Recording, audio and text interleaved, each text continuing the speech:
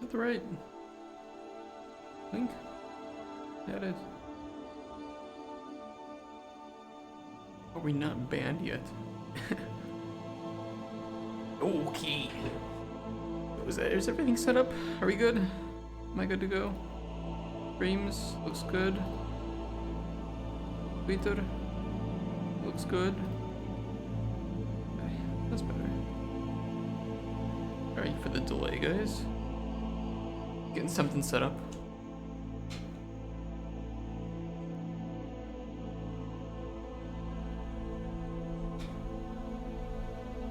What do we got to do today? Let's see. GDE sections to finish. Wonderful. I didn't actually delete the ones that I had finished. Alright, hold on. Let's get this sorted out. I forgot I was marking the lines. Putting breakpoints.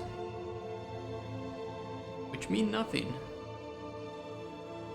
2.2 is good. Let's put... Yeah, let's just delete it. Delete the row. 2.2.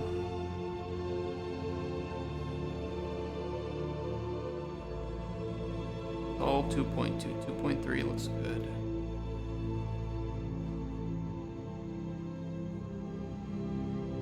I remember writing all this, yeah. 2.4.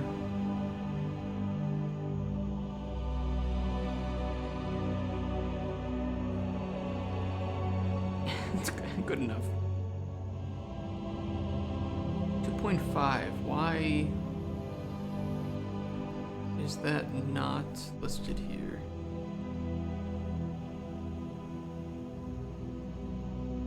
Or was it and I just deleted it? I don't know. Effects, okay, 2.7, 2.8. Oh, 2.11 bare bones is pretty good. 2.17 bare bones is good.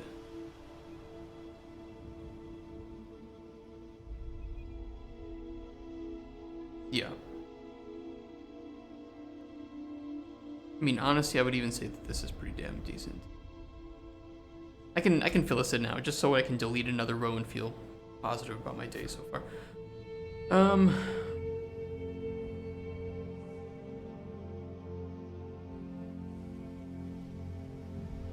Sales and interest are positive. We would be interested in expanding Cauldron Chronicles in the following areas.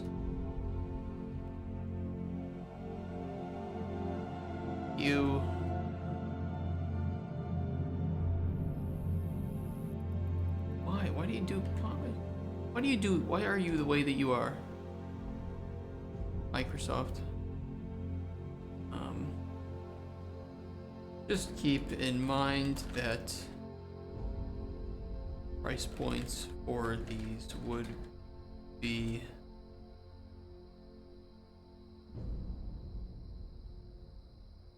appropriate for the content offered and always ethical.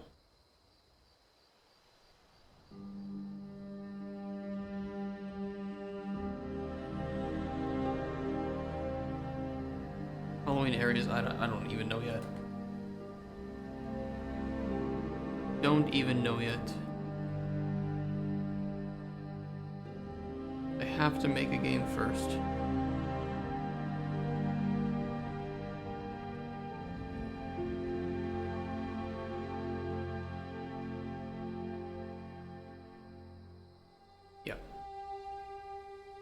Okay, more GDD today, more fun. More of the boring stuff. We are at almost 9,000 words. Let's push that up by a few thousand a day if possible. At least. We could talk about our alchemy system. That's one thing I wanted to get to today. Let's start with that. Let's get the project open just in case I need any screenshots of that. We already have the weapon out.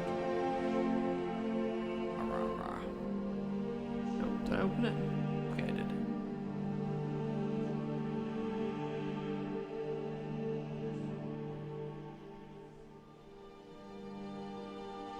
What are you guys doing today? How is your April 4th?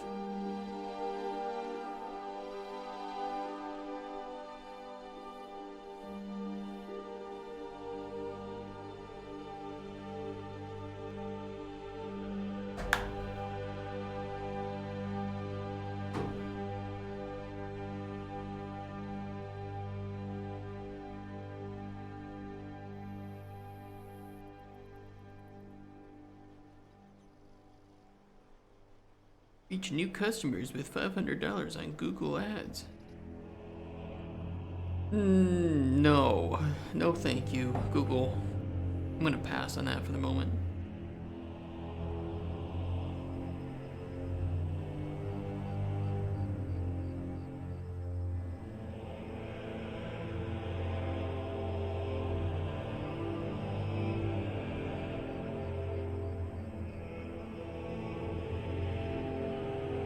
Let's get screenshots of the different alchemy stations.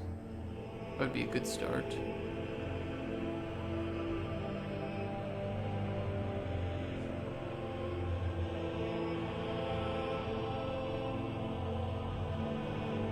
Wait for navigation to finish.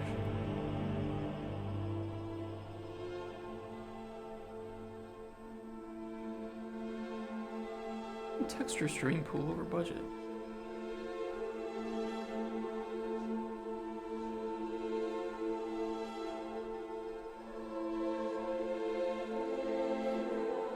Weird. Alright.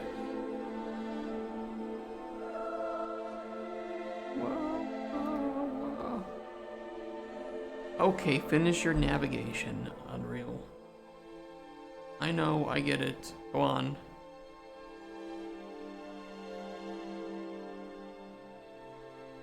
There is actually some issue that I had in the build game. I was trying to make a build last week at home, and for some reason the navigation of the animals wasn't working. They were just stuck in place. I don't know what it was. Not a big deal. I mean, especially for like the prototype. It's not like they do anything at the moment, but it's still nice to see them moving around, you know, so. I wanted to get that fixed up. I haven't yet. Let's skip through the tutorial. Yeah. Let me debug ingredients too, that way the shelf actually looks full of some things.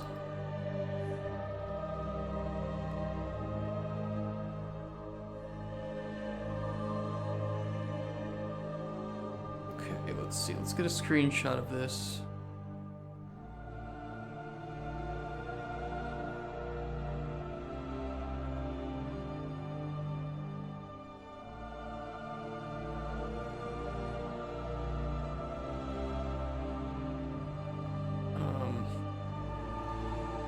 Alchemy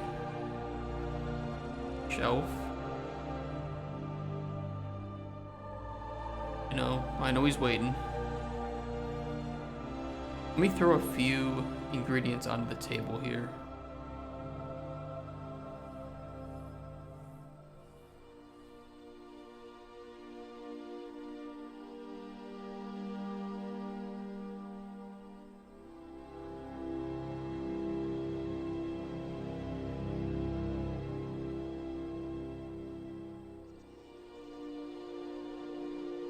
give the scene a bit more, I don't know,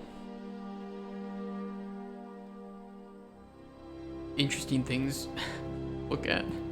Maybe I could hover over one of these. Go. Get that in the screenshot.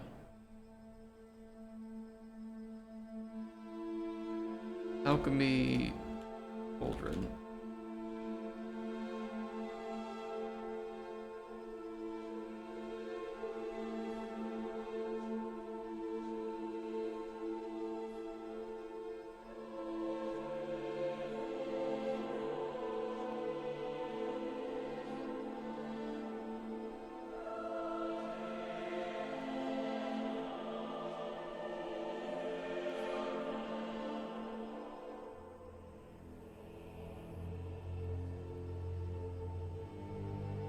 Alchemy.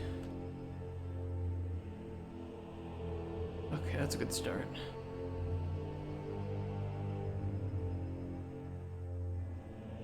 And then we'll get a, I don't know, a screenshot of all of it.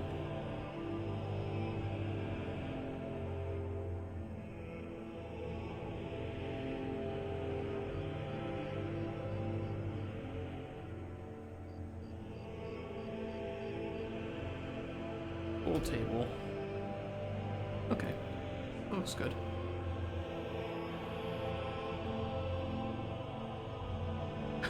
Okay, let's start with this alchemy system. Alchemy is the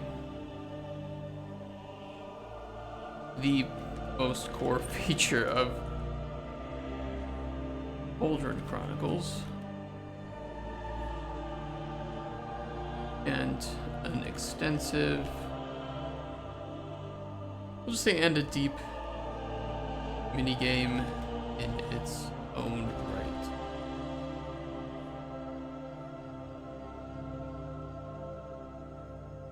Alchemy in our game is the combination of ingredients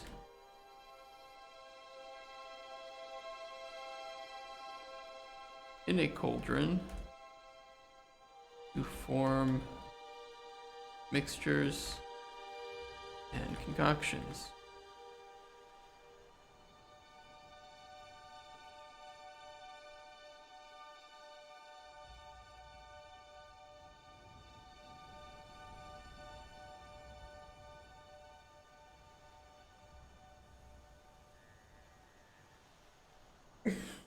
Let's see.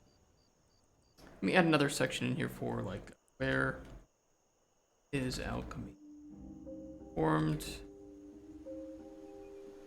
Just say that it's performed in the hut only.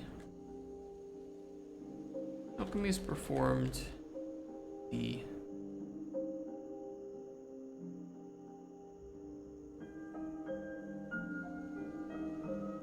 main hut.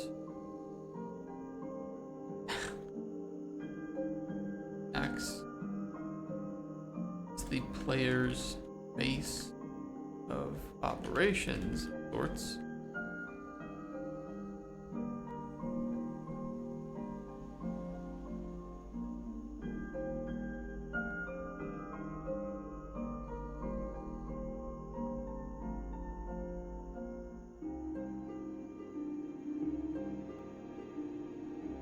Place in this document. Alchemist hut.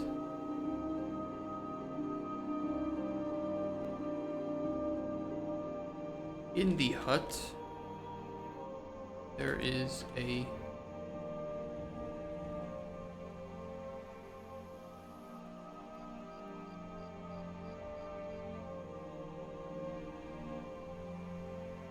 an alchemy station.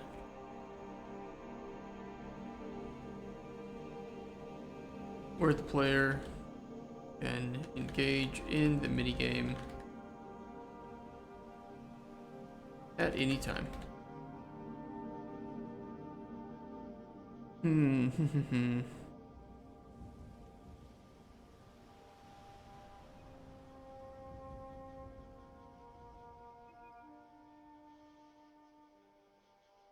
Let's pull over this full table.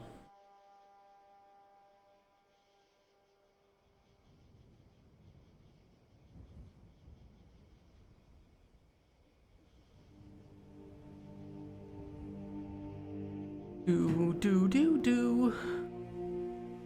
Now, just to note, like, as you build out this document and you keep working, beautiful. I love it.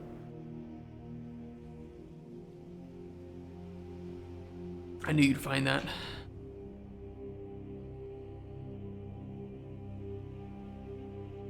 Was the volume good on it? I had to guess if the volume was good. God, my shoe falling apart. It's so bad.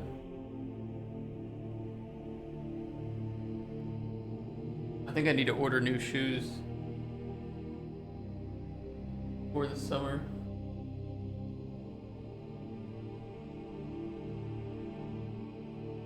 Mainly the inside. So true. Your headphones died the moment you redeemed. Do you notice anything else when you play that that sound alert?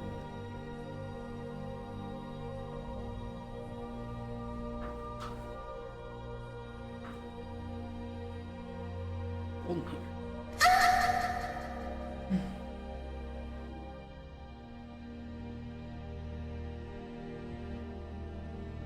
Everything seems normal? Is it not working? It was working before. I tested it. Oh, I just opened up Epic. Fuck you! Wait, play it again.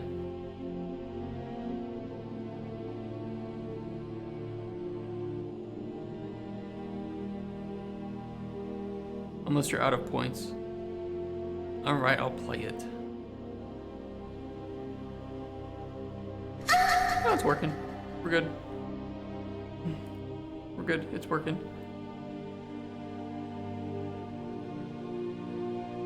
Player can get freely at any time.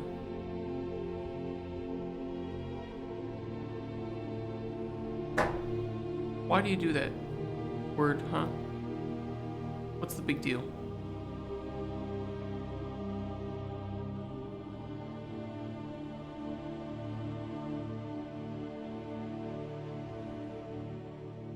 Alchemy station pictured above. Call it the alchemy table.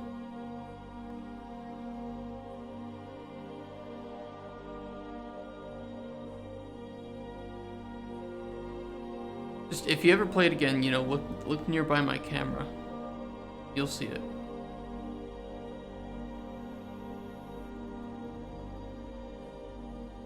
Table pictured above has 3 stations that the player ages in while in alchemy.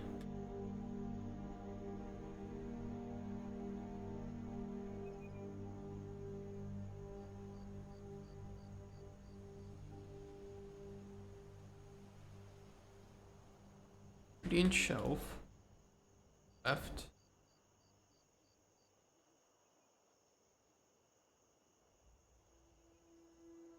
Alchemy station, center,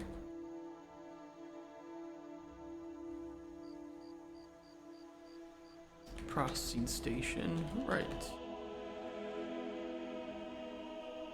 This is where ingredients of all types and states are stored for the player to remove and use in alchemy. And I'll make a link here to the ingredient shelf section. If we have one. I hope we do. I mean, it's kind of just below it, but whatever.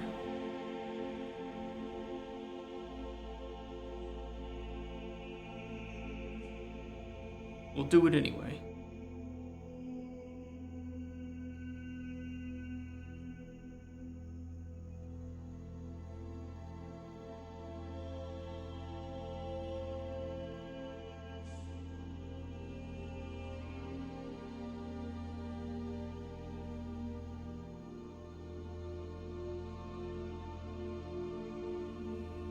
Alchemy Station. This is where the player can find ingredients in the cauldron and create / finalize the potion.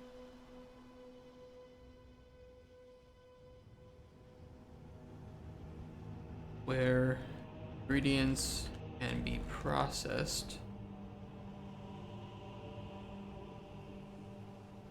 into various states for storage and or use in alchemy.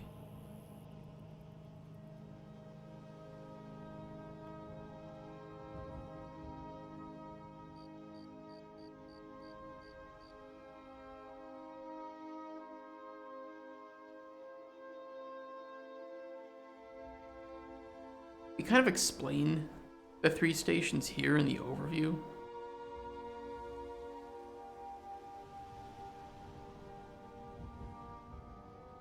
Let's skip the overview on this one. We'll just do alchemy table stations. I think that'll be better.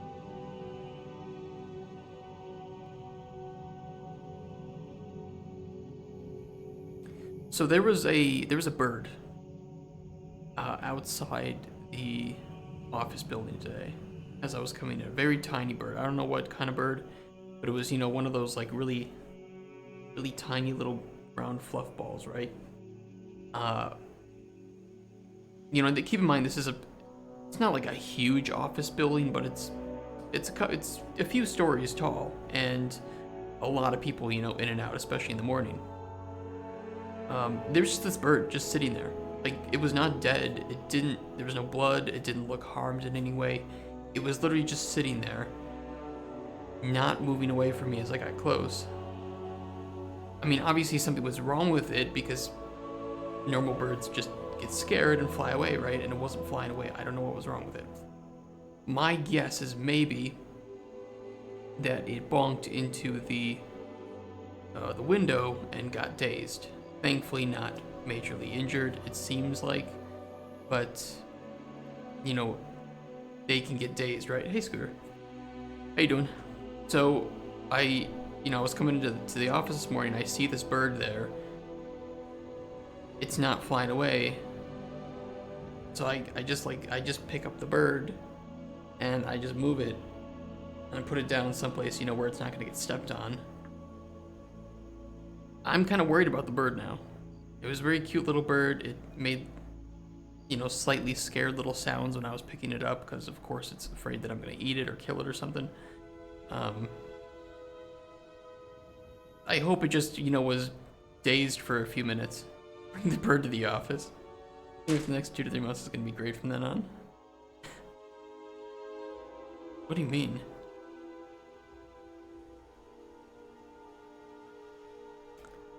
Yeah, I don't know. I kind of want to check up on the bird again. I really hope it was just dazed, like it was a cute little birdie.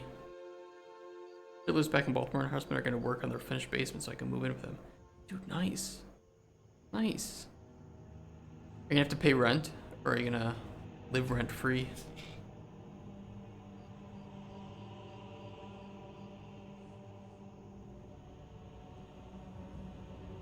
Yeah, it was a cute little bird. I'll check up on it where I put it later today, when I go home. I mean, even if it was like really hurt and it needed medical assistance, I wouldn't know what to do. Can't bring it home. I have a cat who, at the mere mention of the word a bird or showing a picture of a bird, turns into predator mode. Sister's trying to say to not pay rent and save up towards whatever I want, but I'm trying to tell her no, I'm not living rent free. Yeah, I mean, at the very least, like, just try to like help out with something, right, to pay back. But that's very nice. That your sister sounds like she's really nice to you, which is great. Fortunately, not a lot of people have very good families or siblings. I'm glad that you seem to. Okay, ingredient shelf. Alfaronis. Let's see, let's pull it in.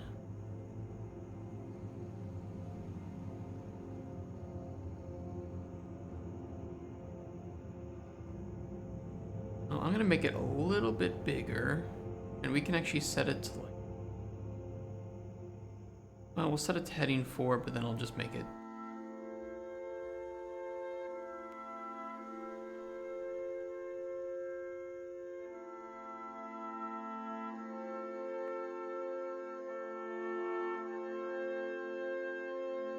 I'm also the youngest in the family, so everyone from my then teenage sister, my young adult brothers were there when I spawned.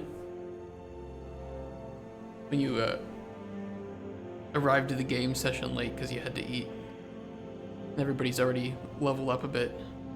Oh, we were just killing some things while waiting for you to join. Bitch, I gotta do an hour of starter quests now that you guys aren't gonna be able to do with me in order to catch up, and you guys are gonna sit there leveling up more while I'm leveling up first. Damn you.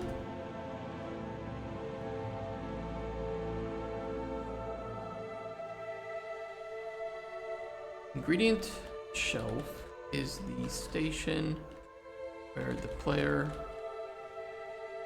see all of their ingredients and filter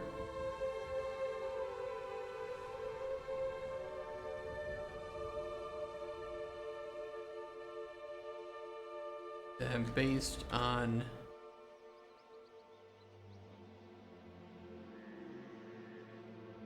effect or flavor. A minute, my hard drive's still loading. Yeah, I haven't upgraded to an SSD yet. You're the one guy where it's like everybody else in the match has loaded in, and your loading bar is still like 25% of the way through, and so they have to wait for you because you're still loading on a fucking 5400 RPM hard drive.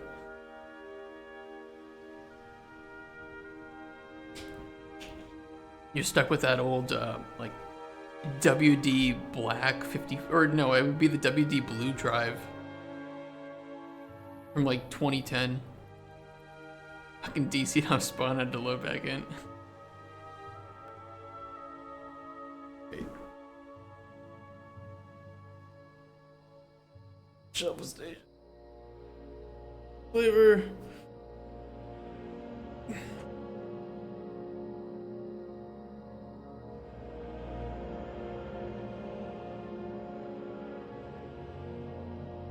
I watched I watched one of the new anime of the season last night. Pretty fucking good. Why is my heart rate so high?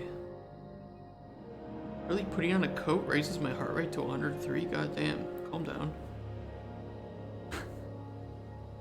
I have a heart attack just putting on a fucking jacket.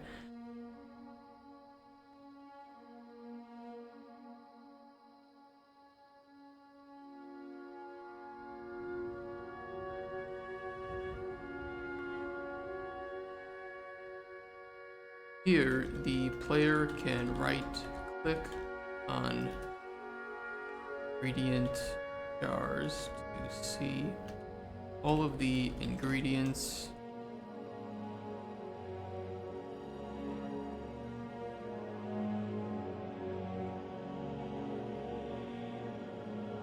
they have of that type,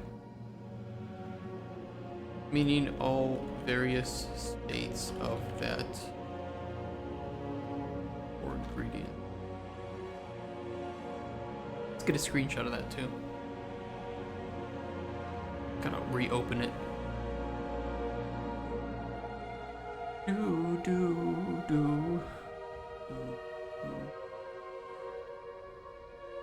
Yeah, it's this anime called Bartender, which it's based on some like really old manga, and there was a previous adaptation of it. This is a remake. Basically, as far as I can understand of the show, it's kind of a really chill show about a skilled set of bartenders who make the drinks that the patrons like almost like spiritually need, right? Like they're so good at bartending that they can just kind of get a feeling of your character and who you are and make you the right drink, the perfect right drink, right?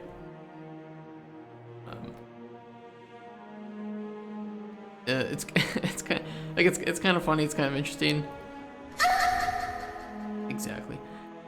And what's really crazy is they seem to have gotten all of the licenses for pretty much every single liquor that I've ever seen. Like they have tons of different actual liquors, you know, the right bottles, the right names, it's not made up. A bunch of whiskeys, different, you know, vodkas. It's crazy. Like nothing on their shelf is fake. It's all real alcohol that I recognize, and you know, real brand names. Few things I'm hyped about moving to Baltimore. A certain substance being recreational legal there is a plus, but not any of the reasons I'm moving back. As long as they fix the bridge before you get there. Cello Pizza place is still around. I think the guy that legit let me make my own pizza at like 5 might still be there. But the job market is good there and it's just home. Huh. That'd be pretty fun. That'd be nice. I'm looking forward to when I can move back to like the US. As much as I love Poland, right? But like the US for me, it's home. Get me in a suburb, nice neighborhood, calm, quiet.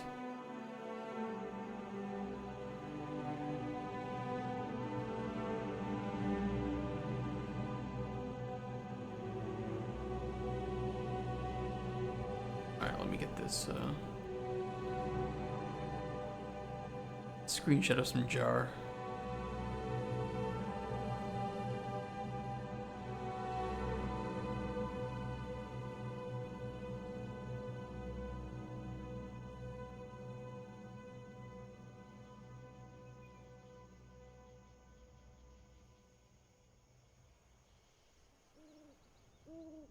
The Key Bridge, though, I remember looking at the bridge right before I moved to Florida. Yeah, I mean, have they figured out what happened on the ship yet? Or is it still anyone's guess as to why? It seemed to have lost power like multiple times in a short period. And was like drifting and they were trying to turn it, but it just couldn't, like, I don't know. I don't know what happened. I mean, a bunch of conspiracy theorists think it's intentional. It didn't look intentional. It looked like they were having multiple failures throughout the ship.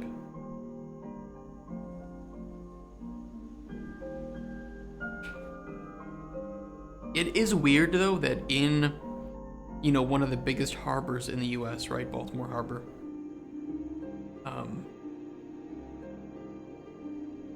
that there weren't, like, tugboats escorting it, or, you know, I don't know, it was weird. It looked weird, but maybe it could have just been a set of mechanical failures mixed with human error.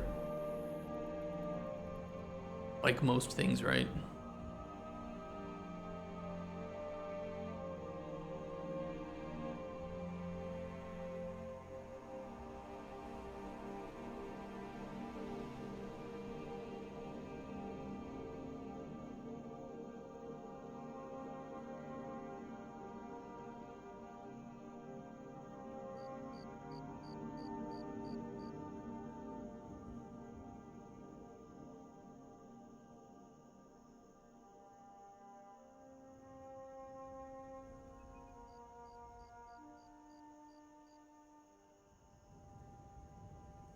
From there, the player can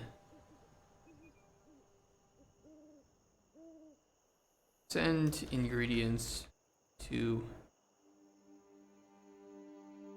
various stations to either process them further or use them in alchemy. Speaking of alchemy, we're almost done with Full Metal Alchemist Brotherhood. Me and my fiance.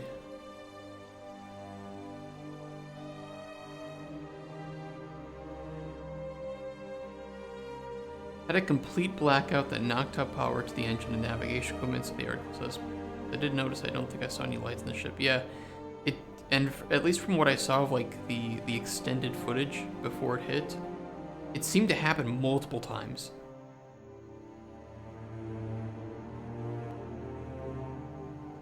I saw like some sped up video and it was like it lost power, drifted back, was, you know, got power, moved forward, lost it again, drifted back, and it kept doing that a few times. Yeah, I don't know. And maybe like the backup generator too, just, you know, fucked up too. Oh, well, we didn't want to, you know, install the new parts because that would have cost a lot of money. Yeah, how about being liable for repairing the bridge and all the lost cargo? Isn't that always the case? I don't know if you watch any like disaster YouTube documentaries, you know, I forget, there's one that I really like watching. And yeah, and the people who died, yeah, and you know, being morally liable for that, and then having to pay settlements, of course. Who's the guy that I watch?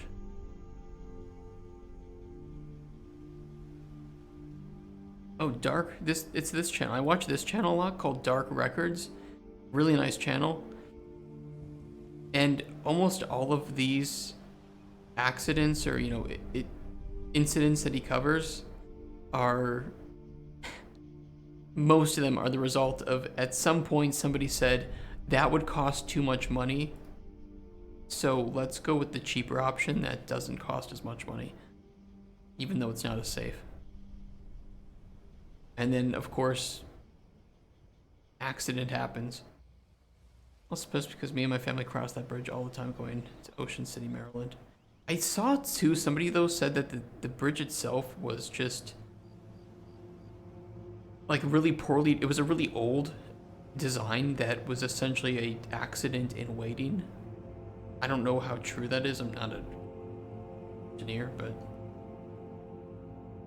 at the very least, I hope what comes of this is that they build a better bridge.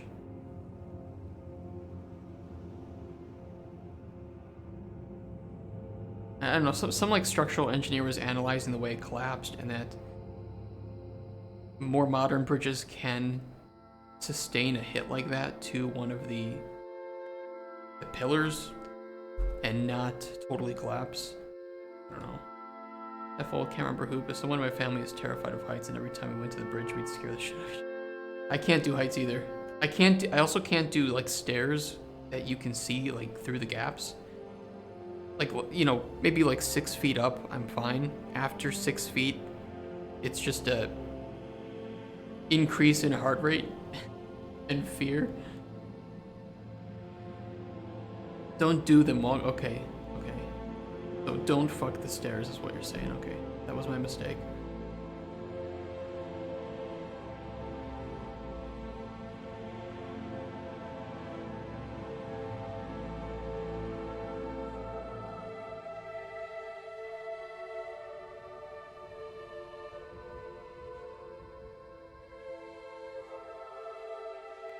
You're fine with heights, but now I can't walk down a set of stairs without gripping something tight. Yeah. Yeah, I mean, as a kid, I was fine, right? Like, jumping on the edge of places. Now, nope. I remember we went up into the, oh god, whatever the really high building in Chicago is. It used to be called Sears Building. I don't fucking, it's got some different name now, but whatever. You know what I'm talking about. And they have those windows that extend out, right? That you can take a picture on, and like obviously it's all glass, so beneath you you're stepping on glass.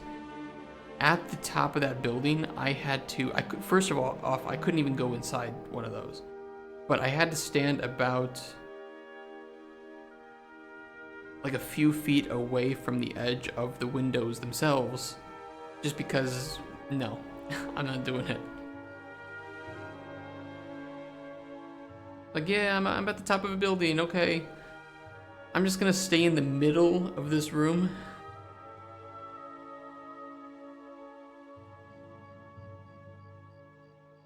And then, of course, like, you know, looking down is one thing, but then looking up gives you that vertigo.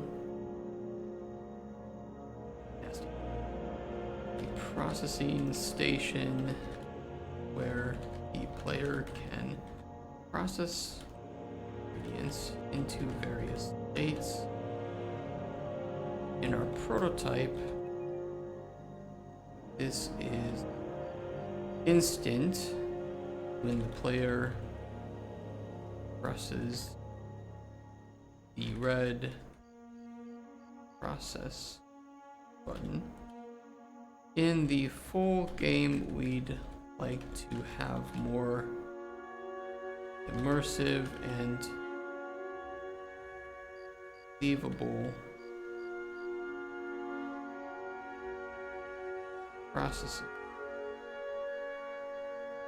So for instance, the player wanted to cook an ingredient, they would place it on a cooking surface, bedded or on this table, and turn on the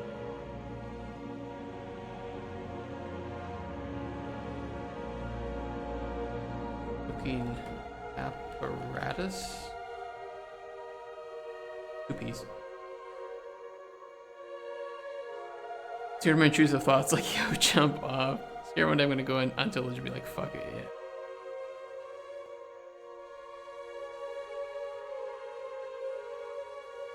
I think I'm really afraid of heights. I'd love to know how I am if I was skydiving.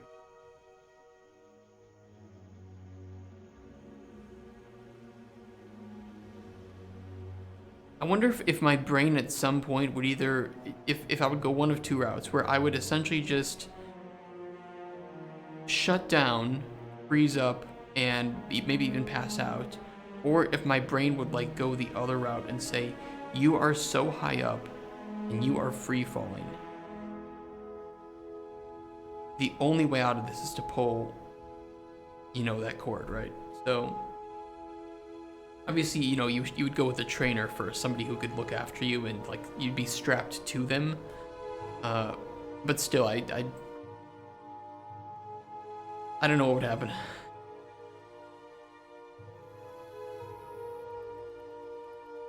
Call of the Void. Sounds like a good name for a game.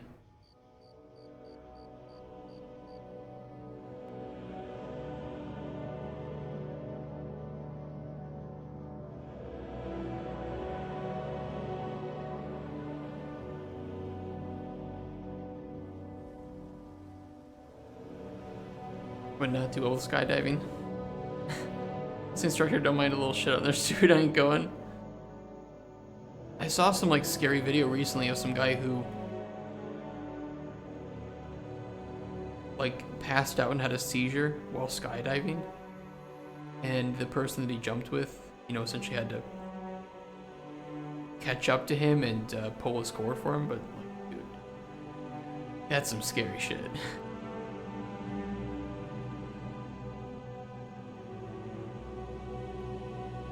The ingredient, round and toe.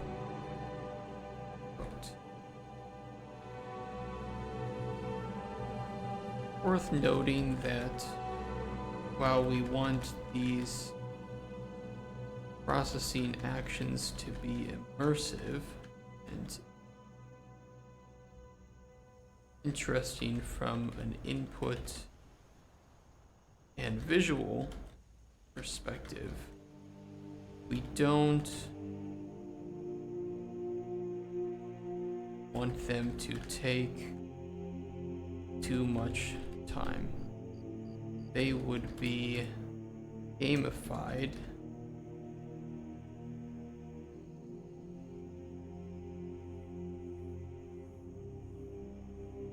but still immersive. I rolled Just Cause mission. I never got into the Just Cause games. I don't know why. I mean, I met the guy who worked on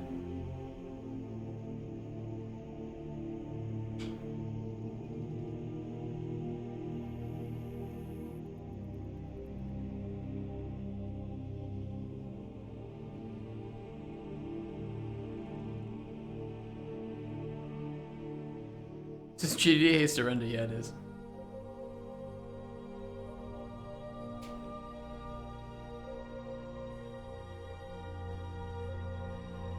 I met the creative director of Just Cause. He was a really awesome guy, and he had some great advice for leadership. I remember one of the things he was very serious about were he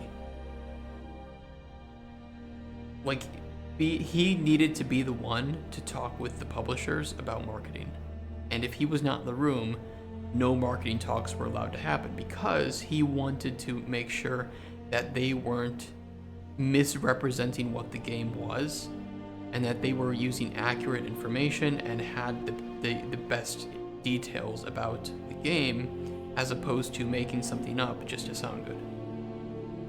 Which, when I think back about like Just Cause's marketing, it makes sense. I mean, I don't feel like those games have ever misrepresented themselves in any way. I only heard stories about GDD. They're just long and they're boring, but they're necessary. Still, these are ramming cars in the mountains and blowing up tankers, yeah. They're kind of just big sandboxes of explosions. I love them for that. Alchemy Station, okay.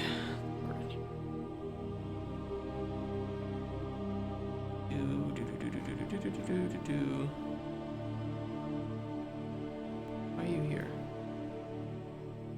Why are you the way that you are?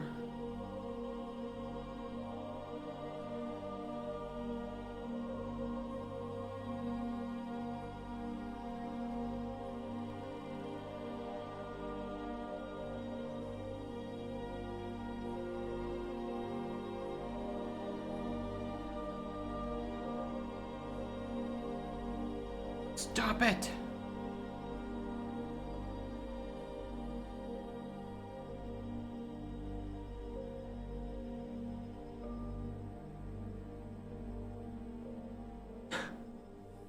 Damn it, yeah. It was just like, sometimes just, it's time to stop.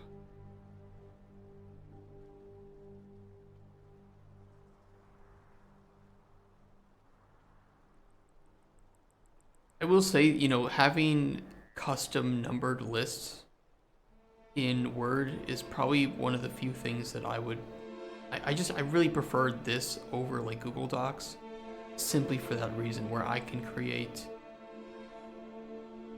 custom formatted numbered lists like this, apply them to headings, and that way I can have, you know, a proper table of contents. In Google Docs, you can't do that, so if you want to have numbers at the start of your headings, you pretty much have to just type it in manually. It's really fucking no. Google Docs is great, in other points, but Word does win in that regard. Station is the meat of alchemy, where player will be combining ingredients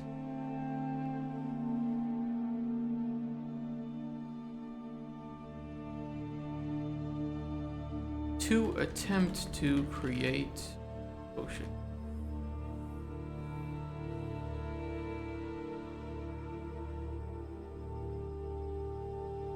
Player can freely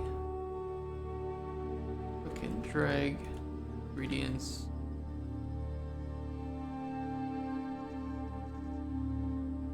into the cauldron and remove them in case of accident mistake.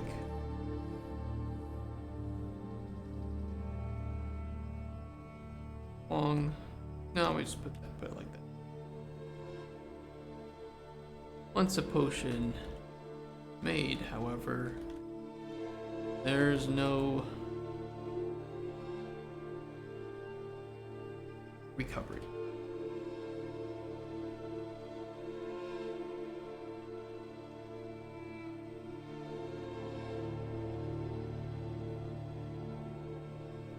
I'm very much like a low-level thinker. So writing GDDs and high-level documentation for me is more difficult than writing low-level documents with all the details and nuance, you know. But at this stage, you aren't gonna have the low-level details. You're probably not gonna have any low-level details. You're just gonna have high-level. So I have found some individuals are just better at that high-level thinking, and they're much better at writing GDDs. But then you ask them to do low-level things, and they can't do low-level. So I'm the other way. I can do low-level. High-level is kind of a struggle for me. Oh. Potion mixing. Potion mixing is the act of combining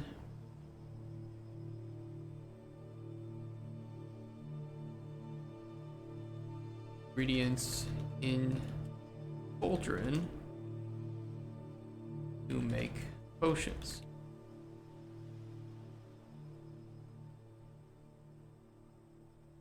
In our prototype, this is as simple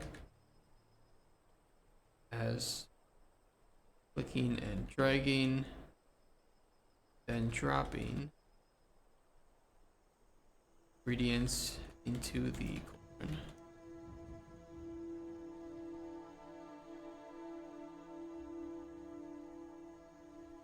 The player may combine a maximum of 5 ingredients into the Cauldron.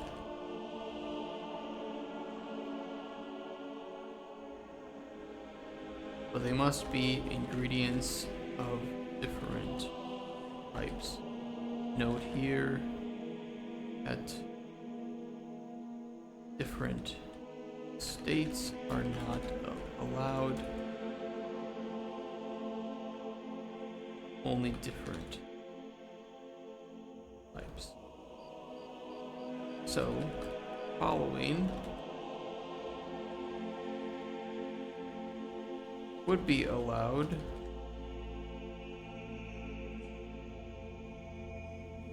Why? That. Let me get 5 ingredients in here.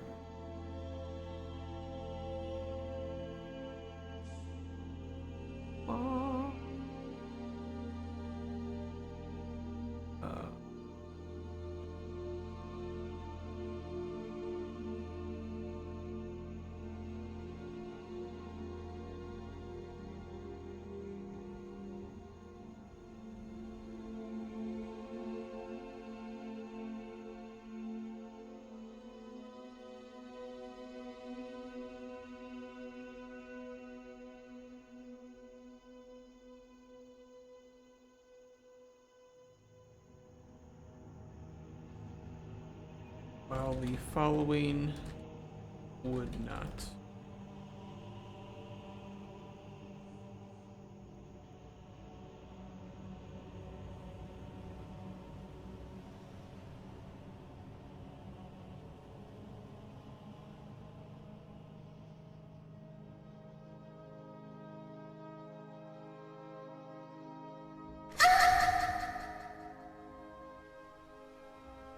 Kind of scared me a bit. God damn you.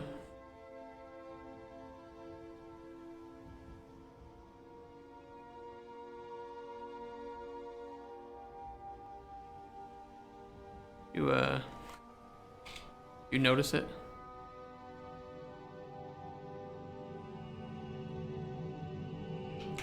How are you still not noticing the thing? I don't know what you mean. You're trolling me. Troll me. Yeah, that's exactly what you mean. Is that's exact? It is as it should be. So you're not gonna even notice it. You're not gonna acknowledge it. You're just going to gaslight me into thinking that it's not working properly when I know it's working properly.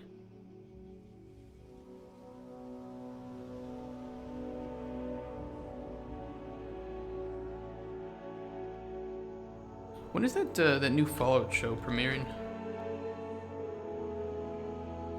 April 12th. 8 days. How do you make GDD fun for you, or do you accept it as it is? Question. I stream it. I think that I procrastinate.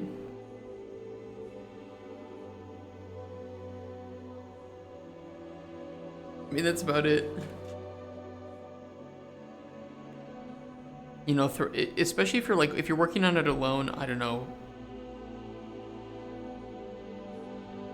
Throw on a video if it isn't too distracting, or take a break. If you're really disciplined, you can, I don't know, play a small, like, a game with like a small 2 to 3 minute gameplay loop in between writing each section. Like, you just kind of have to get through it. And you can try to make it fun, but in the end, it's just a lot of writing, and you're gonna have to rewrite it multiple times. It's something, you know, that you have to... You're gonna have to do so many times. It's actually gonna be better if I do that. More enjoyable. Many publishers watch VODs with concern. I have thought about that. I'm a little worried about that, to be honest. Sounds fun, yeah. I mean, you could always, if you're like yeah, if you're really disciplined and it's not too distracting, I don't know, throw like old school RuneScape on half of your screen and, I don't know, train woodcutting, right? Or mining. Just something like mindless. You don't have to click too often, and at least just helps the time go by.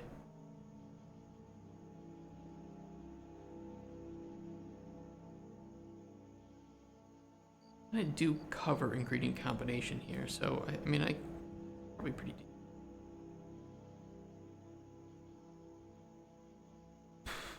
Potion finishing. When the player is ready to potion, they can click the brew button and type in a name, as well as select an icon.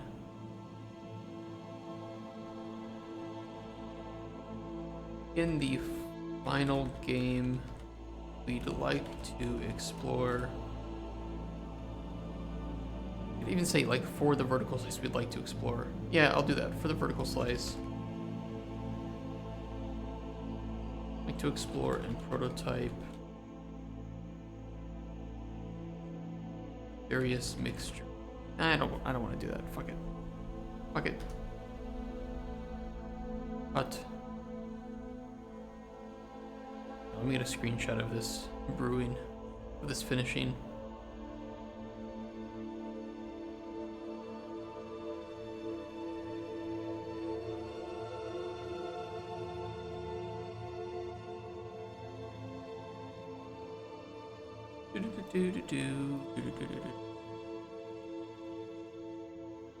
Fortify health too.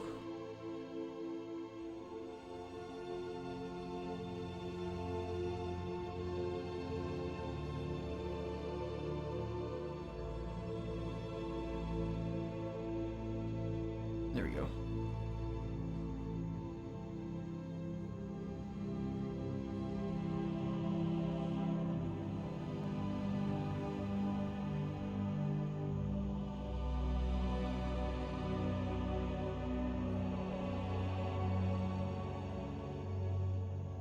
I mean, some people enjoy writing. I don't mind writing documents. The only thing I don't like is having to spend too much of my time writing documents.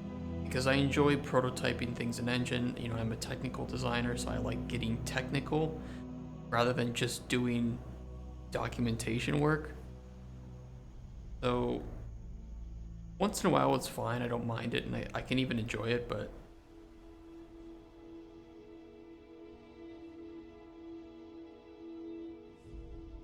spending too much time on it is not.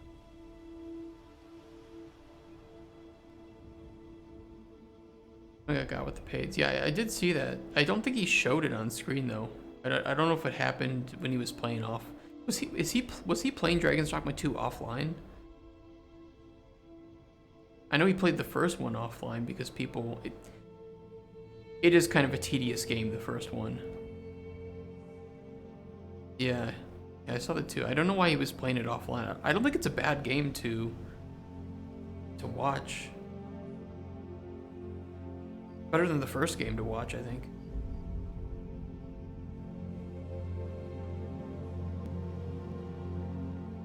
We have to finish that game too. Depending on how far we get today with this, I'll maybe play some more today. I have anything to do after work? Yes, but I might still do it. Kick and rant about it on Saturday.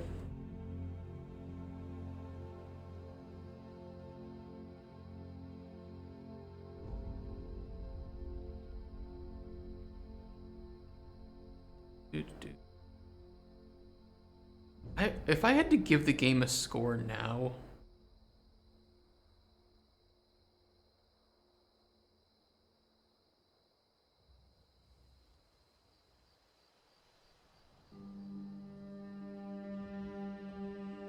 like an 8.5 or 9 out of 10. I think that the game suffers from a lot of the problems that the first game had, especially with like enemy density, where at a certain point, it was one of my biggest frustrations with the first game, where it requires you to do a lot of to go to a lot of places multiple times, travel around, that's fine. Story easy. I mean, it is easy game. And the enemy density just, A, doesn't feel natural, and B, just feels tedious at a certain point.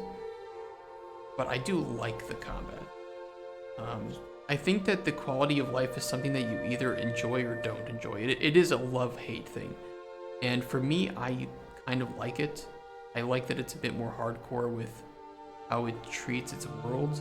And it feels more like a game that's meant for people who want a game as opposed to people who want a easy experience. So, you know, I think it's just it's built for certain people. But for me, the biggest thing that it just gets really old is the enemy density. It's great for leveling up, but at the same time, it's like,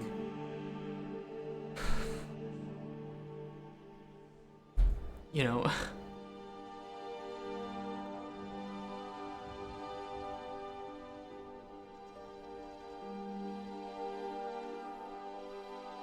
do we even need to add anything to this? This is just potion finishing, there it is. That's it.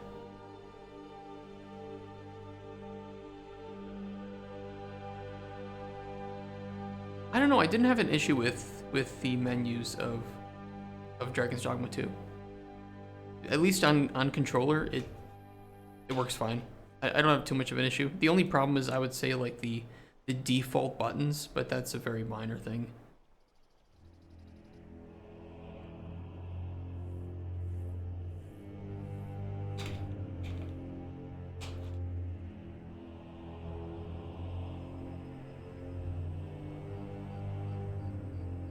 Potion exam. It's just, I guess I just get a few screenshots of different potions. Do I even need that? I don't even think I need this section anymore.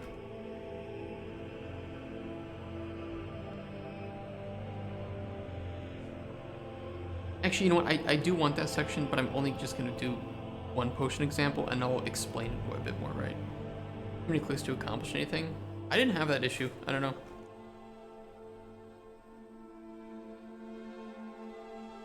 It wasn't too bad for me.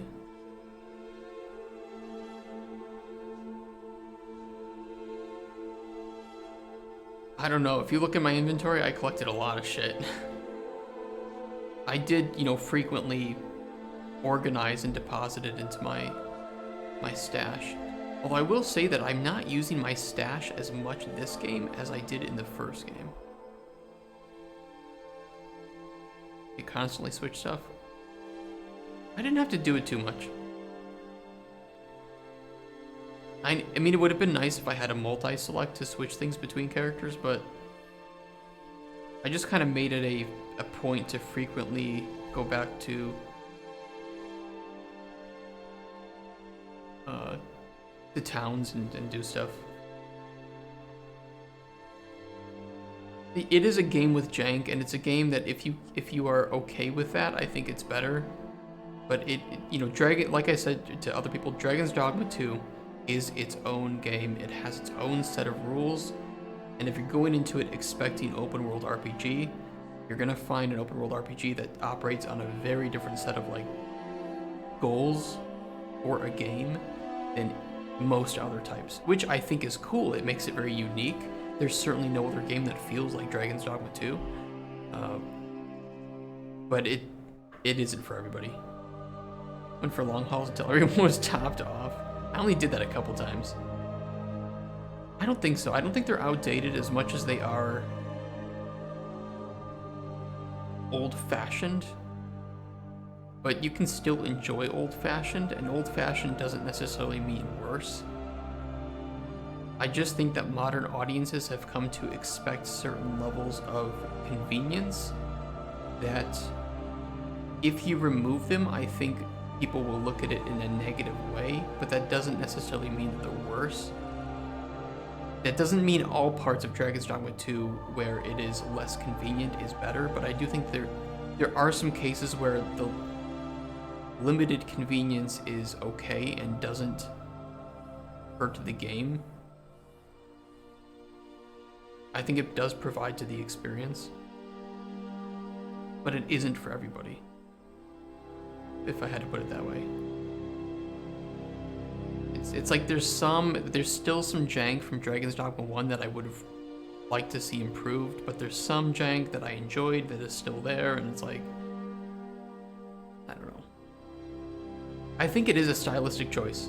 I do think it is a stylistic choice. I do think that maybe they wanted to create too much of a direct sequel as opposed to making a sequel that improved upon aspects that people didn't like. For instance, the enemy density was something that I think was universally not very enjoyed in the first game. They didn't improve upon that, especially in like later aspects of the game where you move 2 feet and there's more goblins or fucking saurians. Like it's just a slog to move between point to point. And you know, once or twice when there's like an ogre or a cyclops or something, it's interesting, right? It's fun. Those are the cool battles. But then when you need to move between them often, it's like, oh, great. Time to go kill the Medusa again and the Drake, which means I'm gonna have to go through 40 minutes of bullshit enemies that aren't challenging or interesting the 10th time I've had to do it.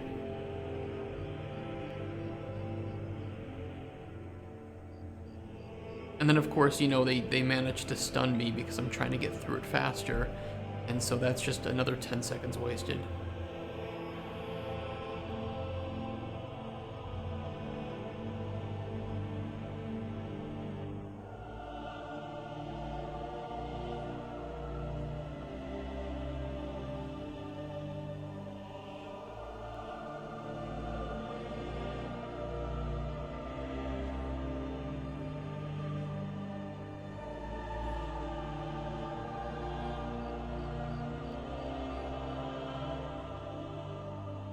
Wish I played the first one.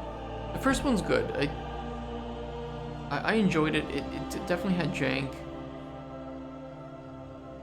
but I liked it.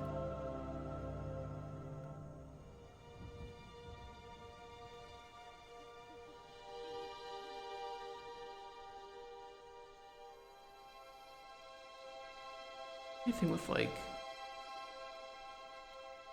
just poison. Damage health, ear poison.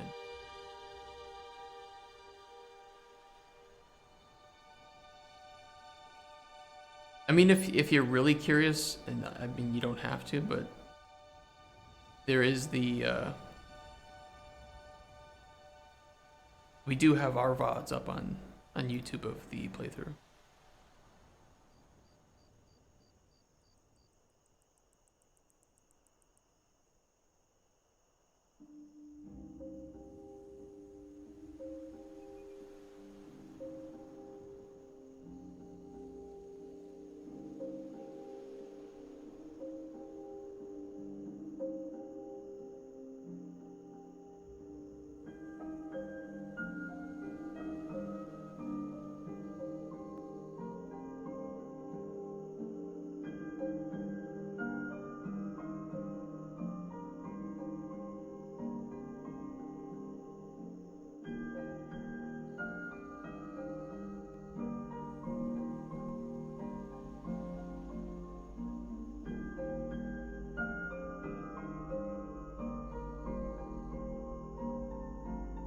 I can at least say, like, with Dragon's Dogma 2, I'm certainly happy I played it, and I really enjoy the game. I think it's a lot of fun, worth the money.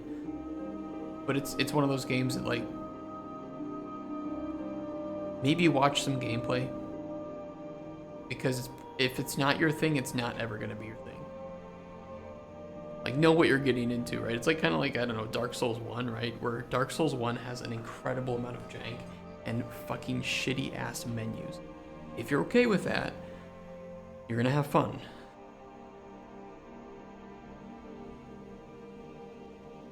Content warning, good concept, mediocre implementation. I mean, but it's selling, right? I mean, I know it had its free period, right? So this is kind of interesting. They still managed to sell quite a few copies, even though, because I think that the people who receive product for free, these don't count towards this this score. So they still managed to get some pretty good sales. 827 reviews? No, they don't count. They don't count. Otherwise, there'd be showing 15,463 reviews, but there's only 827 here. So they don't count.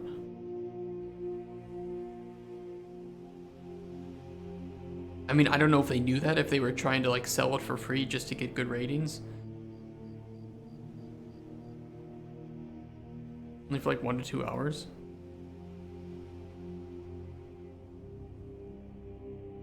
I really don't know what the extent of the loop and variation are here, so I haven't seen anything about it other than I saw a lot of people playing it. People seem to be happy with it. I don't even see it up here anymore.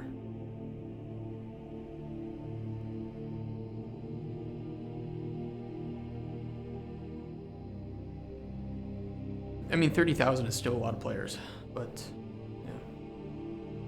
Go and tape, you get some same amount of score regardless of anything. Okay. So it really is something that just tried to capture on that viral nature. Put the game for free so it gets a lot of downloads. Sell the game so people who missed it when it's free think they need to buy it because it's viral and popular, or to play with their friends and make some quick money. Not that that's a bad idea necessarily, but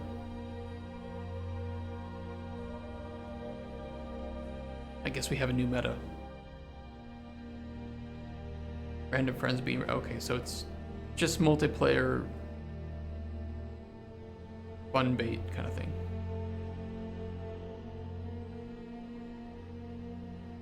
Maybe they'll do something like that, I don't know.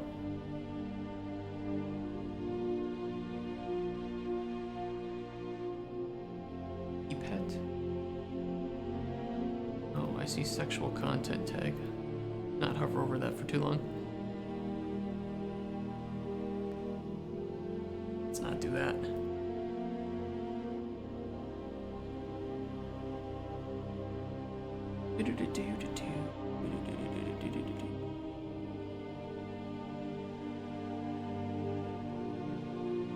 You have a clip.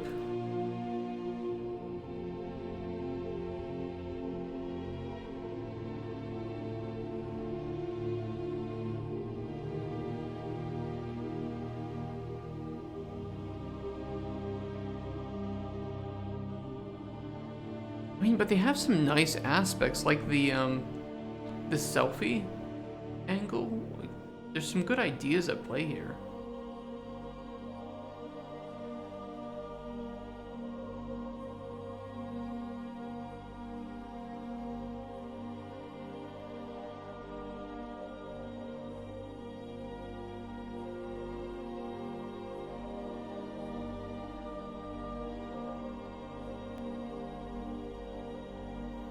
I know it's muted.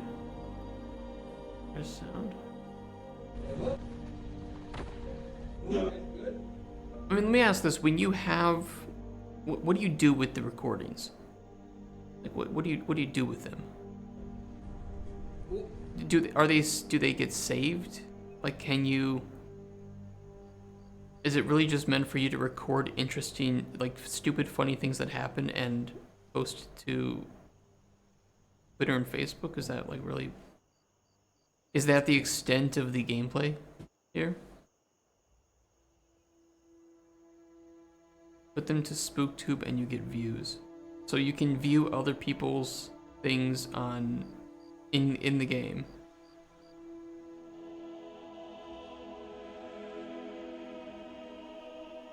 Bro, that would have been so fucking perfect. It would have been perfect.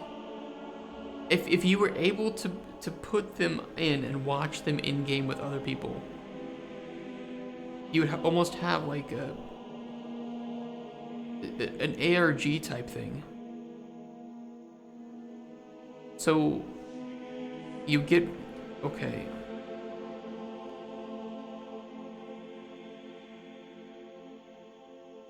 Okay, let me ask this. Are the videos that you make funny?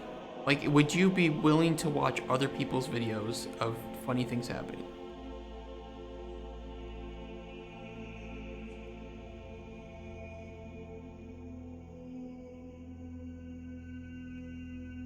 Funny by virtue, so like, you know, Oblivion style videos, right? Just the stupid shit that happens.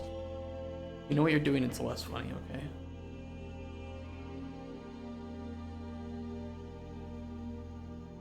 Almost could be funny, but you get like a minute 30 of recording and you need to record monsters in order to win the game.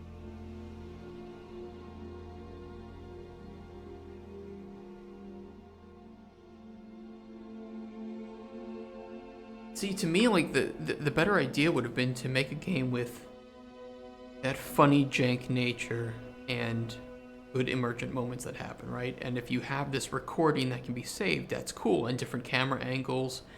And then I think the SpookTube idea is even interesting, but then allow players to upload only in-game recordings to that and, you know, create like this almost alternate in-game YouTube where people can, I don't know.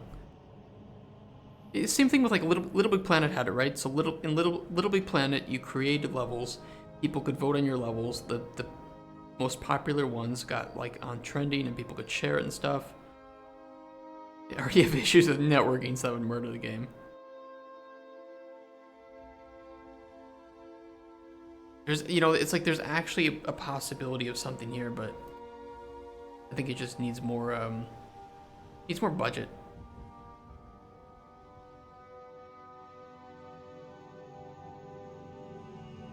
I mean, this was so good back in the day. This was on the PS3.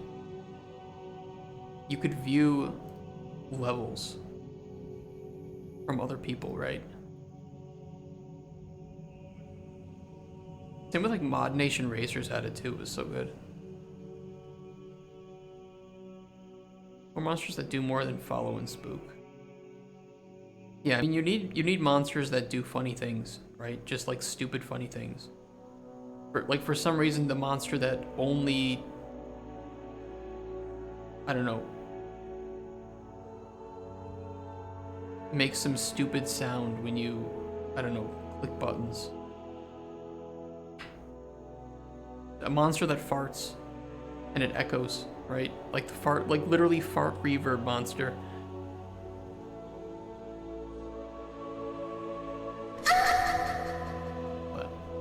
I don't know, just dumb things, just things that make people laugh in stupid ways. It's, I don't know, kind of funny. I agree with you, Katagoru. I do think that a lot of these games are just very simplistic and they don't have a lot of longevity in that way. Unfortunately, I think a lot of horror games suffer from that.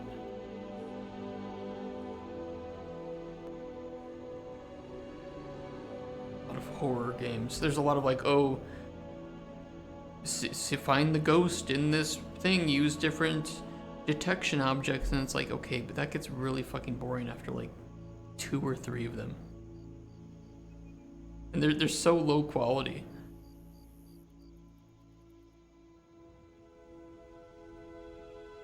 Yeah, I do think that they're just Twitch bait. They're just, you know, Twitch and YouTube bait videos or games. You know, it's just like Slender Man, right? It was literally just to create content, and at least Slender was something, right? At least Slender was first. Yeah, that is true. They are considered party games. Don't get me started on content bait. I think that content bait games are kind of annoying. Games that make good content are great, in my opinion. Honestly, I don't really find Among Us that interesting.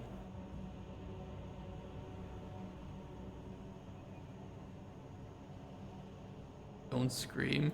If you scream, you restart.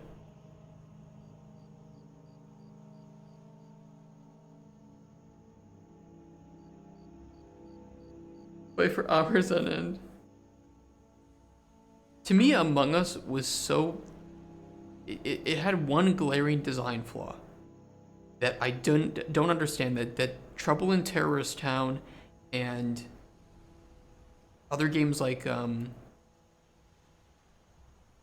was like the Salem Witch, Town of Salem also solved, was that for some reason in Among Us, the suspects could not actually complete objectives. So to me, it seems like it's not really that difficult to figure out who is one of the suspects, and it doesn't really provide much depth of gameplay to it. I really enjoy watching. I mean, maybe they've changed that now. Maybe you can do that, but at the very least, at the start, that wasn't the thing that you could do. Oh, now you have objectives on the map that you can fake, but still, I don't think the ones that you can fake are good. I really don't like that. I prefer something more like Trouble in Terrorist Town, where the terrorists could literally do all of the things, and Town of Salem, where, you know, you could do all the things that the innocents could, because it made it much more harder to detect, and I think it added a lot more depth to the gameplay.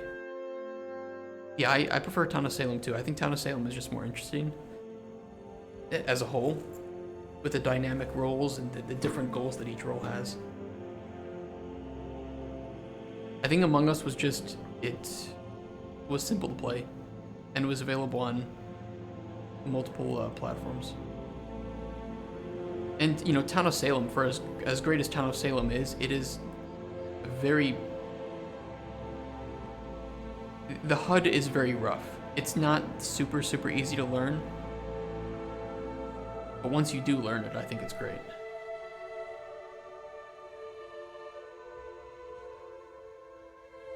And of course, with Trouble in Terrorist Town, you need Gmod, and it's like people don't know what the fuck Gmod is. If people don't buy Gmod to play TTT, and if you do, you know what TTT is. So I think, you know, Among Us was just accessible.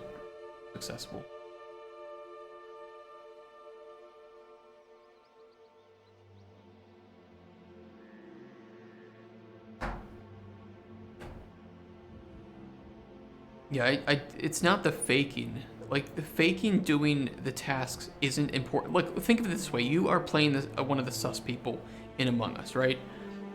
What's one of the ways one of the best ways that you could to prove that you are not suspect is to actually complete objectives.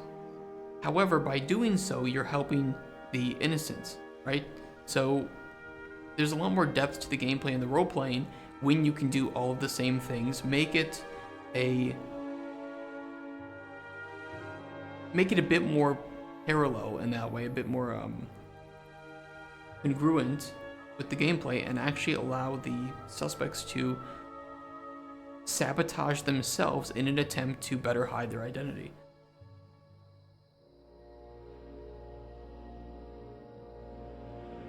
That's my hot take.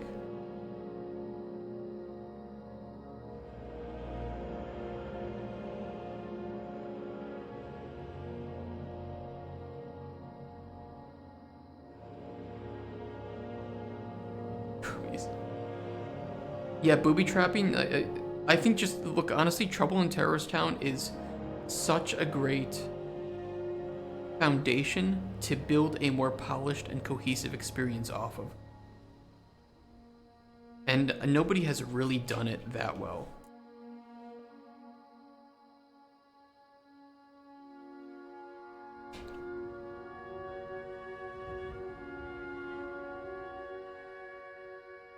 And I think there is a market out there that wants it, but wants it to be very accessible in a way that getting Gmod and making sure you have all the assets and all that, at a certain point it doesn't become very accessible to the average random player, and especially generations that don't know how to do things very technological. You get hardcore lobbies with no shred of fun. Games are only fun with people you know. That's true. True.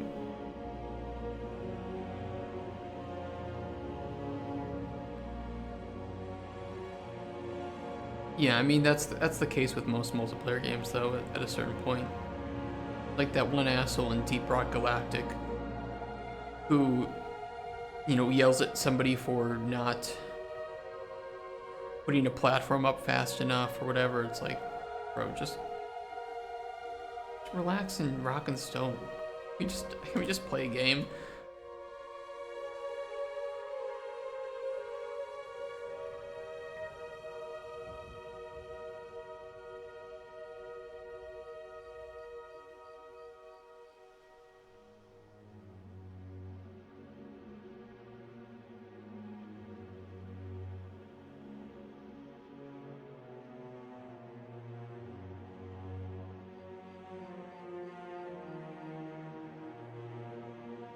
No fun allowed, only GDD.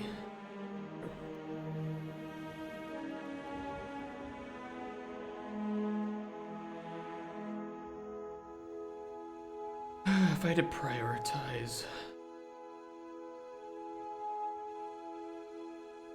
Guilty of that in League. I tried playing League way back when it was actually popular, and I got too salty. I couldn't play it. For me, the very nature of ranked games creates a very unhealthy player base, I would say.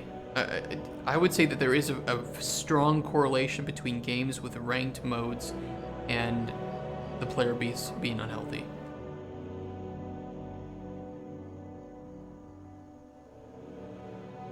And if you look at, like, especially, additionally, like PvP games, but also, you know, if you take a look on the other spectrum where you have unranked type of games or cooperative games, I think the player bases are way more healthy. For me, the nature of spending 40 minutes in a game you can either throw at the end or slow burn your way into losing is a problem. Like, I certainly got mad playing games like Battlefield when I had, you know, bad teammates or bad squad mates, but it felt like there was still a lot that I could change as one player. There were still ways that I could make significant progress in the map, or at least progress my medals and whatever. I was never somebody who cared too much about, like, my public kill death ratio in Battlefield, right? Some people would care very much about that. The funny thing is, I always scored higher than the people with high kill death ratio because I knew how to get points. That's called being a good support.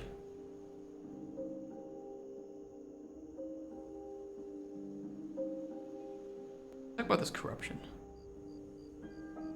But kind of like Battle Royale, you play to survive.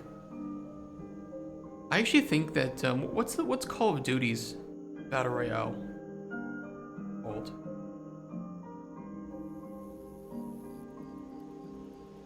Warzone, is it? Whatever the first, I watched a lot of the first release of Warzone because I was curious about how Call of Duty was going to approach what was at that time a very new genre with games that were very rough around the edges, right? And had a lot of cheating, you know, like PUBG, where you just turn all the graphics down so that you can see really far distances. And Warzone was only on consoles at the time, and I don't know if it still is, so people all had a level playing field. And what I found was that Call of Duty's implementation of it was very streamlined, worked very well. Everybody was on the same playing field graphically, so there was a lot less manipulation or, you know, again, cheating with quotes. And it was fast-paced, but the menus were very easy to operate. For what it's worth, I think that whatever that initial implementation was, it was actually pretty well made. Not a huge fan of new Call of Duty games, but whatever team worked on that seemed to do a pretty good job. I don't know if it's better now, if it's gotten worse or better or whatever. I can only speak on its initial release.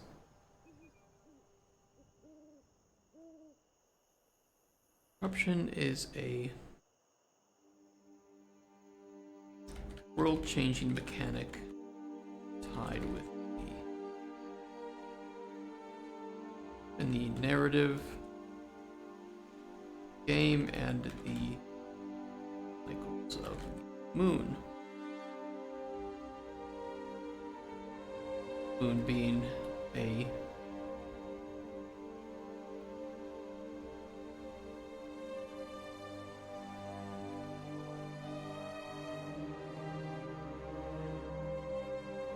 chemical. Fortnite is probably the greatest example of a battle royale game. And stuff up very often. The thing is, for me, that Fortnite at this point is such its own entity that it's hard to classify it as a traditional game. It is really its own universe, and it's something where if you're not in the universe, it's really hard to understand what Fortnite is and what it's about.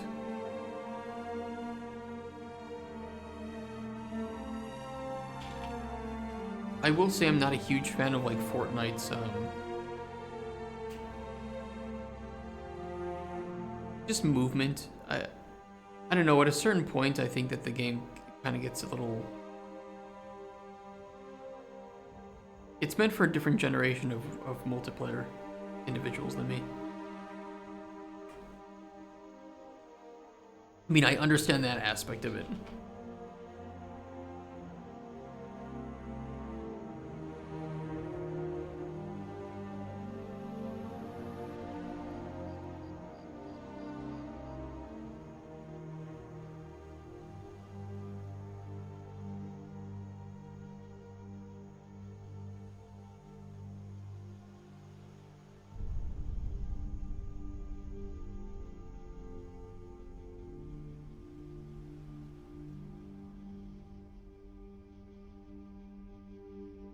More LinkedIn messages that I have to get back to, but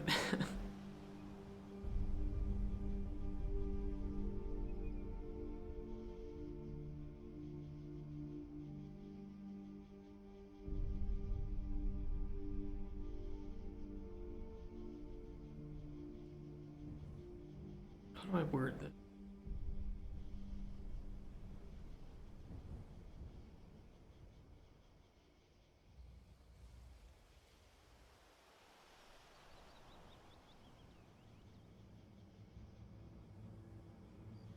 Corruption takes over plants, animals, and biomes, changing their qualities and behaviors. For ingredients,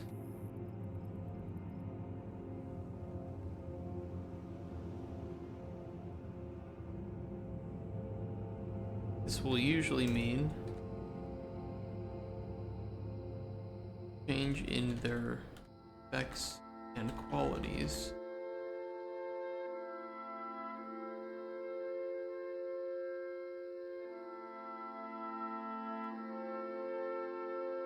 Animals, monsters, can mean anything from changed distances to changed AI, such as becoming more aggressive. Yeah.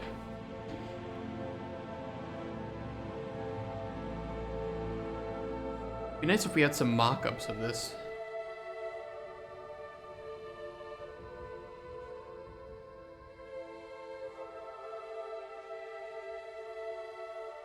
Even if it was just mid-journey generated at the moment. Concept art, right? I wish I could afford a concept artist.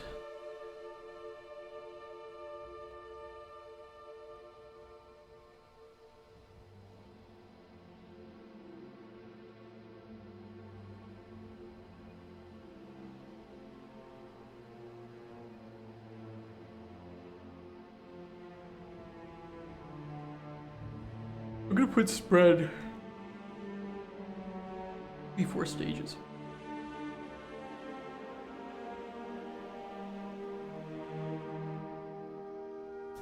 Spread. Corruption spreads.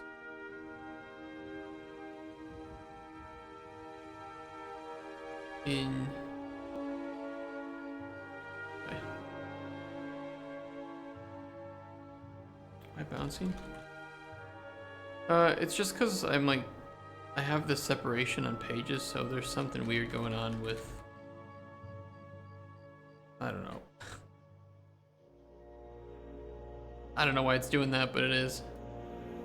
Just when the pages are merged and print view is turned off. It's bouncing because it's the 69th development stream. Busy Fangs. You moan. And secret thing that you refuse to say is happening, but I know is happening.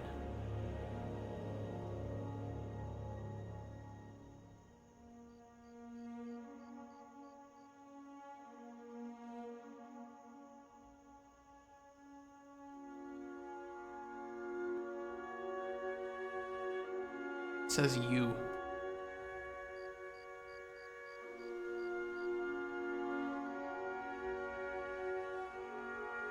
Corruption spreads in 3 ways.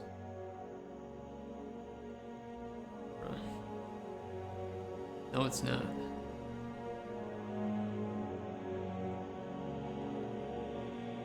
How much do you think they were all paid for that? What is the average salary per video? LGBT. Do you think you make more money with the like amount of partners in the video?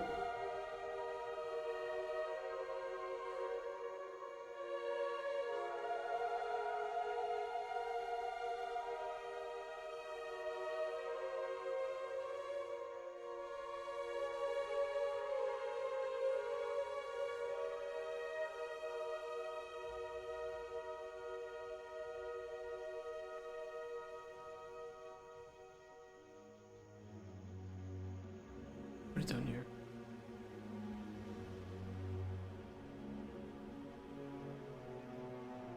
No hard numbers, only soft numbers.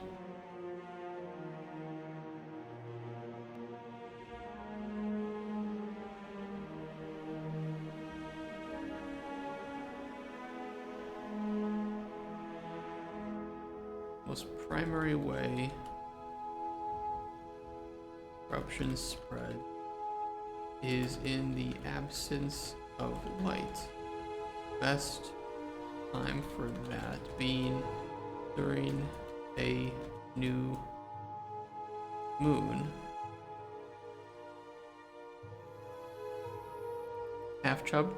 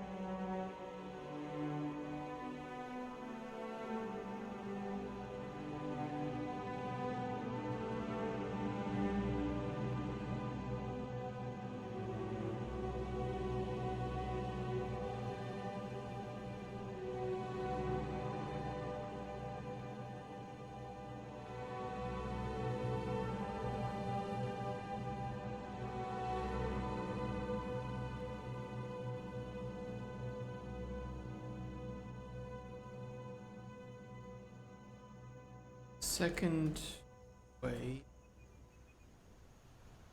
Well, it's technically two ways. Through a ritual that the player can perform to corrupt area force.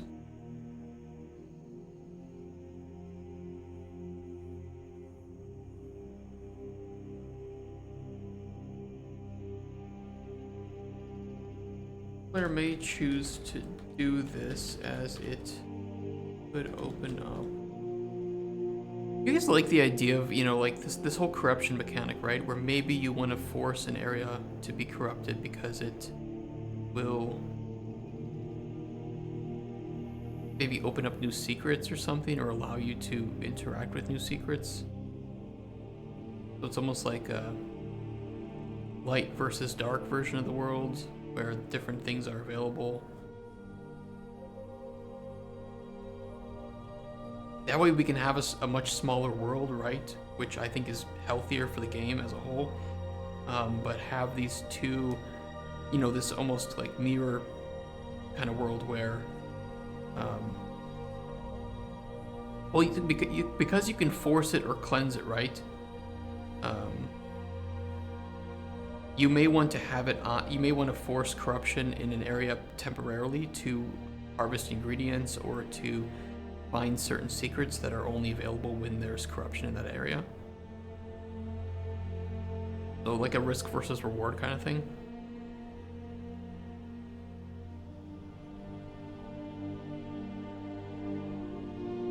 For me, that is what would make it interesting, is if there was something beneficial to obtain by temporarily allowing it, like controlling it essentially, right?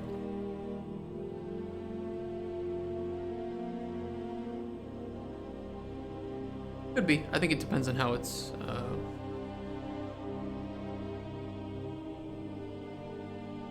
framed.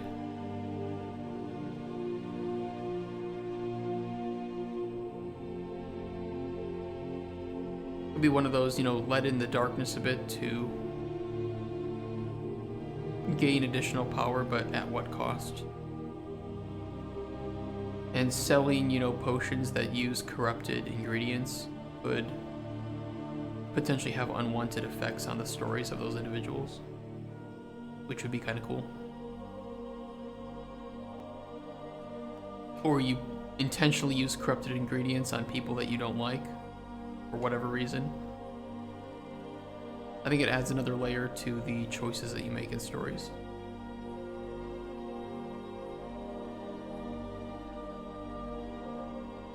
But maybe there's a way also to cleanse the corruption from ingredients that you harvest and make like a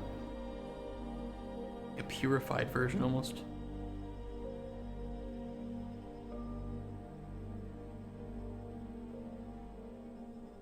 For me, it depends on framing. I think it's worth it. I think it's worth looking into.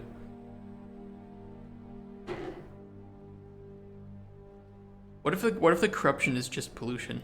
What if it's like you corrupt an area and there's just like plastic? I'm just kidding, of course, but like the birds are just wearing like the plastic rings from soda cans on them, and you know, or like choking. And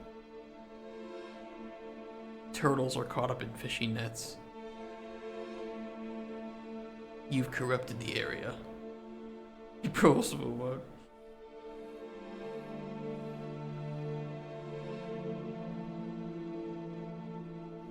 Like I don't mind doing like Earth awareness stuff, but at the same time I don't want to I want to push too much of a narrative in my game necessarily. I think it's I don't know, I don't like using my games as a platform to push any of my own ideas or agendas. I know it's impossible to protect completely, right? Because it's a piece of art made by people who have biases and interests and ideas and beliefs. So you can't protect against it completely. But at the same time, I don't know if it's kind of... I don't know if people play a game that is celebrating Earth Awareness Day and have any inclination to donate money to, I don't know, reforestation efforts or something. I've never heard of that really doing much. Especially in like a fantasy world. If it was something that was based in more like reality, it could make sense, but I don't know. Maybe I'm just cynical.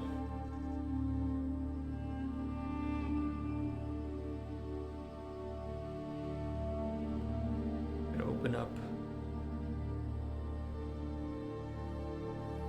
more secrets or offer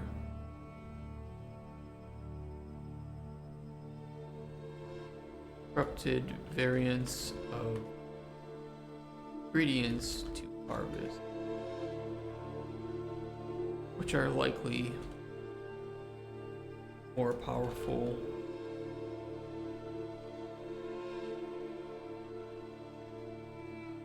have more potent effects than their non-corrupted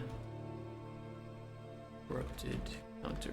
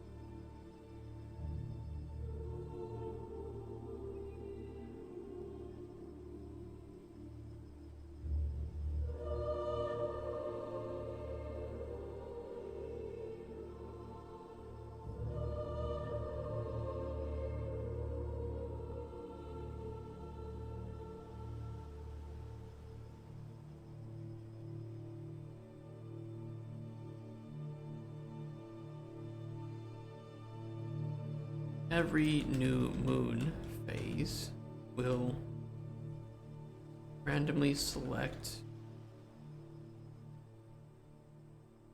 a biome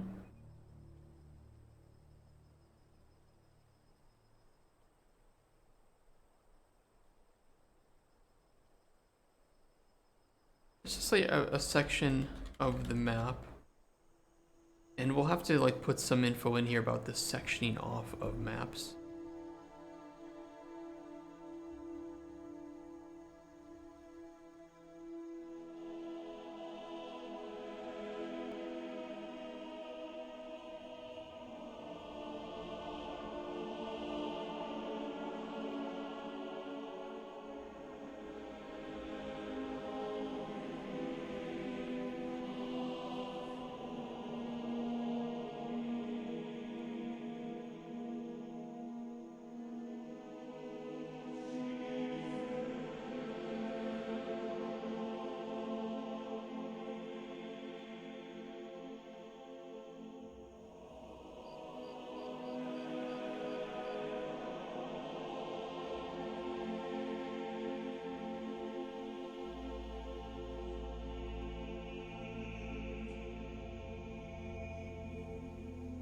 me sick.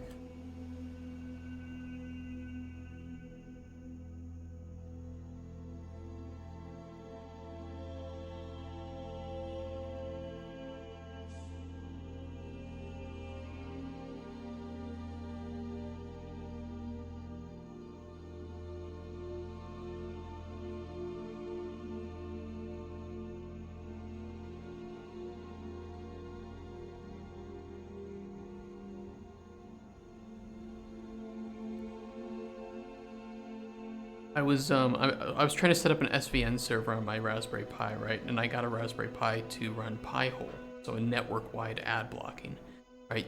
Couple things that are needed for this. You need to route all of your internet data through the Pi-hole, right? Through the DNS server, so that it can block your it can block those ads on your whole network, including through your Wi-Fi. And for the SVN server, I need to port forward so I can tell the router, hey, any internet traffic trying to connect through this port, forward it to my Raspberry Pi to the SVN server where it's set up. The modem and router that we got from our ISP is so shit that it doesn't allow me to change DNS or to port forward, which are just such basic features of any router that you would buy third party. So I'm just really pissed. You know, I thankfully I do have another router that I had never used before, and I'm gonna try to just, you know, turn off the Wi-Fi aspect of the modem and just use a third-party router.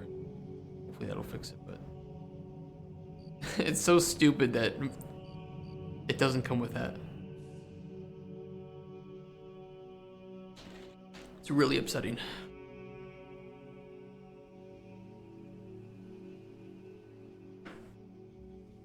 Fucking network shit.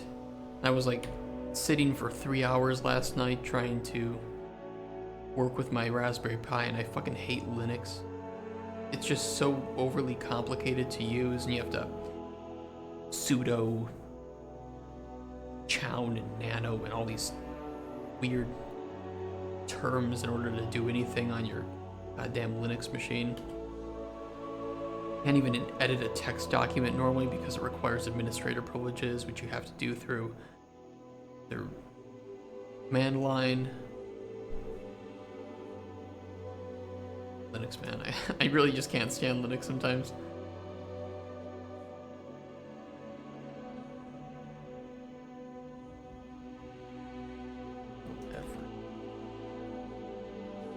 In-game month.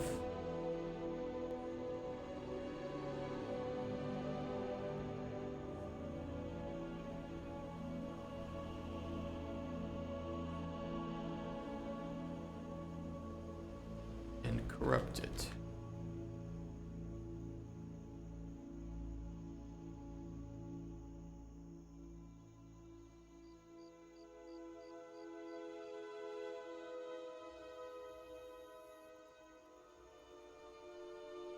Additionally, any already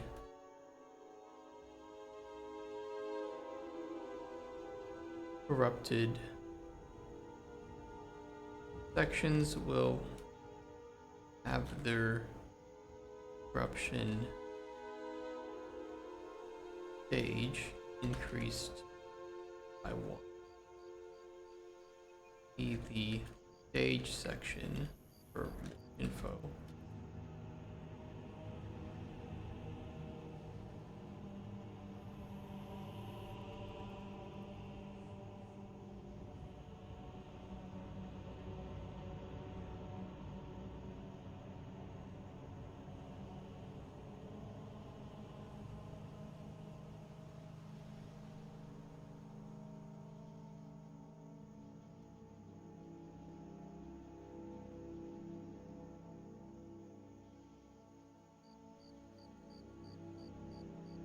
Rusted.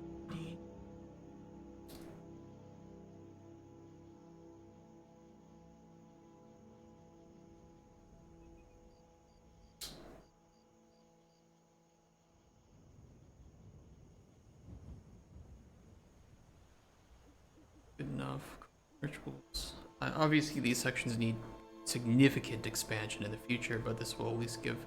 I think this gives a good overview of what corruption is.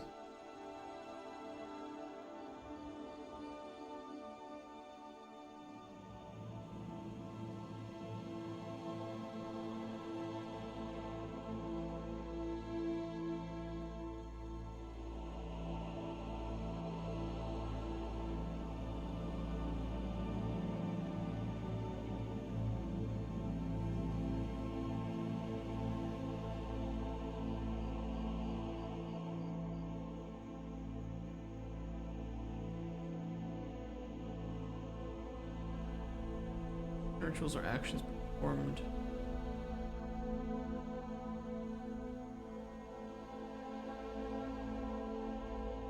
on altars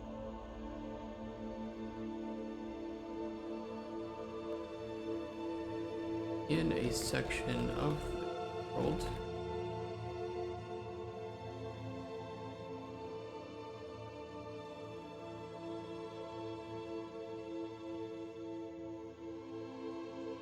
that will corrupt an area, corrupt a section,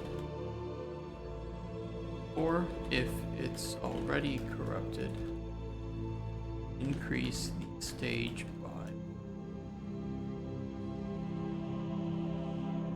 We talk to like open world design overview,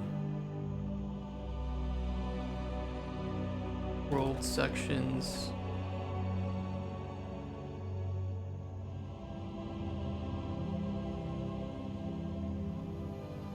altars,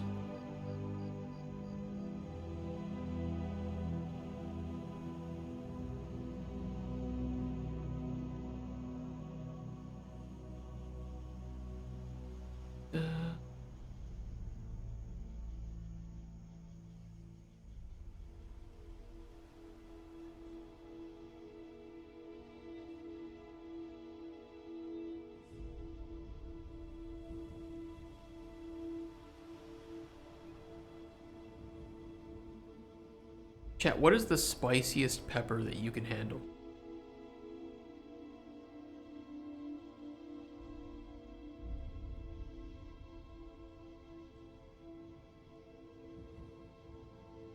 And let's say like generally, because of course eating a pepper on its own is one thing, but having like a, I don't know, some of it in the food is a different thing, right?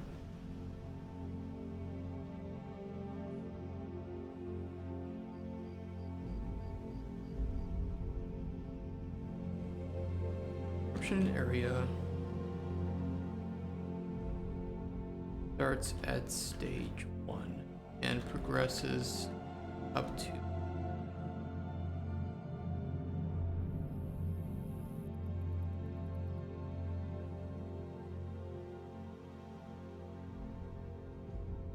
progression only ever moves incrementally.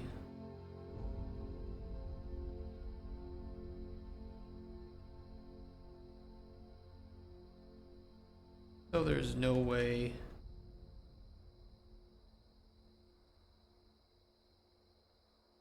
to progress from stage 1 to 3 at a single.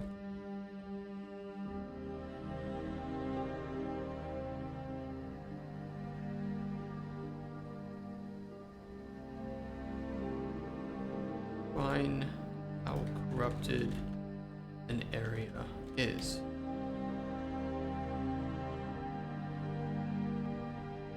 The higher the stage, the more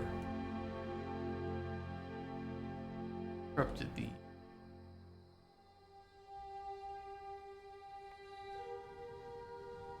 more corrupted. As corruption increases in stage,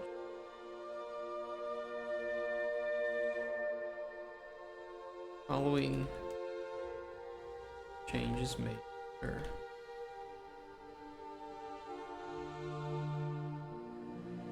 Stage 1.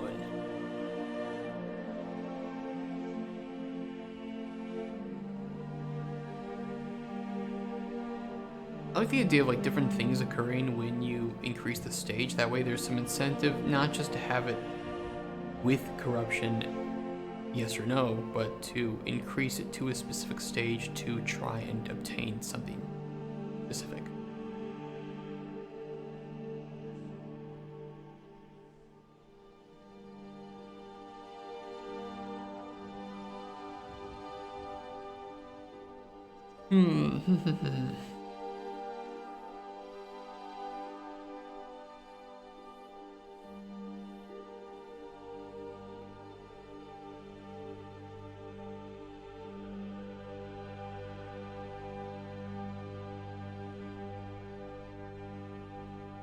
We have a few things that we could do. So, you know, stage 1 could...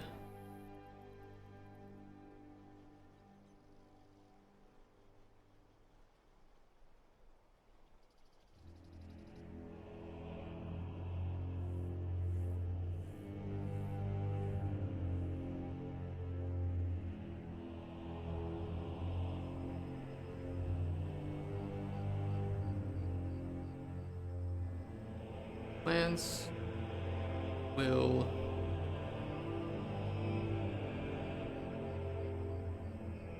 sometimes have corrupted effects. I feel like we should define what that means too, but we haven't written about effects yet.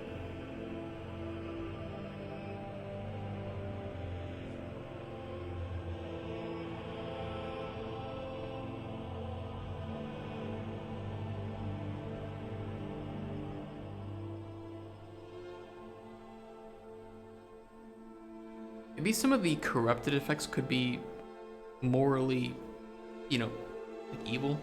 I don't know, like some, I don't know, mind control. Or, who knows? Who knows? It's all up in the air right now. We can always change this. If we know that we want to change plans in some way with corruption, then we'll just find something that's interesting, that fits in the game. And that isn't too difficult to design, right?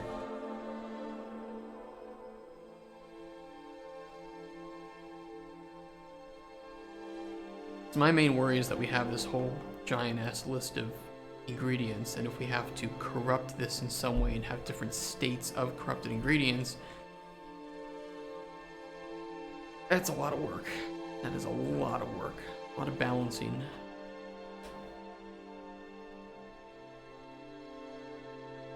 Which I don't mind doing, but I will also be the owner of the company, and I will assumedly have some other responsibilities than design. I would need to find somebody that can do it well, do balancing well, or find somebody to do business stuff, which is more preferable to me, and then I can just sit on design as much as possible. That's my goal, at least with the company, right, is to get somebody doing the business shit, and I just act as more like a spokesperson, and I'm a designer, or just a developer. And also making sure that the company is moving in a direction that we want it to.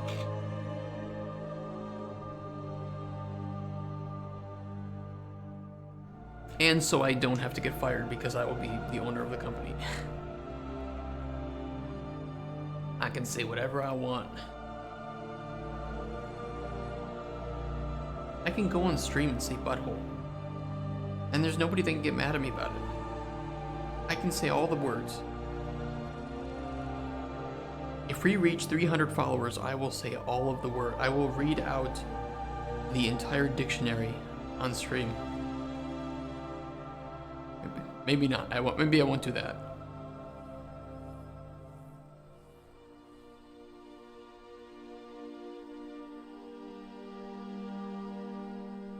Actually, I could do, for every new follower we get, I will start alphabetically. I will get like a whole book, a whole dictionary, a real physical one, and we will go word by word and read out every single word and definition in a dictionary until it's done. How many words are in a dictionary? How many words are in the English dictionary?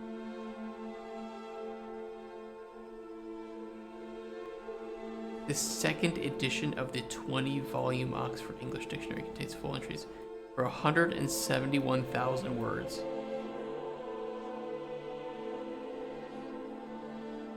We would never be done with that. Unabridged includes some 470,000.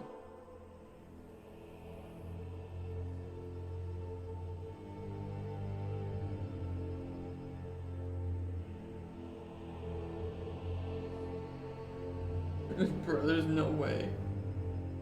That's such a stupid idea, but maybe it's so stupid that it would be funny.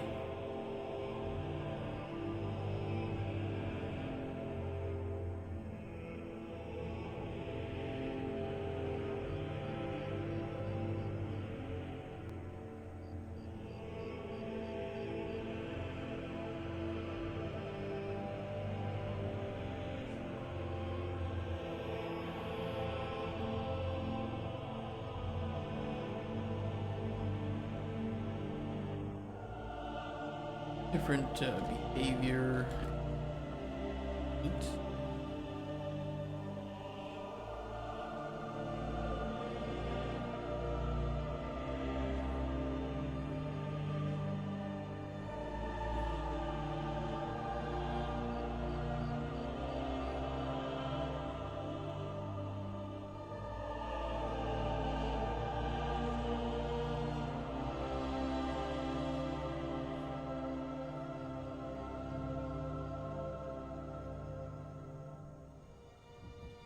It'd be cool too if there were like strange phenomena that happened.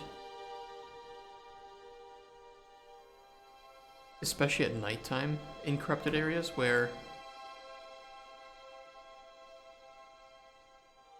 maybe like some strange darkness takes over for some period of time, like I don't know, 10-15 seconds. Or you like hallucinate monsters. So you don't know if they're real or not, and you go to attack them and they, they just poof out of existence. So you almost like waste potions. That could be pretty cool.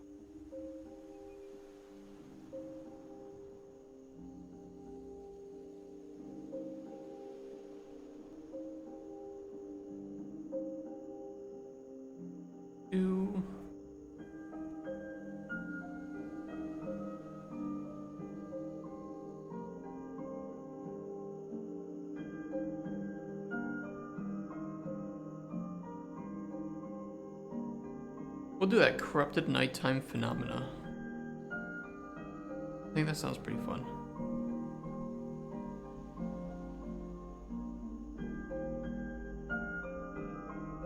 I kind of said I was going to cut things from this GDD and we just keep adding things.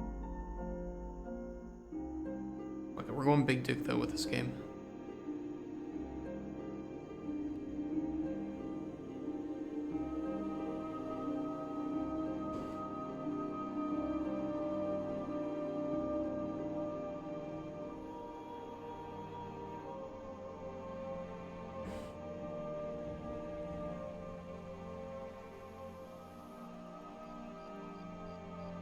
Let me do a little Sudoku to revitalize the brain.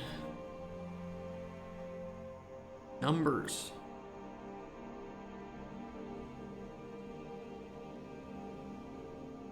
Six.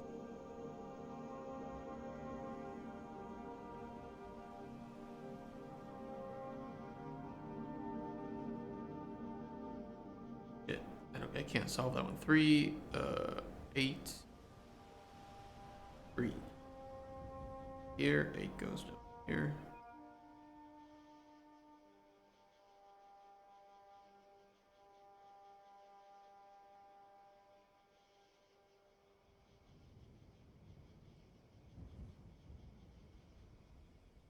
No to 7.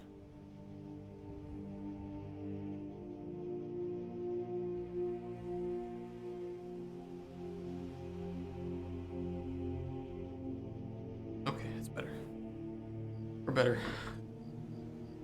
Okay, stage 2, we will do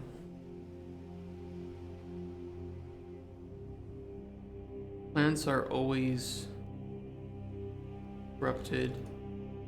Monsters are always corrupted.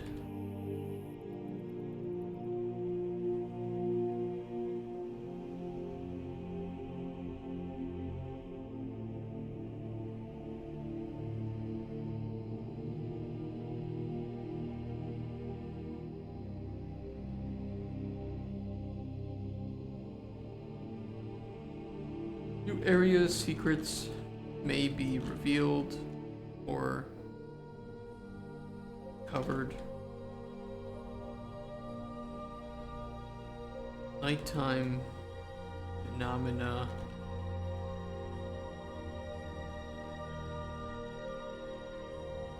are uncommon.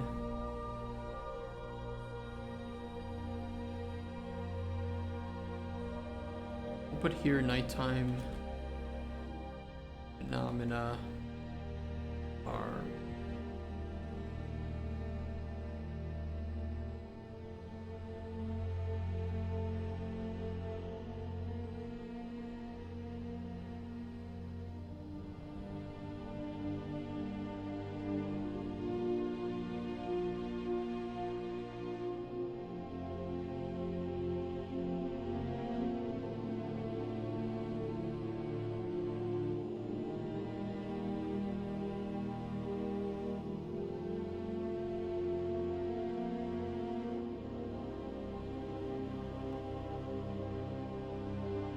almost like a sanity anyway, but it's like the sanity of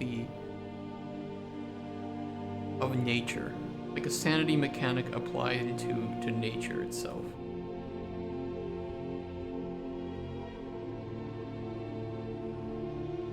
We'll do dungeons are corrupted too.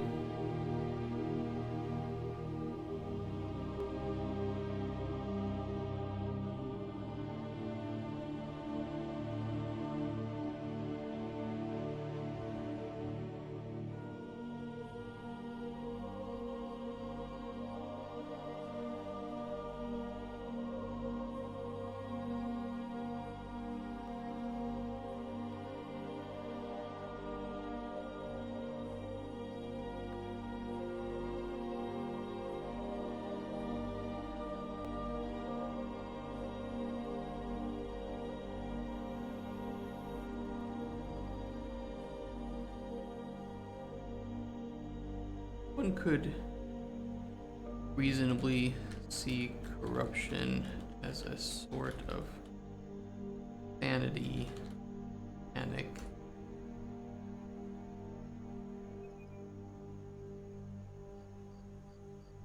Or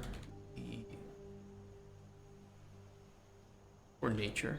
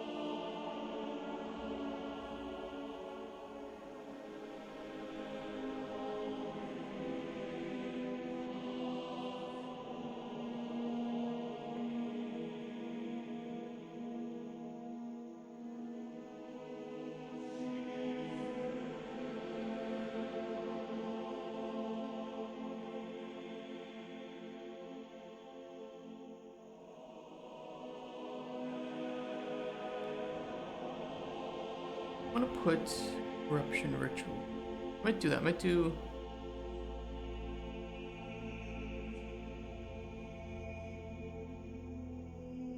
corruption ritual and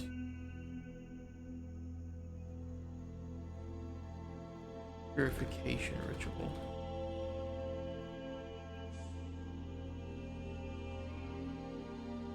I like to find other ways that we can take real alchemical like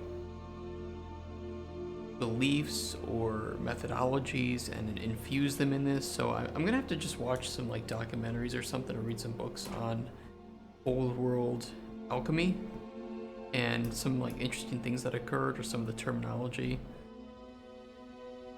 The more that we tie it with that, I think it'll make some interesting amount of sense.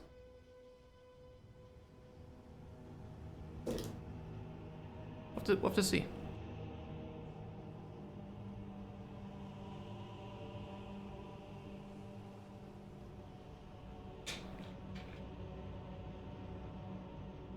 Need more time for that. Granted, I can always get like a narrative designer and ask them to do that too. Give reports. I have a report on my desk by 0800. You're fired.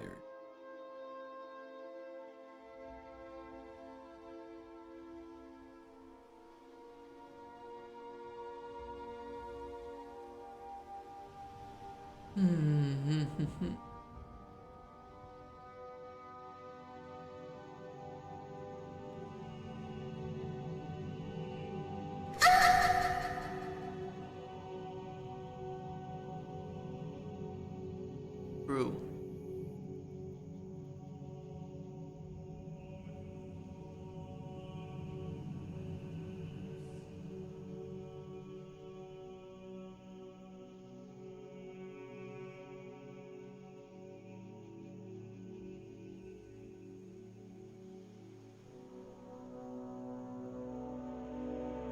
I'm gonna leave these three blank for now.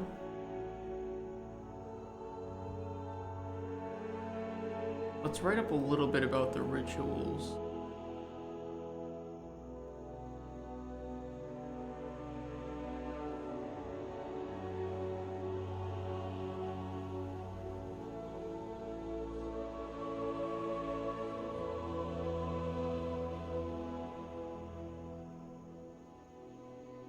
Drop a plastic straw in a turn.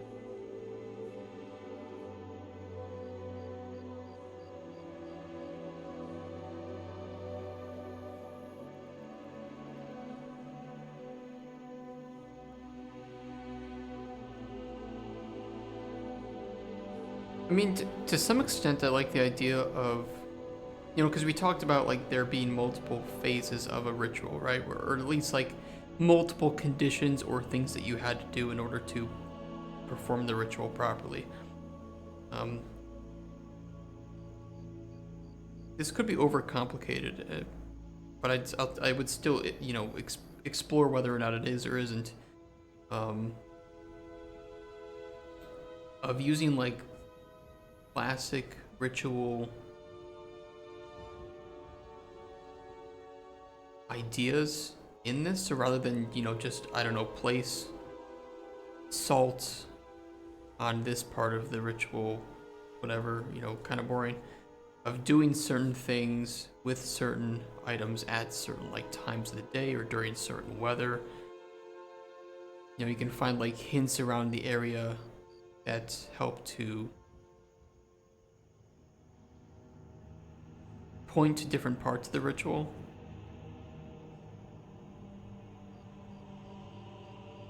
I don't know. There might be some interesting ways we can make it a bit more immersive. I think at the very least, though, we need to remember that things like the purification rituals should be relatively easy to get into and perform. Minigames from the Harry Potter games about following a pattern. From the PC ones, because there's like 3 different versions of the original Harry Potter games that were made, and everybody seems to have loved the Game Boy version or whatever. I played the PC version where you know, you were learning Alohomora, right, by drawing, oh, follow the symbol with your wand, and then there you've learned Alohomora, right? That's what I remember. And apparently that wasn't really a thing on some of the other versions. Brain sigils. Brain sigils could be.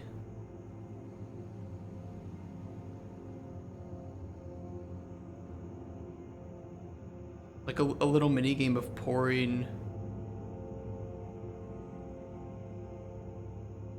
a jar of something in a certain shape.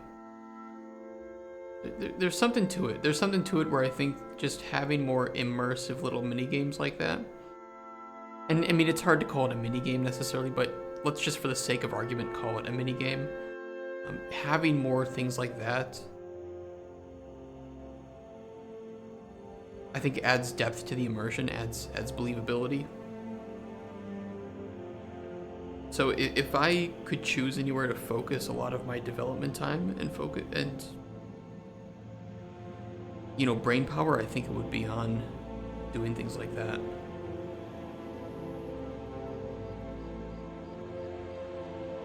Gamifying the world around systems, but giving the systems enough variety to not feel one note, Like with a lot of open worlds, we have this standing stone. One over. We have this standing stone, and if you go up to it and you press E, you get a skill point, right? Okay, so because this is one of the things you can find in the open world, we're gonna place 50 of these in the open world, and now that is one of the points of interest. And they all do the same thing. You go up, you press E, you get skill point. You having fun yet? And it's not like that formula doesn't work, but it's so obvious when there are games with those formulas, like the Ubisoft style of open world, the POI. I don't know, there has to be like a word that there has to be a phrase we can use to describe it, like POI based world design or something, where you create 7 or 8 different types of POIs, you scatter them throughout the world, and that's the variety. You go from point of interest to point of interest, and unfortunately, I love Witcher 3, but Witcher 3 had this design too. You go from one monster nest to one monster nest to a sunken chest in Skellige to another sunken chest in Skellige. Once you've seen one, you've seen two. And once you've seen two, you've seen them all. So, yeah, I think like point of interest based world design to me is maybe a phrase that fits perfectly here. Again, it works, but I do feel like it has just become overused to the point that players are just kind of it isn't interesting anymore. It was kind of cool at first, and now it isn't really.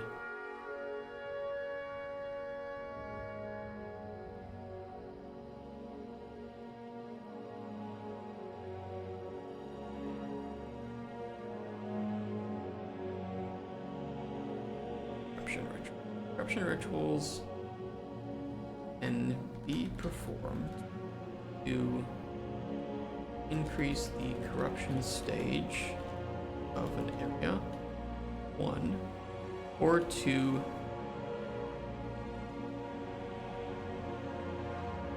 cause the area to become corrupted in. Don't yet know what this ritual looks like, or how it'll be formed. The more I write this GDD,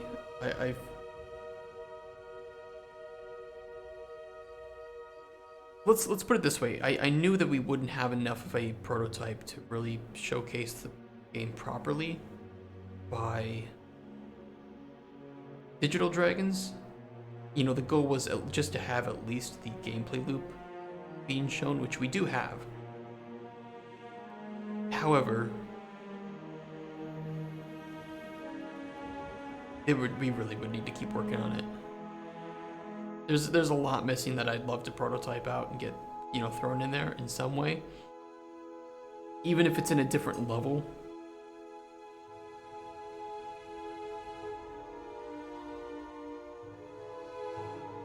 We gotta keep working.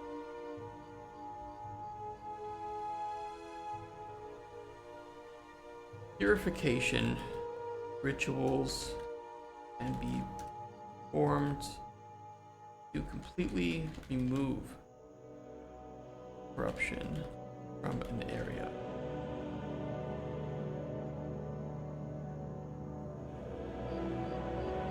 Don't yet know what this ritual looks like or how it'll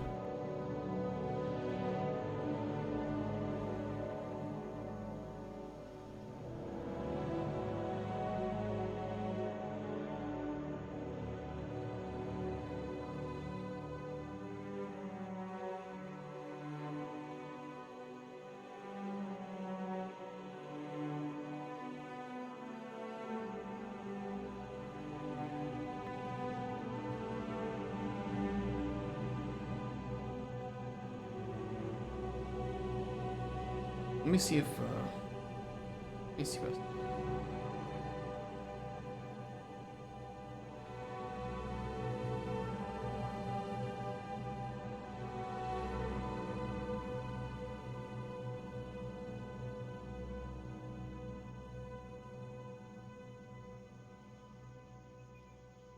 You know, some friends of mine want to get together for some lunch tomorrow.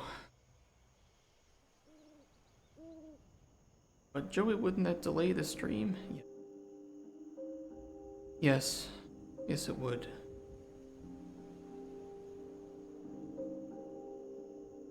What I can say is that this ritual will likely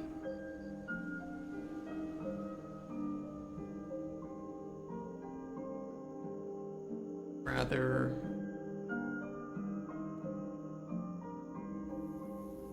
accessible, as it'll be expected, as it's expected to be performed many times throughout normal gameplay. I think that's a really important aspect to this, is that whatever form the rituals take, they should be rather accessible. It really shouldn't be something that is really difficult to do. It doesn't mean that it should be easy, or, oh, I need to quickly boost this to Corruption 3, let's do it in a heartbeat with really easy things that we find. But it shouldn't be something that is extremely difficult. That's the best way I can put it.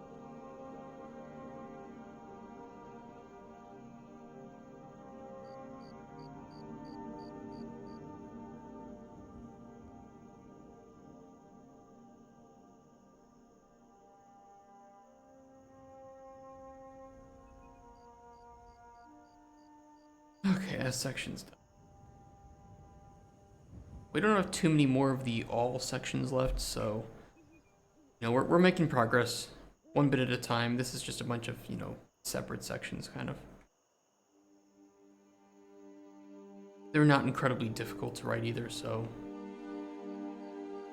Biggest one's 2.6, all 2.10, all. Wookrook 69, nice, absolutely. We even have a special sound alert you can redeem.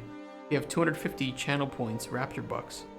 You can redeem the moan.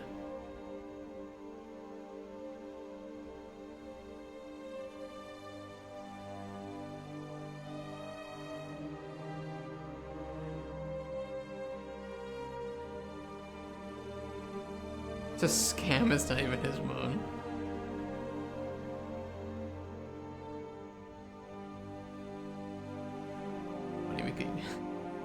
I do need some new sub and follower alerts.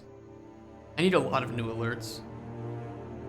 But I just today set up, I don't know why nobody told me of this before.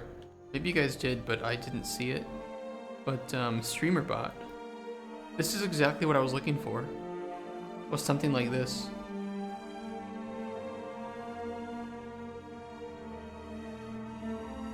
I just would have to get it set up, but this is exactly what I was looking for. This though is exactly what I was looking for. Something very customizable and self-hosted on my streaming computer, so I don't have to rely on some external API or whatever. I don't know if it's better. This has everything that I need. And it was very easy to set up.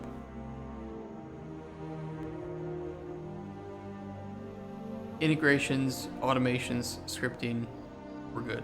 We're Gucci. And it's got plugins with my Stream Deck, which is nice too, so. Yep.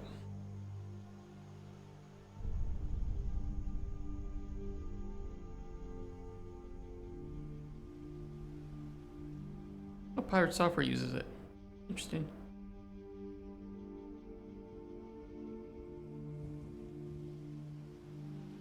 Yeah, it's really nice for me.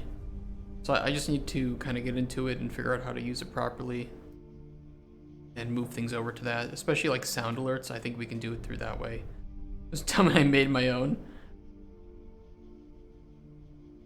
I think I can do sound alerts through that because right now sound alerts only allows me to add 10 channel point based sound alerts, and right now sound alerts is also just kind of, the dashboard is really slow and it's kind of buggy. I don't need it. I don't need it. I can just have custom commands or something, or channel point awards that I can link to actions within StreamerBot, so it'll be much better. And then I can link it up to a custom channel bot so that it can give you feedback. You can have your alert command that somehow you guys really want. I just need to set up a channel bot. I don't know how to do that. I don't know if I have to make a... How do I do that? Twitch bot account setup. Getting started with chat bots. How do I do it?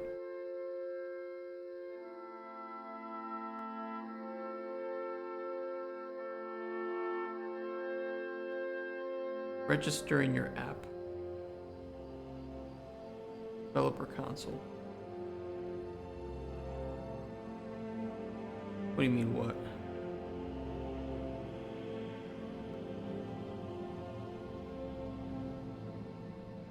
Well, I want to have someone in chat called Riley the Raptor as a bot that I can use to post chat messages as a bot account. So I do need to register an application.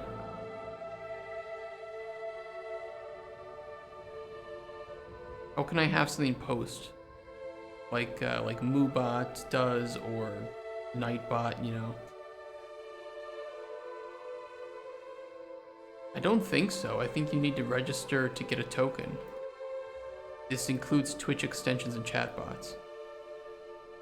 Because otherwise, if it's not registered as a chatbot, it could be reported as a automated account.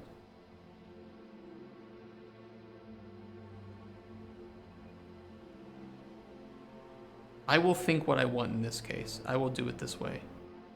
Because this seems to be the proper way to do it, in the same way that I've made for like Discord bots and stuff. I think this is the right way to do it. And if I'm wrong, you can... Well, I want to make a bot. No, I want to make a bot.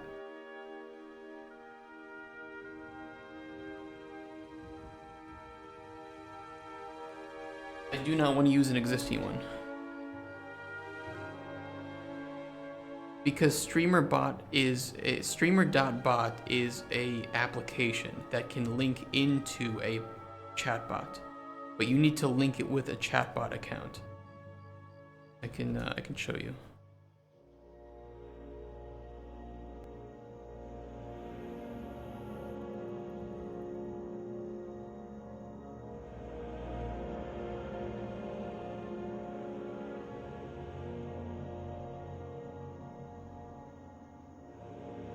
Where is it? Setting. Wait. In here somewhere. I only messed around with it today, so I have to find it. Once.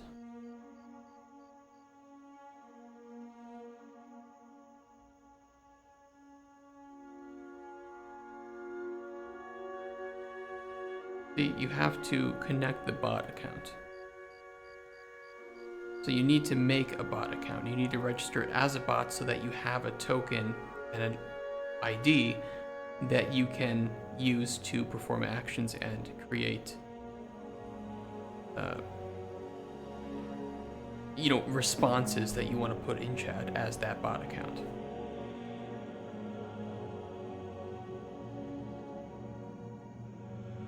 So in order to do that, I need to register a bot account so that I have that back-end API access using that client ID and the secret.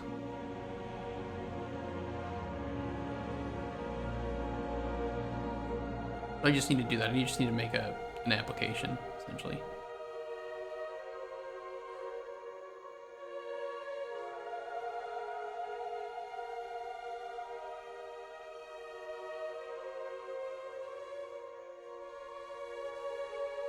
I will look at it later because I don't have time to do it right now. I don't want to do it on.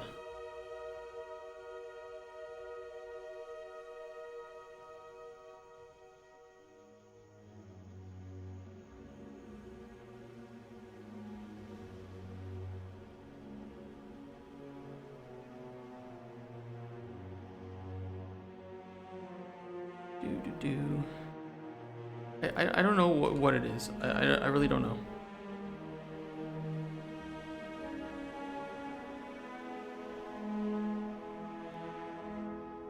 I'd rather do it in whatever safe way as possible. And if I need to register an application, it'd be better. I'd have more access to the API in that case.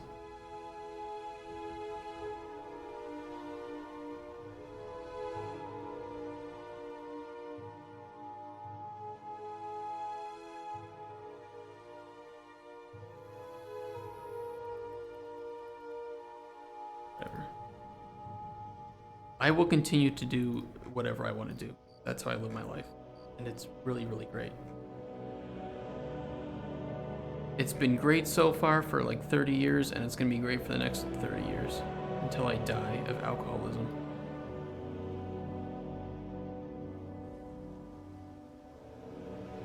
Let's get this effects one done.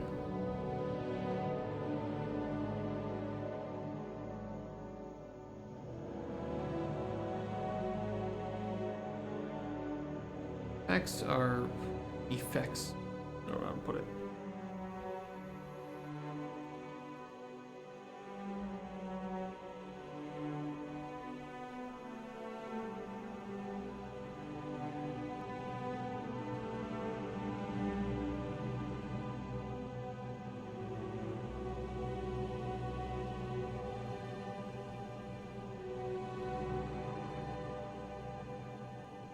Occurs when that potion, when the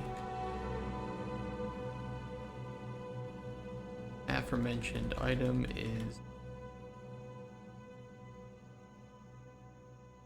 ingested or imbibed. Look, I used aforementioned, ingested, and imbibed in the same sentence, okay? I think I know what I'm doing. And regardless, you guys are gonna have to put up with it because you're on my channel, so that's just how it works.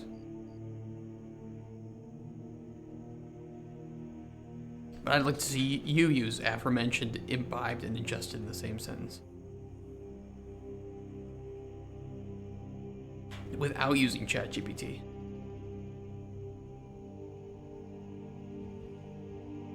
Trace, but I don't want help. I don't need help though. What would I need help with? It's just a fucking bot account. Like, what's the point?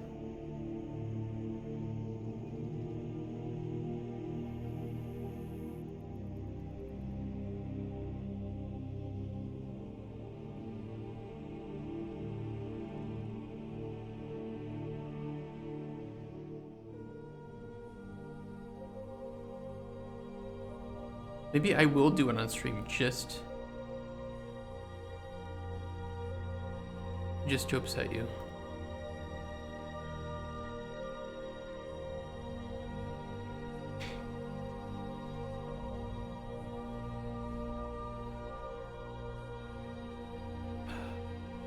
Have sub counter? Why would I want to do that though? And I can even connect YouTube through this. It's kind of crazy.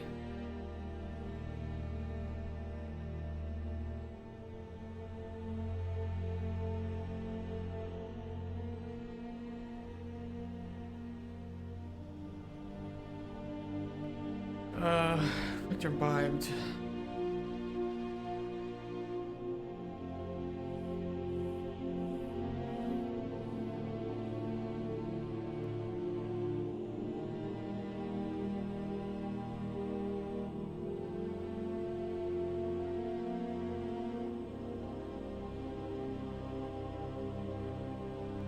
What's up, Bartosz?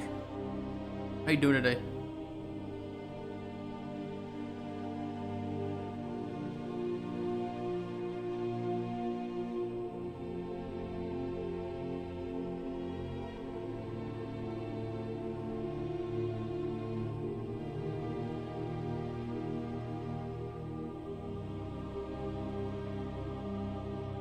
What was gonna say about effects?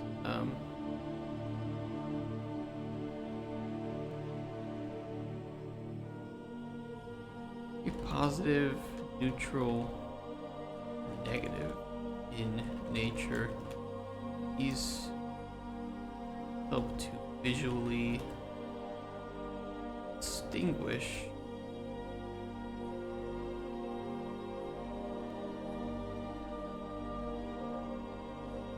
effects from one another. Not bad. That's pretty good.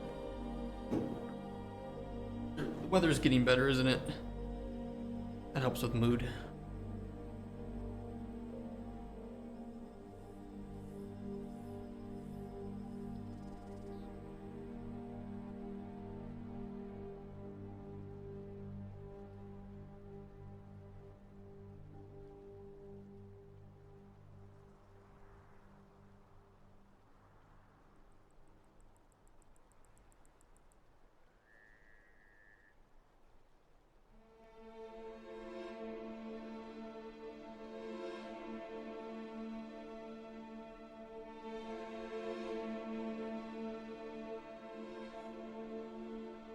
Player understand. What are you doing? What's up, Joker?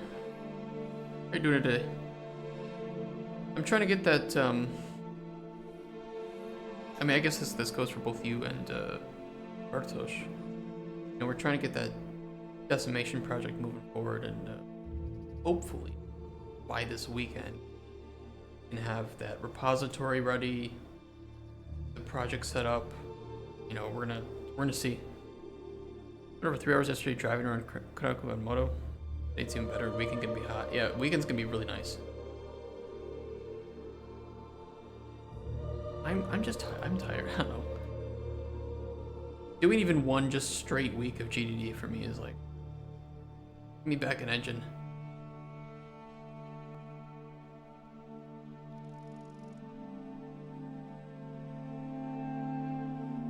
Not something. Potion is generally considered good or bad, though that depends on instances.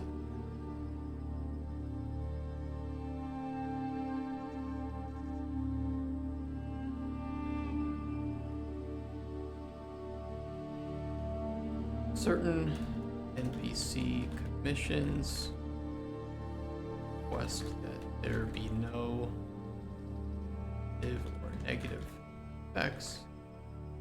For instance, on Ocean Eve.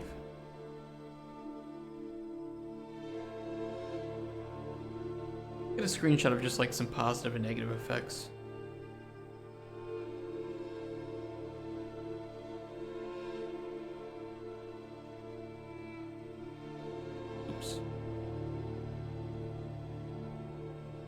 Black hole? What black hole?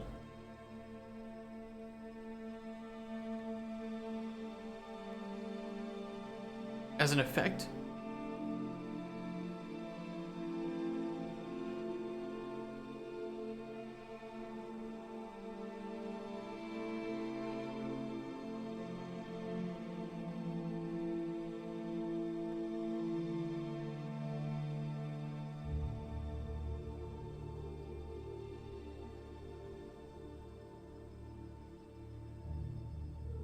Give me a placeholder at the middle of the screen. What are you talking about?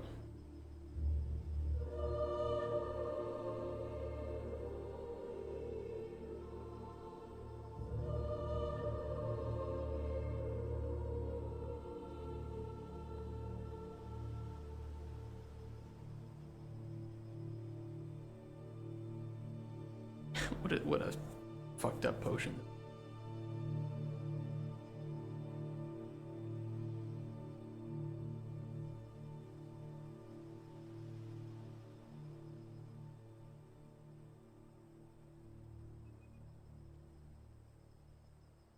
Talking about placeholder.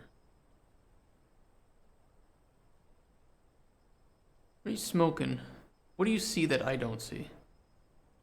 An engine, I think. Oh, this? Oh, this. This is a, it does kind of look like that. It's a weather mask.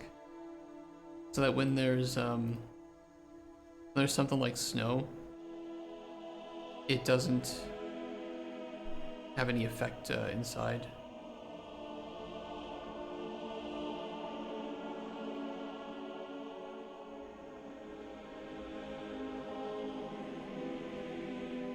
Yeah, and it also, I think it will also prevent particles too, so it's a nice way of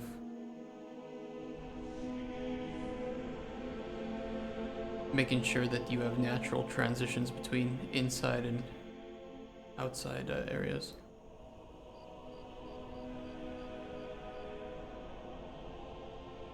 To add windows, it would be nice. But in order for me to add windows, I need a mesh that has windows with it. I mean, we need a better hut in the first place. This tower is kind of shit, but whatever. I'm not changing it for prototype. I'll just use concept art for a different hut. I don't have the time for this.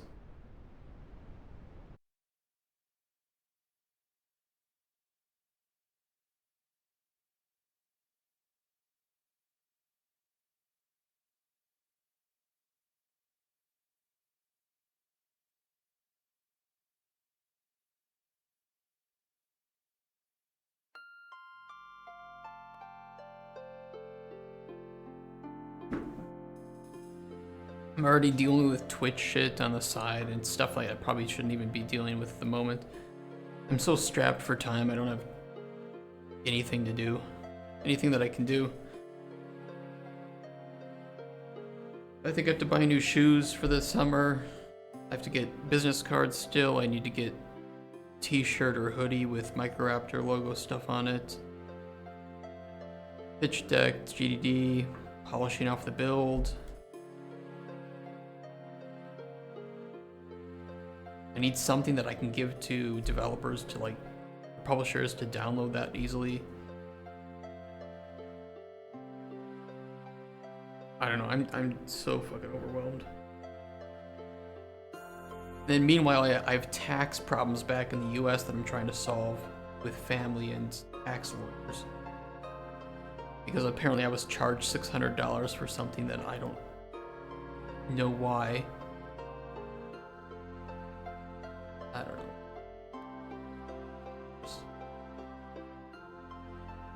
Not enough alcohol.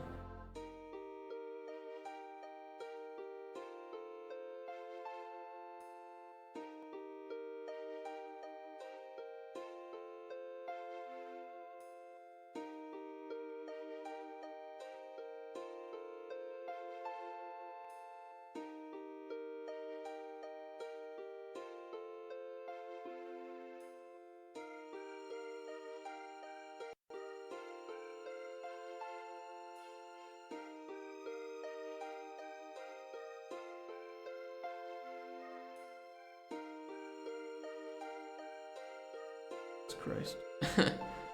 I need like I really need a secretary or assistant or something. Effects, for instance, receive. Want to ensure that the design of effects are congruent with the nature of the gameplay. That we don't have instances of effects existing to serve one singular niche purpose or no purpose at all. Instead,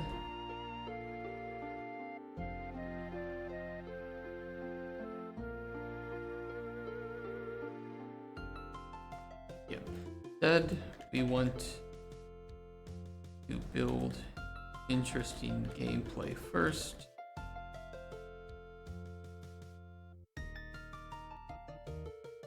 and create effects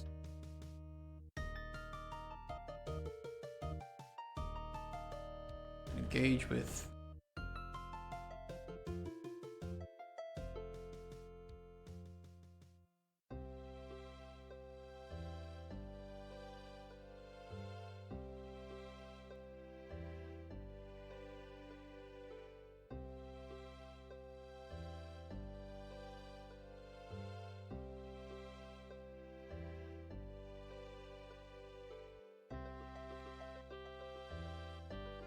we need some example effects here, and because we don't have much of the gameplay built or sure that how it's going to look and act in the final game, which is a problem in its own, right. Determining effects at this stage is kind of challenging, but we need something.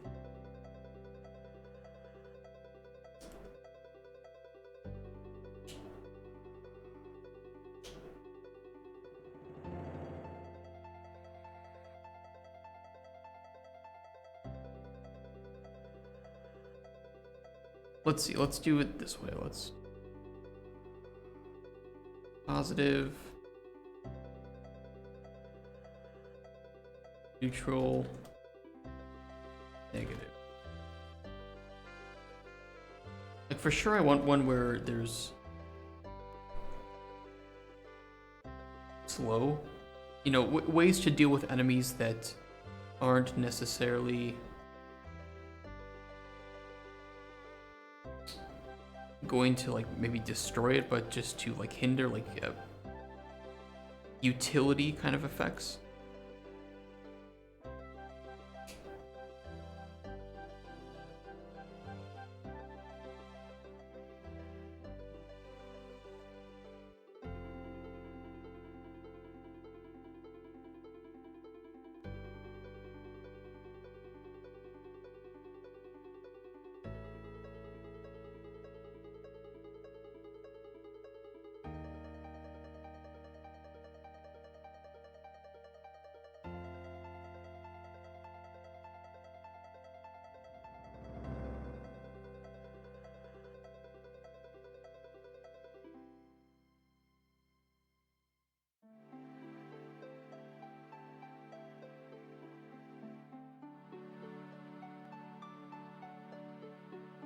I mean, we could also think of it in the way of effects and modifiers.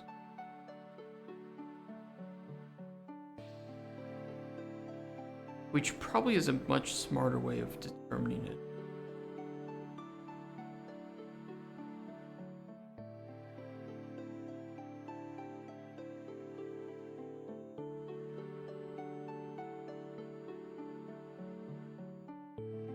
What if that's the way we think of it? Like there are effects and modifiers. That'd be pretty easy from a programming standpoint, to some extent. Makes it more sandboxy.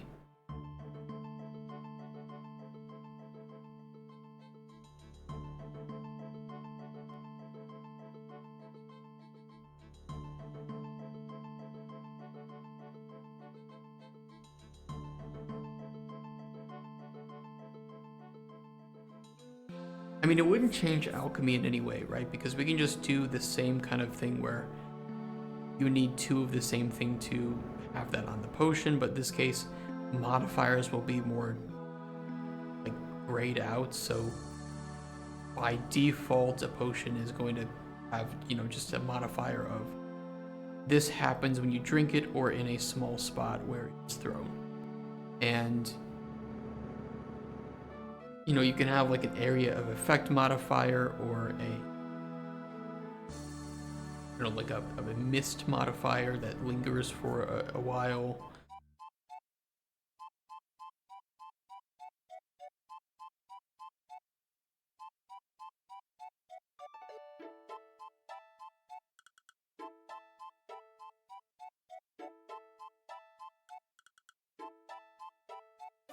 It's something that we would have to, I think, look into.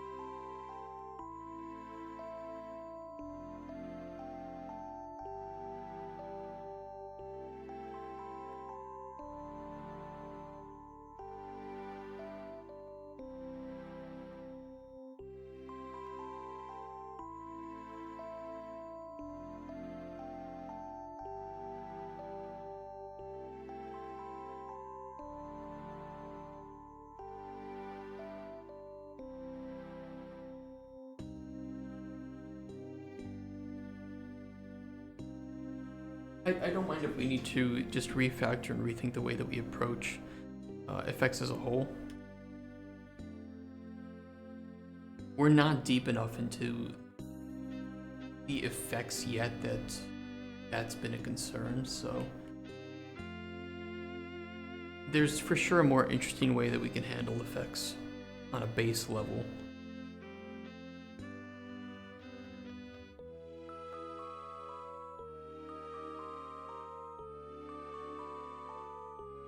But I'd have to think about this. This needs some brainstorming, and if we're going to, with a different direction with the modifiers, I don't want to get too deep into writing up effects yet then.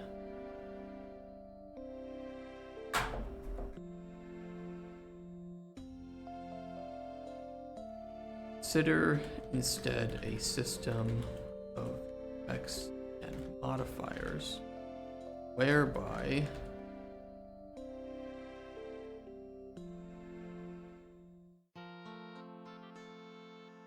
ingredients can have a mix of any, and you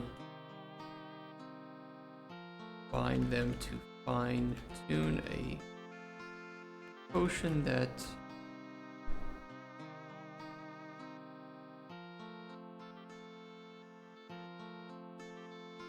more closely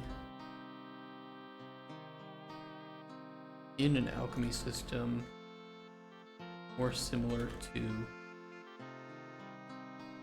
Elder Scrolls.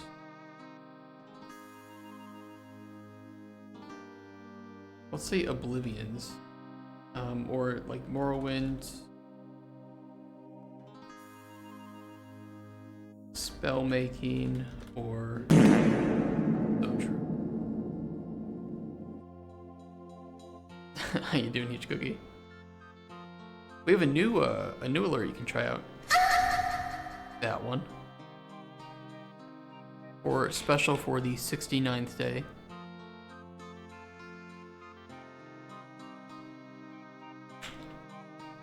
That's why it's on sale.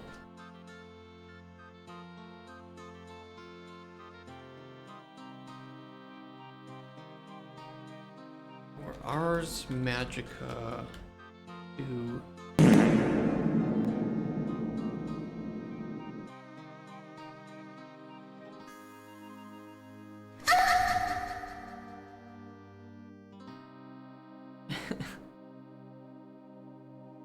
I can see you're trying to overlap them, huh?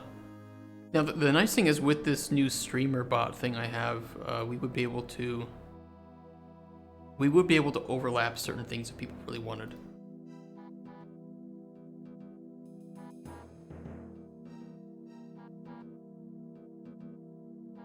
Expecting a fart moan combo.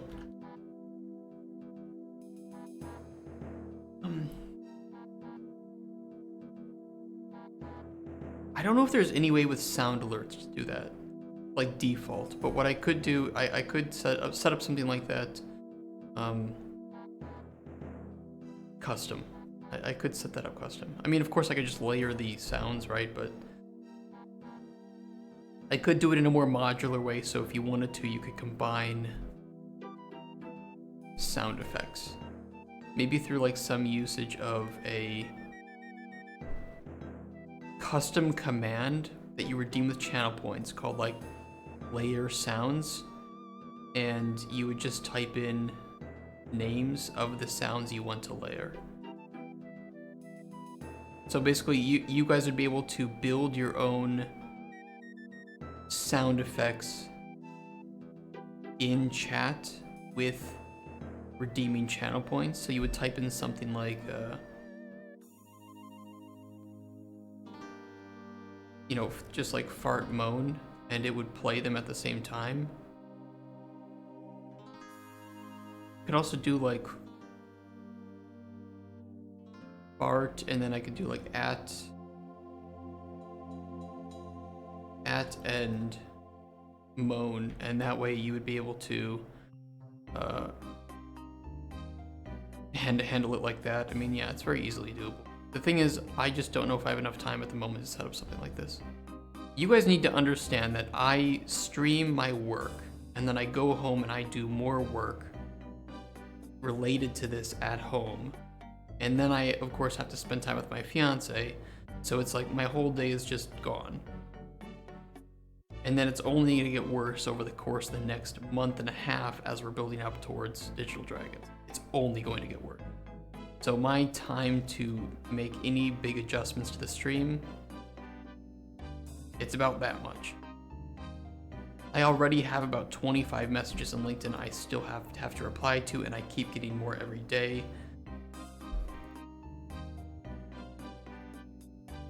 It's bad.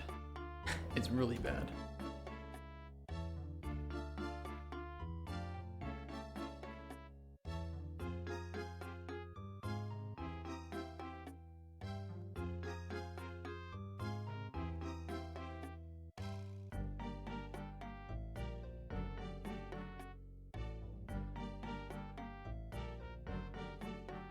It's a really bare bones section.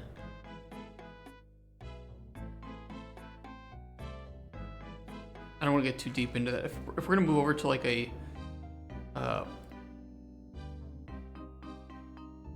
different type of modular system with the effects and modifiers, I'd rather just refactor the way we handle that. Doing that in-game will be easy with the way that I've set up the system and the data. Doing that from a point of view of the system itself is going to be a bit more challenging, but certainly possible.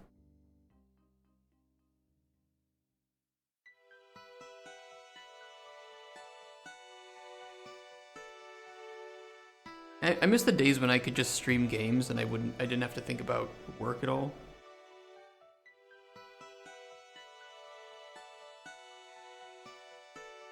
I think I overestimated how much time I would have to work on the stream while also doing work on stream. A very different feeling. I mean, I will say this, I'm more happy doing game development work on stream than just doing it on my own. But the amount of time that I have to actually do stream maintenance is like 1/10 of the time that I used to have to be able to do.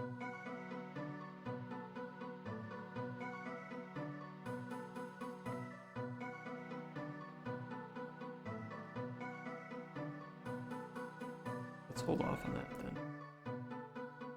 Delete that.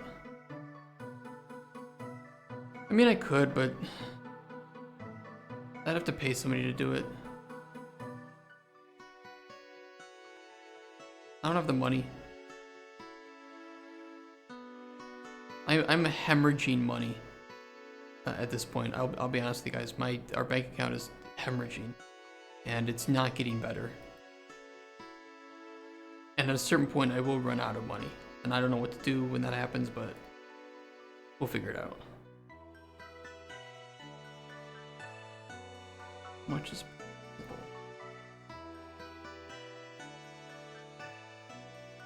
be able to do a bit of this. The problem is I have a lot of people that might be able to help, but they're also very busy, and I'm trying to set up a Raptors. I'm trying to set up a second game to work on here with some other people, and I got to do that, especially after work today, because I want to have it up before the weekends.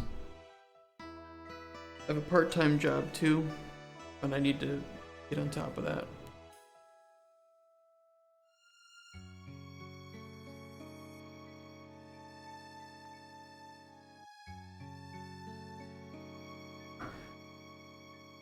Maybe I will just do OnlyFans. Do only Raptors. What do people want? What do they pay for?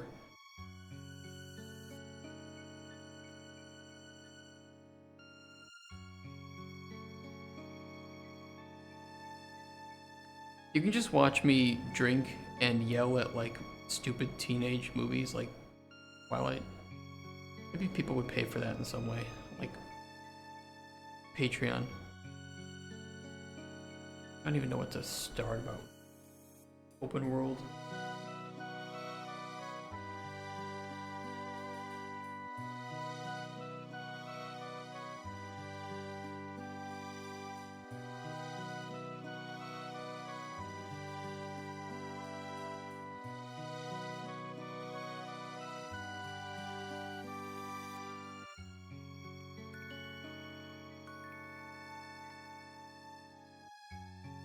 Yeah, I don't even know how to start on this section right now. Level design, primarily.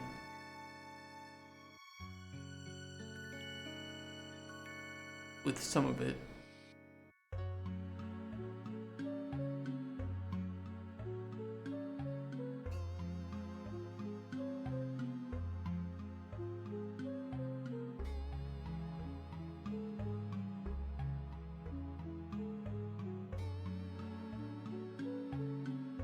I just need a quick drawing.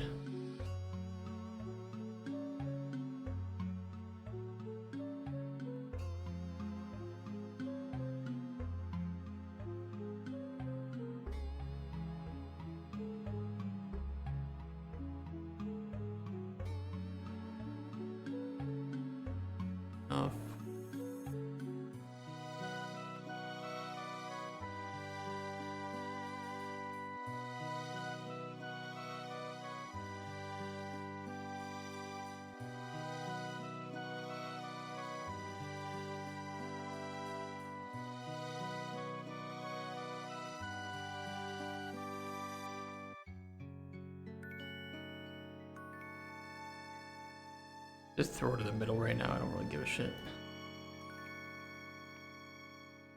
Hut. Jabba the Hutt.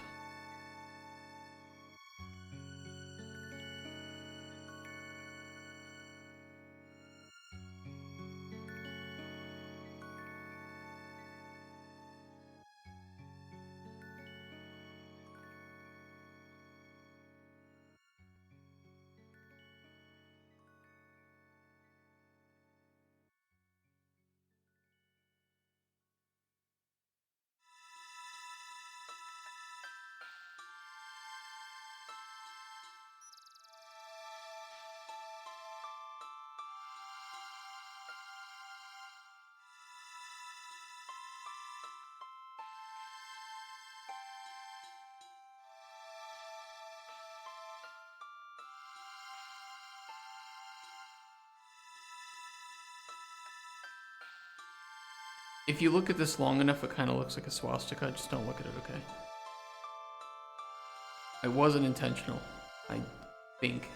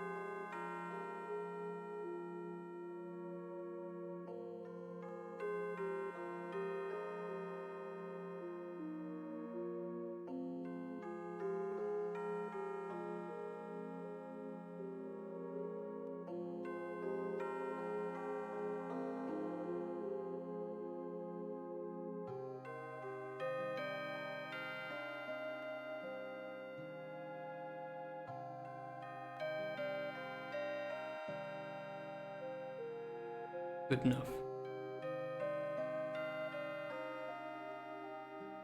I mean, this is just a very bare bones example of what we can do here.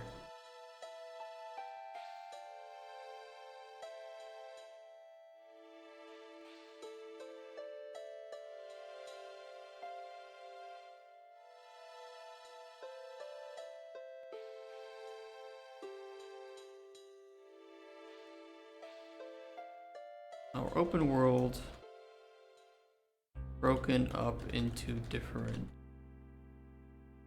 sections representing biomes.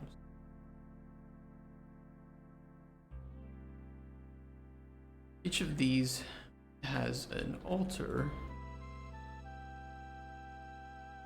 in it, explained more in the section.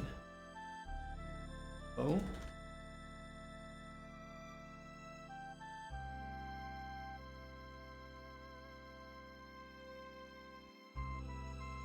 Rough example of how this work. If we assume that this layout not representative of the product,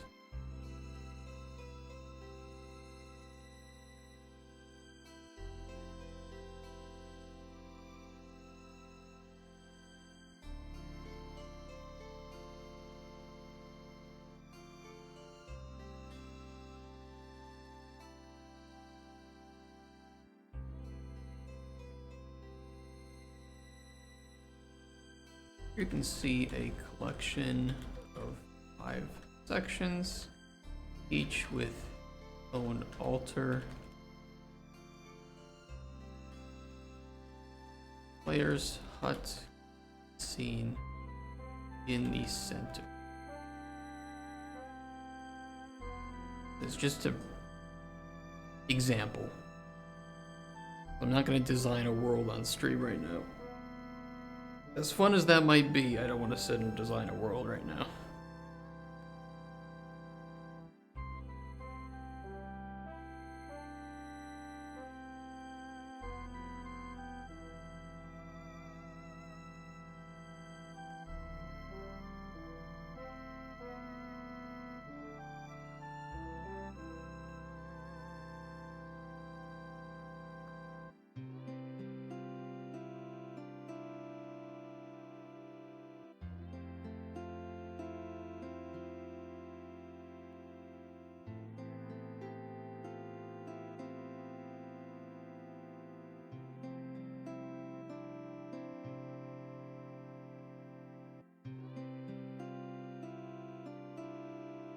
There's found each section.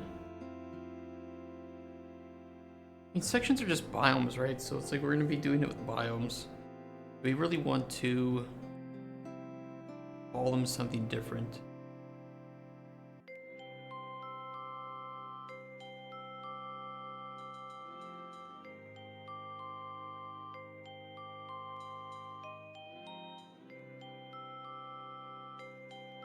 No. No. No, we don't. Well, I won't. Pass.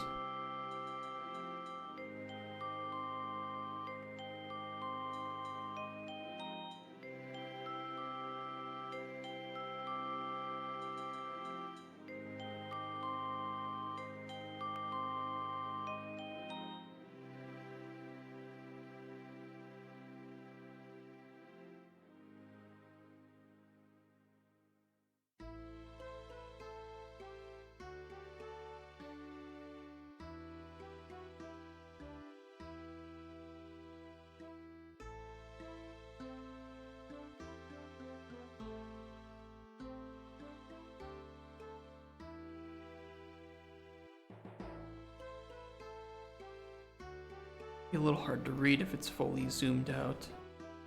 But printed out, this will be a bit easier to notice. Do this though.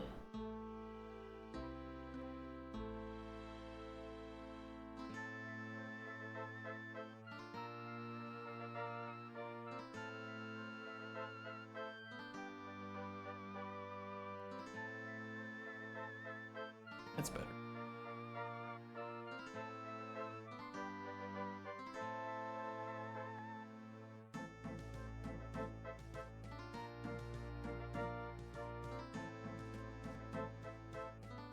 Altars found each biome serve as a way for the player to perform rituals of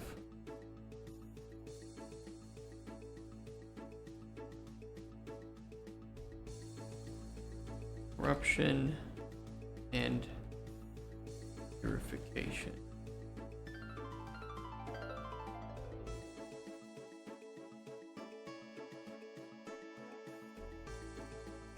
Let's link to those now.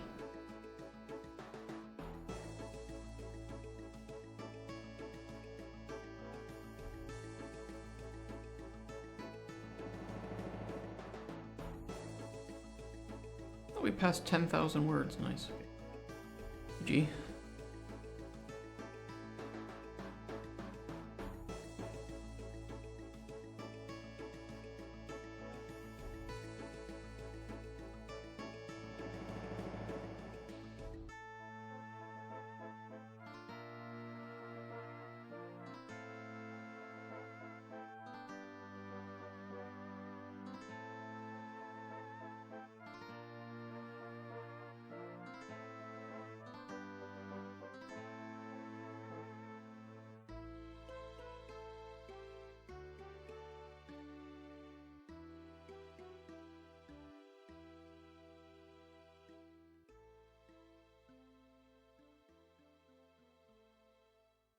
I have friend requests on Steam from people from China.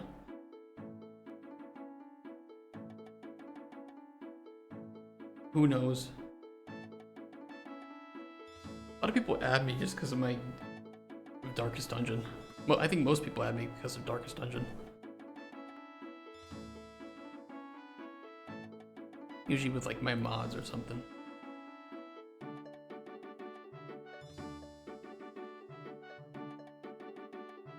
Do we have something in our pillars about ingredient placement? And the like philosophies behind it? No, we didn't.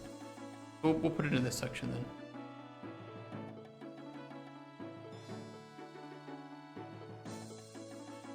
Cauldron Chronicle, that is really annoying.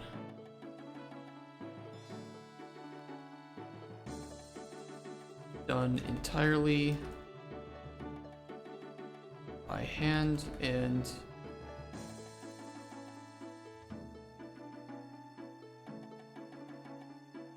no PCG, procedural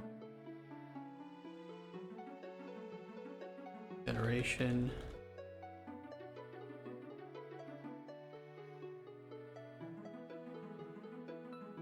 Is planned to be used for the play. We want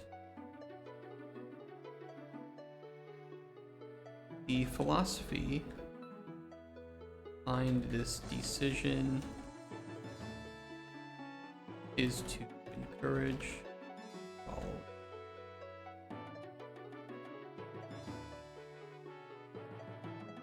We want the game to be learnable by players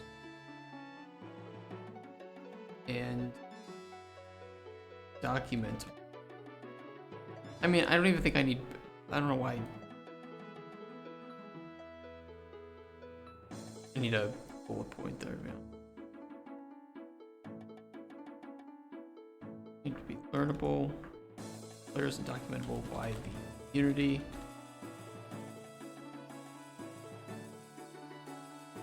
Being randomized ingredient placement would hinder the sharing of information.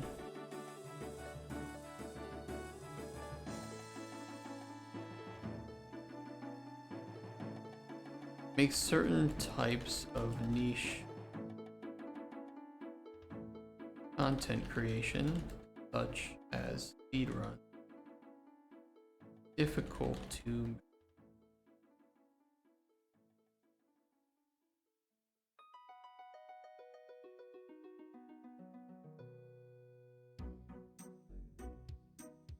I also believe that we can more carefully cater and balance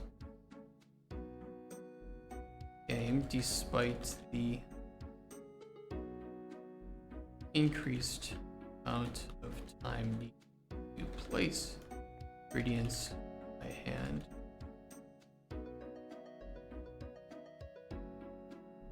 By doing so.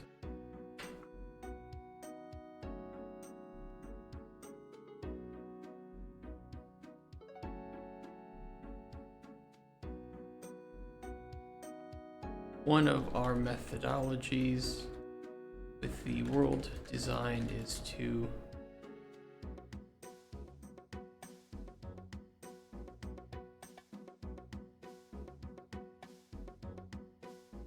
what's the word?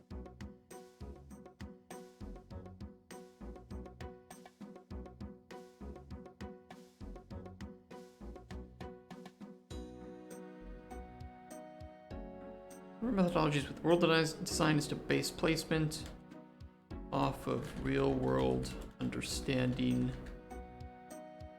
of nature growth where possible, that the player can reliably use any learned knowledge from real life to help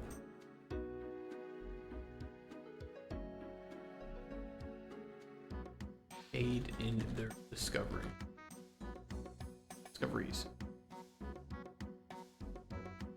I think that's worded okay.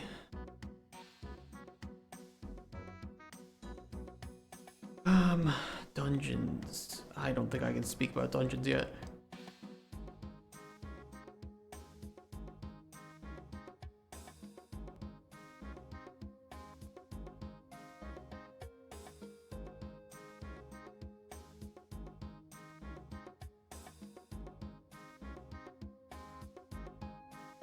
Side activity.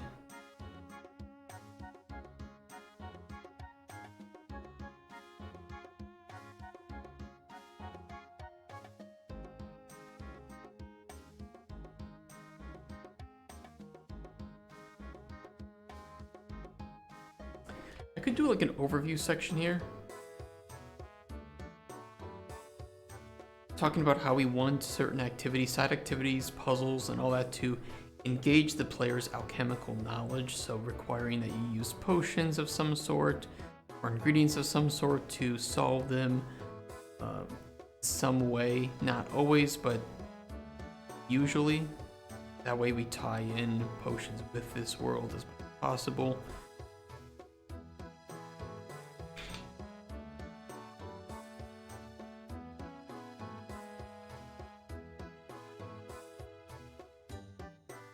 That's the plan, at least.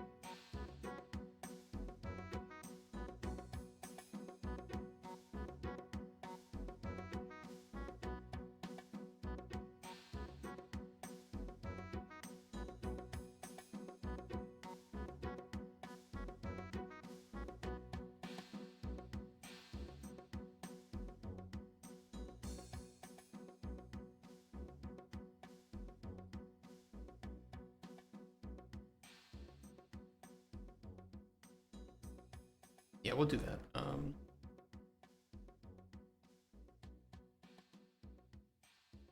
don't yet have an exhaustive list of these secrets, puzzle, other side activities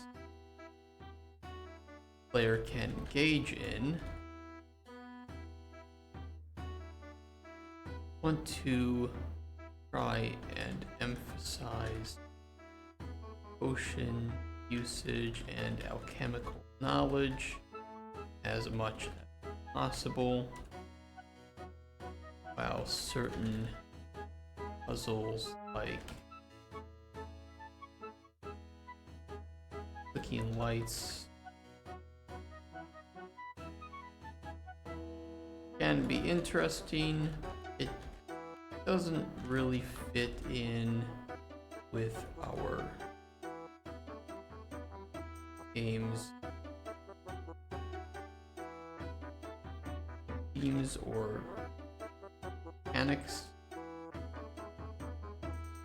and would likely just go out of place to some extent within our world. However, if there was some way to use potions to different buttons, something of that nature, it would certainly be a puzzle of in the same vein, but much more thematically.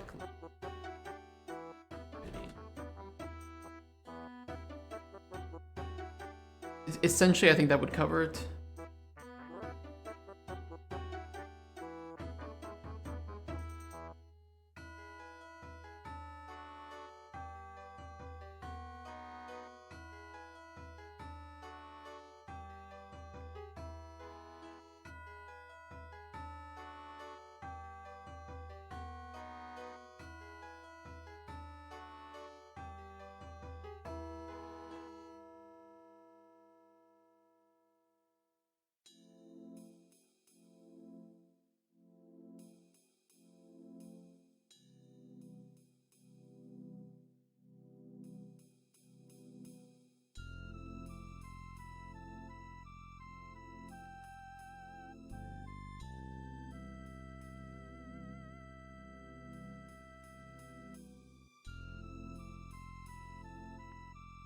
Fast travel. Okay, so fast travel in Cauldron Chronicles is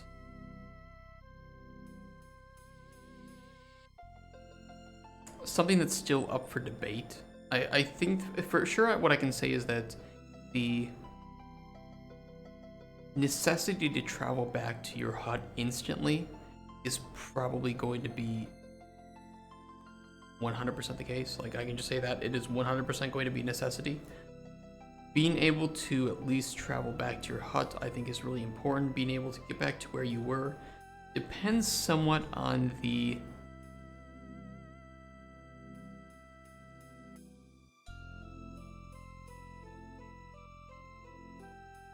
I think it would be cool if we reused altars.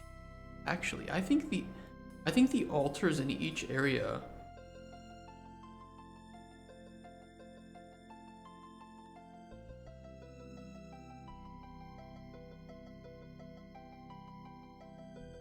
showing the player that there's multiple uses for these altars sounds really interesting.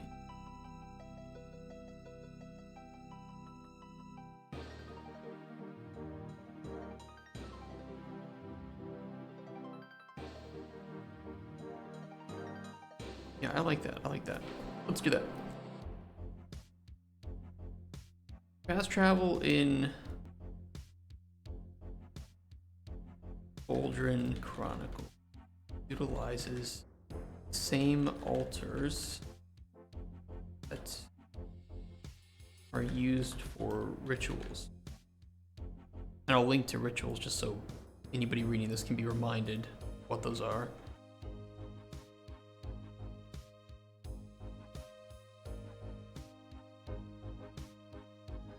Wherever the fuck they are here. Here they are. I wish I could search, but whatever.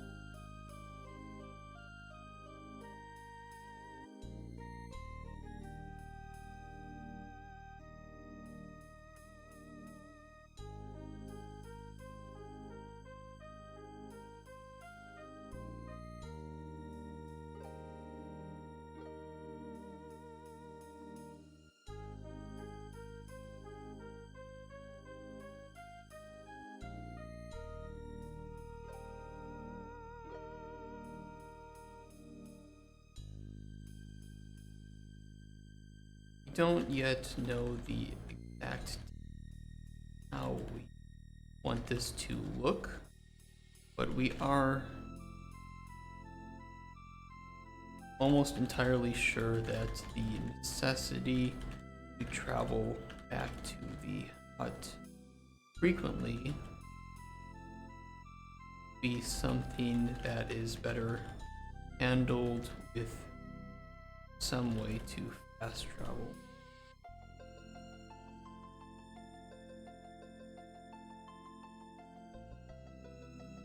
Because this action is often out of immediate necessity rather than planning, giving players a way to get around the world quickly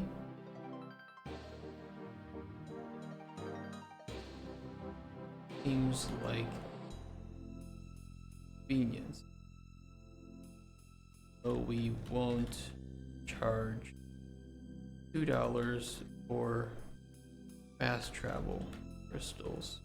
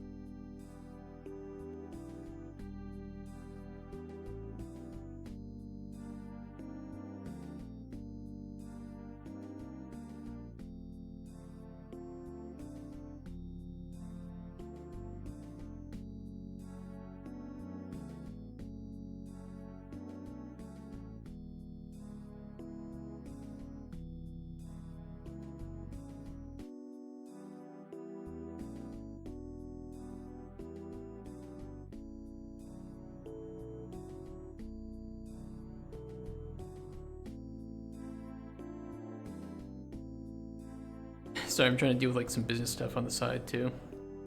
Okay, on the regarding fast travel, I will say this. We'd also like to tie fast travel in with potions somehow, perhaps making it a relatively simple potion you can make and throw feet or something, warp to a different altar.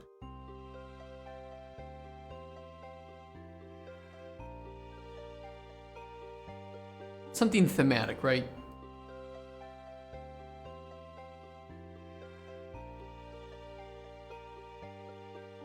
That's kind of the core of this, is that at least if we're going to gamify things, keep it gamified within the theme.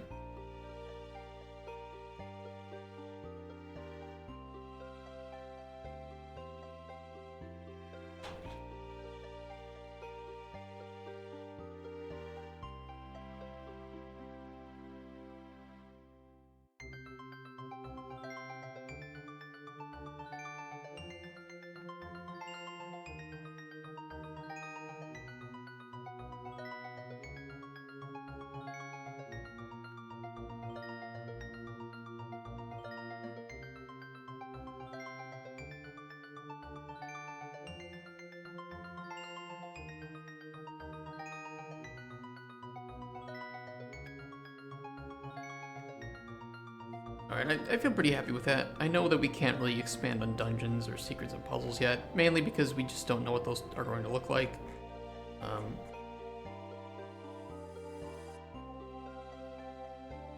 I figure that's a pretty good for our first pass. We knew that was, again, as much as possible, so it is what it is. Barebones info for day-night cycle. I mean, this should be pretty simple, right? Cauldron, Chronicles will feature an...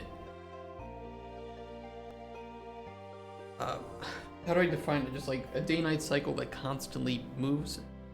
A day-night cycle that doesn't pause unless in pause menus or scenes, right?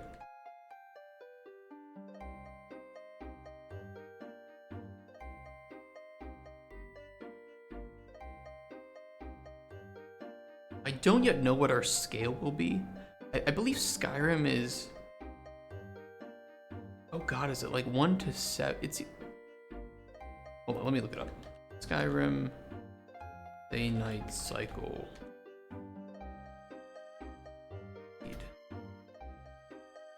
Oh, it's 20. I thought it was 12. Somebody says default is 30. Somebody says 10. I see default 20 here, default 30 here. I see 10 minutes.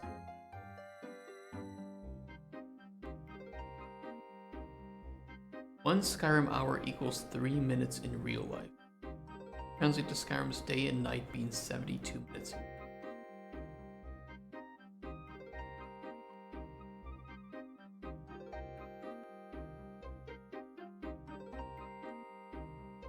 An hour and 12 minutes equals 1 day in Skyrim. I mean, what would you consider that time? How would you consider that time scale then?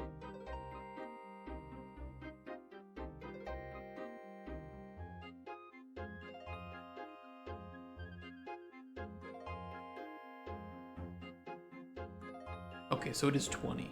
I don't know why somebody says default is 30 here. Oh, okay, this one says a setting of time to make the day-night cycle twice as long. Yeah, how many in-game minutes pass for every real minute, right?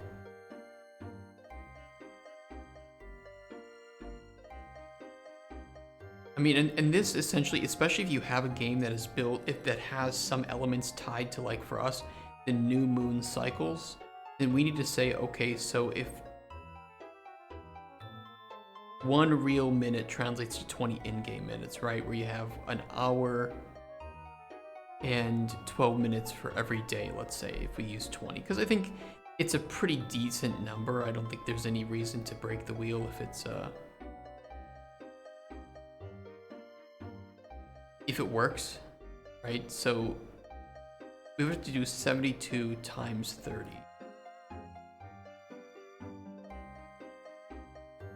One month would be 36 hours. Obviously, not the greatest, right? But we can also, we can change our scale a bit in how months work. Of course, we want a game that is a bit slower paced. There isn't necessarily a, and if we can, you know, if the player can wait, right, we can assume that maybe players are going to be speeding up gameplay a little bit, sleeping through the nights potentially, right? So you would almost have to multiply this by 0.66. You get about 24. About 24 hours in real life would translate to a month, 30 days, skipped nights.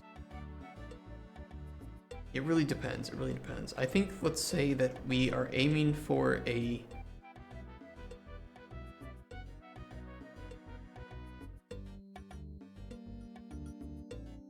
it just really depends. I mean, it's an easy thing to change, right? It's an easy thing to change, but it has a large impact on the game itself. So I'd say that it just needs more thought. Our game's time scale will be roughly between, let's say, like 20 and 30, with 1 real life minute passing 20 to 30 in-game minutes.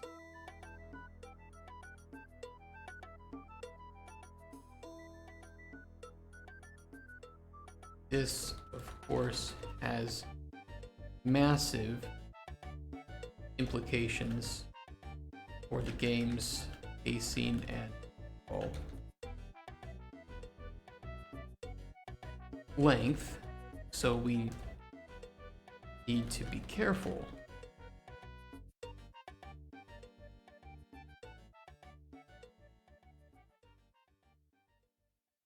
We'll just put it that way.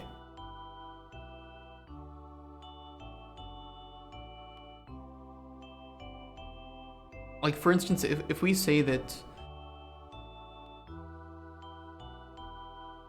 you know, our demo right now, and I don't know what the time scale is in our game right now.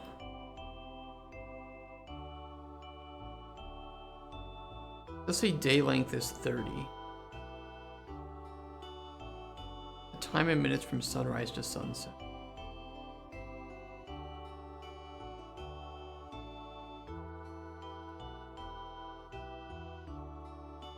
Okay. So essentially 45 minutes for a full in-game day.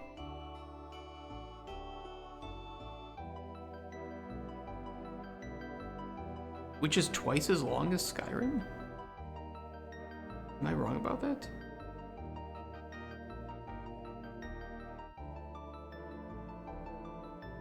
Right, if the default is 20 minutes.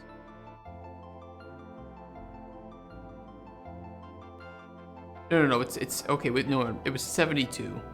So this is about 66% of what Skyrim is. This is 45 for length. That is 72, okay. Yeah, I'm not sure about it yet. I'd have to think about it.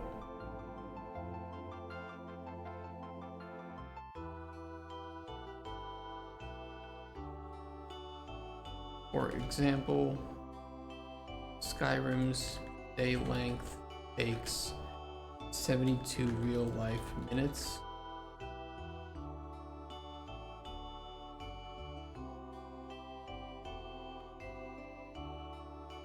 We had the same time scale.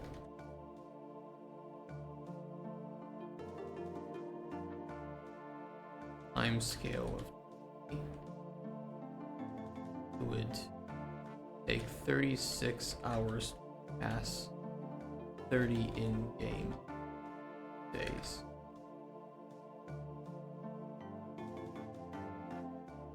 Not ideal. So it needs some thought. What was... Let me think of what was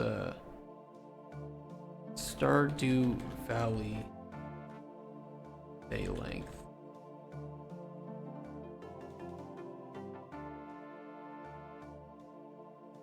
"13 minutes. I mean, that's way different. That is much faster. I mean, but you're expected to play through multiple years in Stardew, so for sure our game, a one in-game season equals about 6 hours. Stardew Valley, on the other hand, has its days take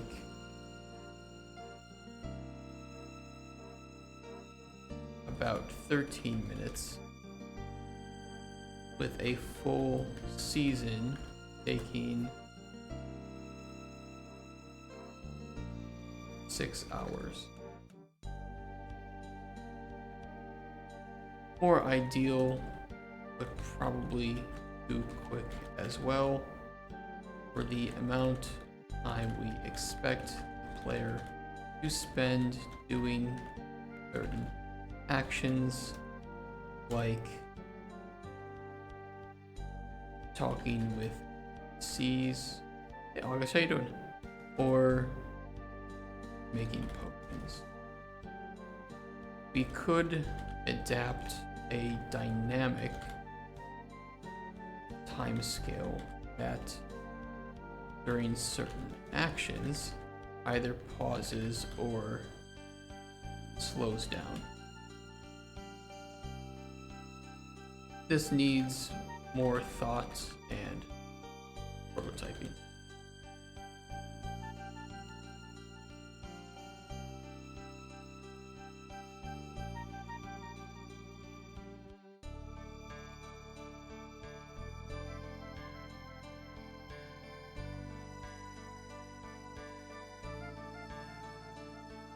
Yeah, I don't know how to feel about that. I mean, for sure, Skyrim's time scale isn't going to work here, although I like slowing the player down during certain activities like making potions. It doesn't have to be a significant slowdown either, but it needs to be played with. It needs to be played with, and I think that eventually some sort of dynamic time scale will be preferable. But that can be dangerous too, where the player kind of expects, I don't know, like, they know something takes about 30 in-game minutes to happen, but if they're slowing that down, then that can be difficult to convey to them. Whereas a static time scale is a lot more easy to understand, and you can kind of put it out of your mind to some extent once you're in-game, I don't know, once you just kind of get used to the in-game time scale.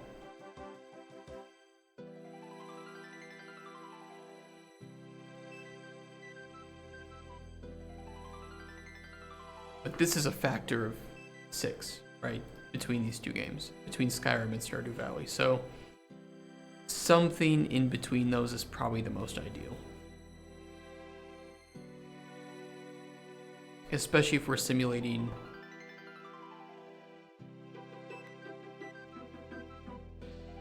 seasons and whatnot. But we could go like the Stardew Valley route of where seasons are 30 days, right? So there are only 4 seasons to a year, 4 months to a year, about 120 days to a year, as opposed to doing, 3 times that to simulate an actual year.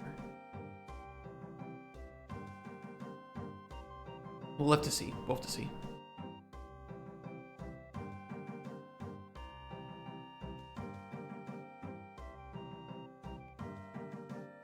Cauldron Chronicles,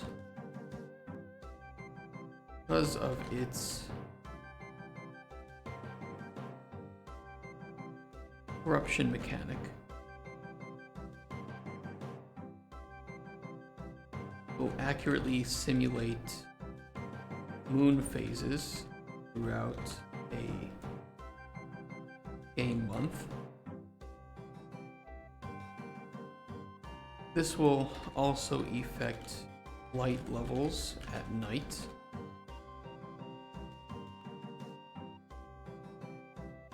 I don't think I need to put more than that, at least for now.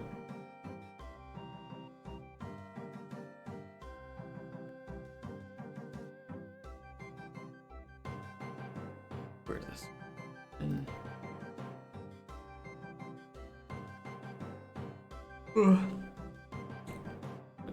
night, meaning that nearer to new moons, the night times will be dark during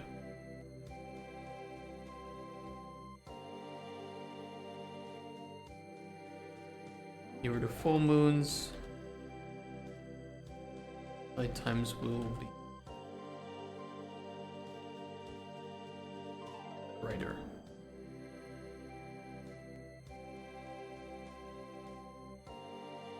Do 2 words.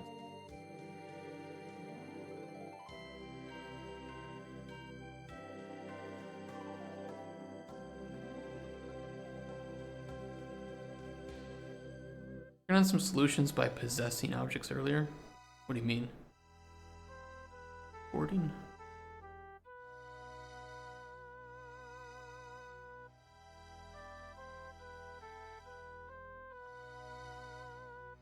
What were you doing? Like, what kind of controller was on the board?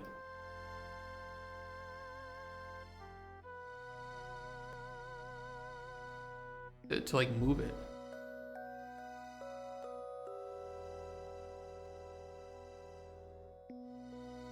Yeah, you possess like objects and people, right? So is it the same controls? You're just like changing the mesh essentially?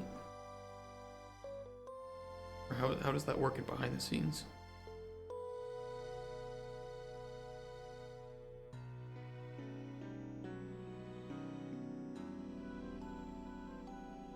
I mean, there's a lot of potential to something like this, right? Where you're almost like Trine, right? Trine kind of mechanics.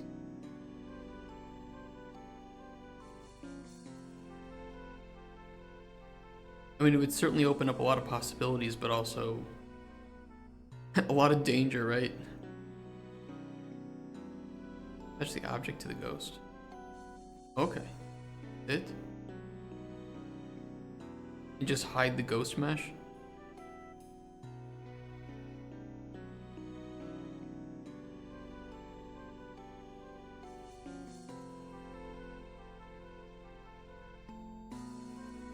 Interesting.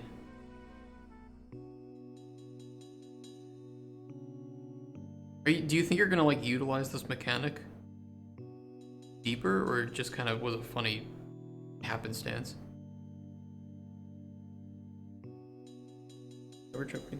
Was it hard to get the boy on top, or did you just kind of lay down, switch over to the boy, and then just put the boy on top? Just like that?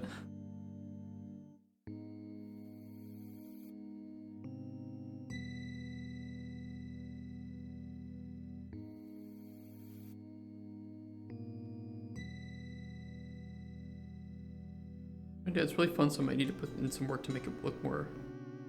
I think you should follow this. I think your gut instinct with this is right. You know, there's obviously a lot of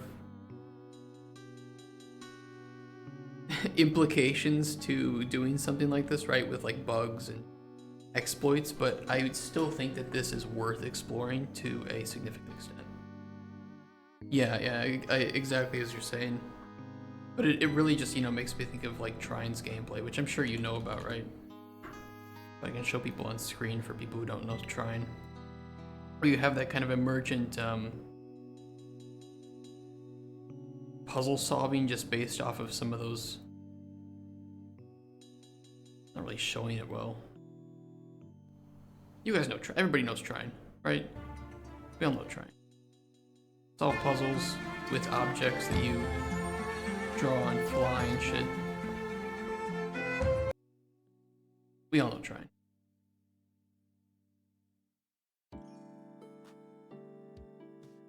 And especially because I don't know if it was like the first game or not, but it had co-op. So you could have one player stand on top of a platform you made and then move that platform.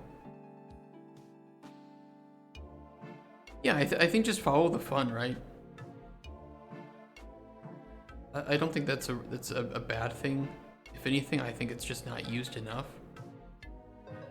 And you can see here that they obviously seem to have fun with some of those same mechanics.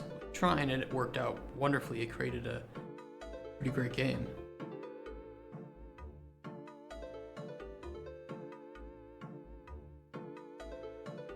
Like, if it's not fun, then find a way to make it fun. If it's still not fun, just remove it.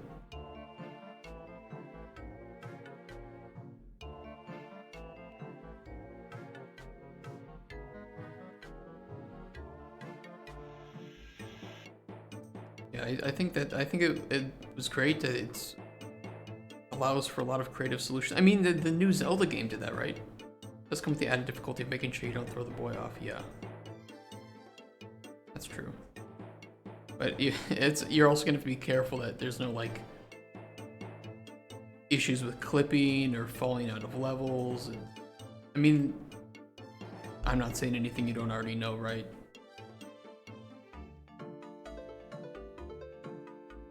It's like, it's both really cool that it's working that way in your game, but then also, you know, from our perspective as developers, we're like, but now we've just opened up a whole new Pandora's box of potential bugs because of it.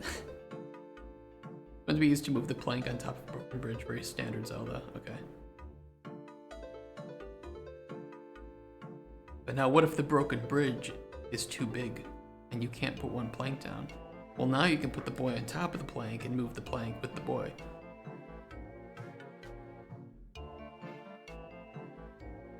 That could be a fun way to, like, introduce that mechanic. Something, I don't know.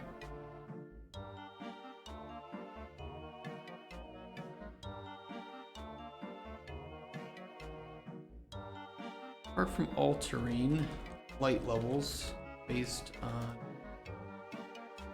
moon phase.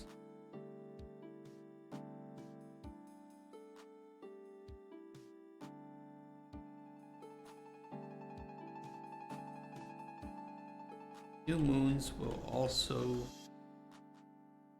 trigger the spread of corruption.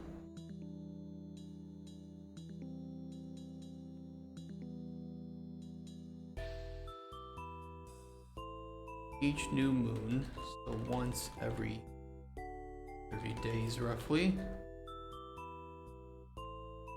Did we explain it up in corruption though?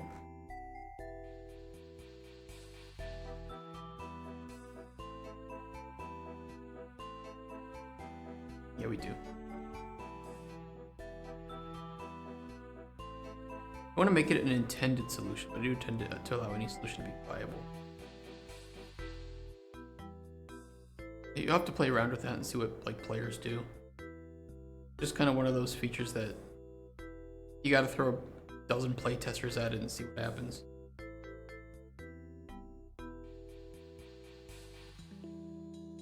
And inevitably they're going to break your game in some way, right?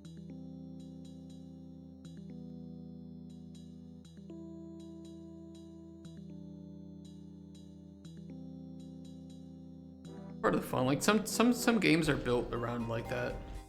Like there was a cool graphic I saw, I think on Twitter, right, of games that were, it's fun because you break them, because you find some stupid meta. Games like Divinity, Noita.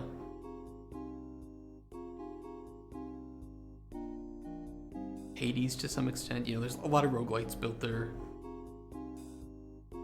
gameplay around that, around breaking the games.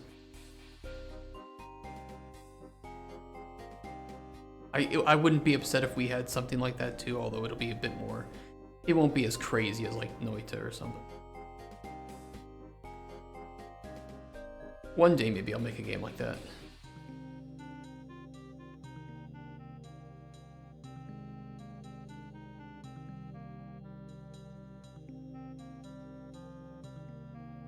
Corruption will spawn in a biome that does have it, and all existing corruption will increase by or can be read about that. Oh, is it a Terraria-like game concept? Hey, Rager. Not really. Our game, Cauldron Chronicles, is more like a 3D stylized life sim adventure game where you play as an alchemist and you collect ingredients in an open world, and then you create potions, and you can use those potions to on yourself in combat or to change the fate of the NPCs that visit your hut. It's a bit different. You know, it's hard to see when you're zoomed in on a couple of sections in a GDD, right? So I apologize for that. But if you have any questions or you want to see some of it, we do have. I have my prototype open in the background here. Get some screenshots from. You intend to eventually include things you possess that the boy can ride. I never intended for it to work through physics. Sometimes, you know, Unreal is so great in that regard where sometimes things just work out of the box. Unreal's really good at having things like that.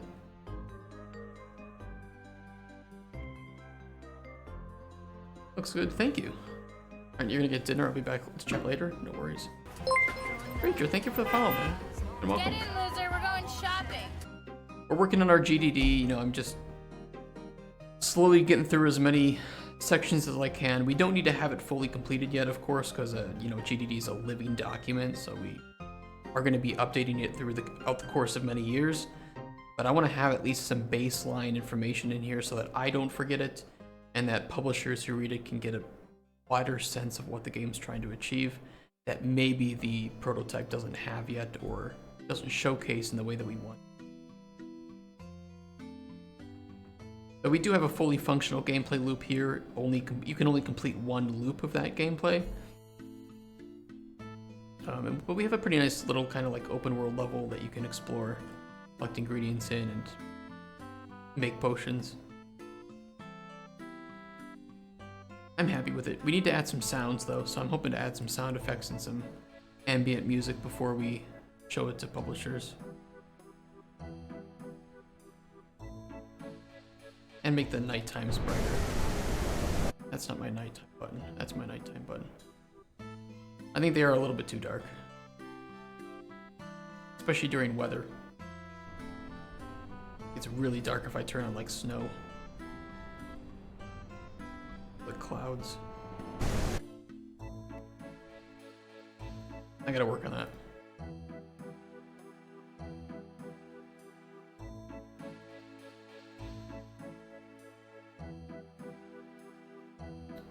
Round eruption state.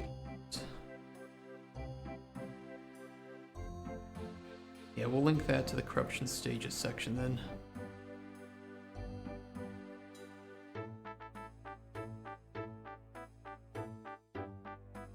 Wherever it is, here it is.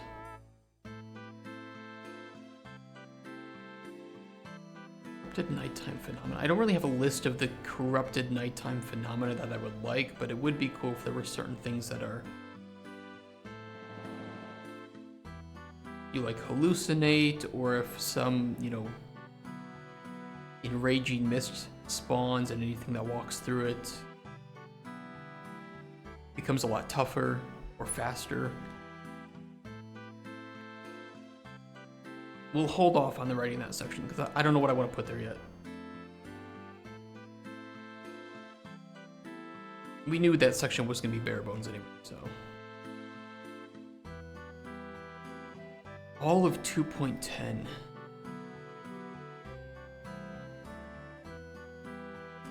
I won't say all of 2.10, I'll just do bare bones info for now.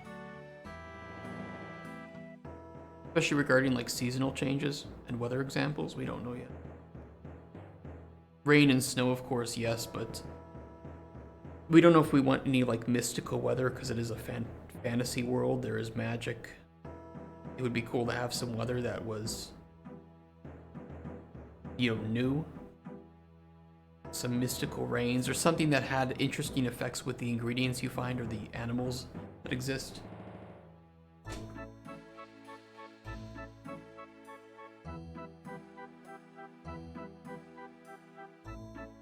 We'll have to look into that. Cauldron Chronicles.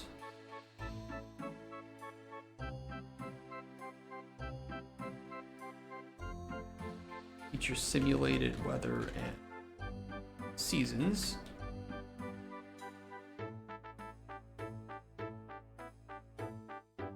So we need to define to what extent. Use some stylized assets from MP.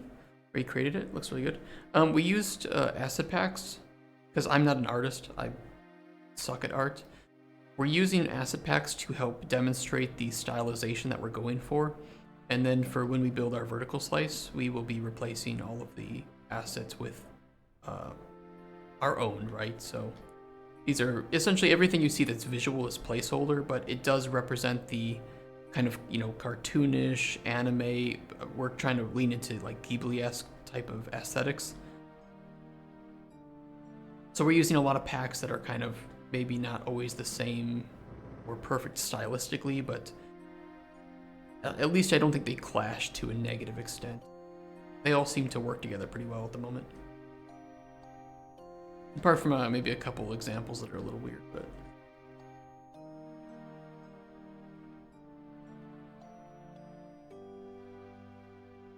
especially characters, because I can't really find any cartoonish, you know, NPCs, right? So we just kind of use some fantasy elf dude.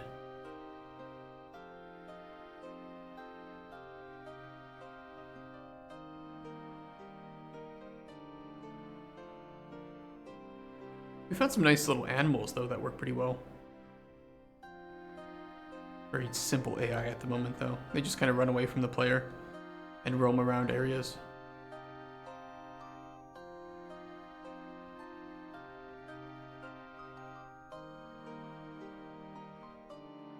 We'll make those more complex.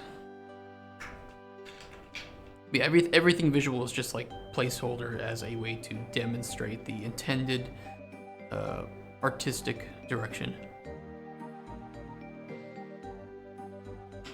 I need an art director on board really badly.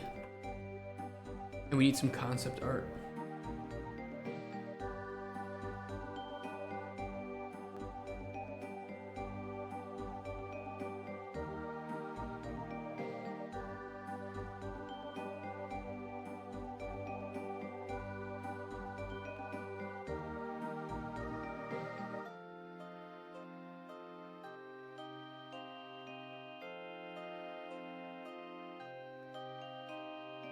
We will have the 4 traditional seasons of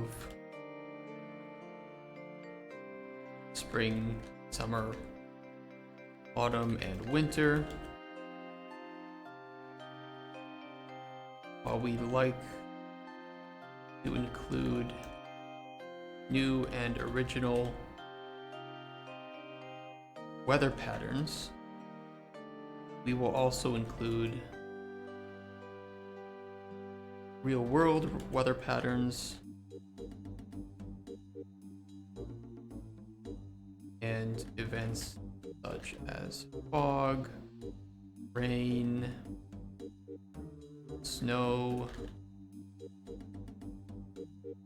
blizzards, clouds, etc.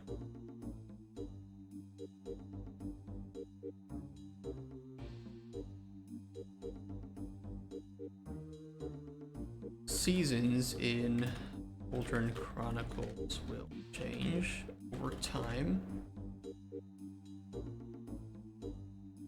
So note that the transition of meshes and textures is still up for debate, depending on budget and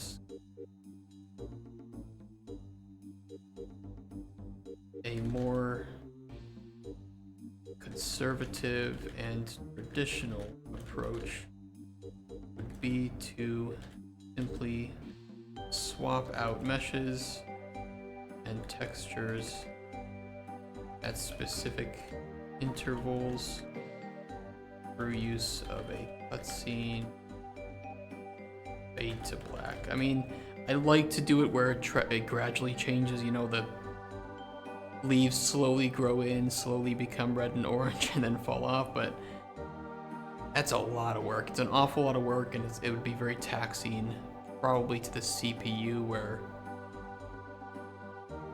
that constant life calculation would have to take place. And even if we set it to do it at a specific time of like night or something, where it just cycled up one in the growth, we would need so many different meshes for that. So I'd rather go with like a Stardew Valley type of approach, where shifting from one season, maybe we just do some like cutscene or something that 30 seconds long, pre-rendered, or something that just shows this shift, and then all the meshes are swapped in the world to their autumn or winter variants, right? I don't think that would upset players too much. I mean, Hogwarts Legacy did the same thing, right? So we can do the season shift, but we just need to be more careful about how we approach that change. And I don't think that we're going to be able to afford or have the technology and performance to assist us with creating a natural, believable shift. We'd have to go with the cutscene or something to switch between seasons. Kind of sucks, but you know, technology just isn't there yet, and it would be very, very taxing on the CPU. So we can look into it. Maybe there's something that we can do. Make it like medieval. How does Medieval Dynasty do it? My only two references are like Stardew Valley and Hogwarts Legacy. Maybe there's a video I can look up. Medieval. Fuck you. Get out of here. Medieval Dynasty season change. Then up here, like a season change.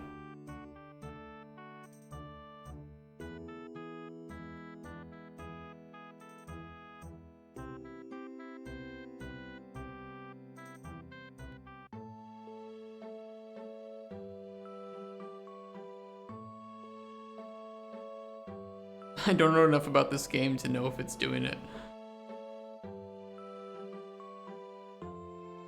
Season change.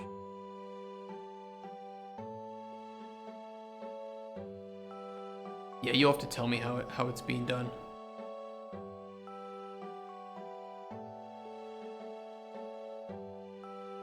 I really should play this game at this point. I put off playing it early on just because of how early it, you know, and new it was. But now that it's a bit more fleshed out, I probably would enjoy playing it.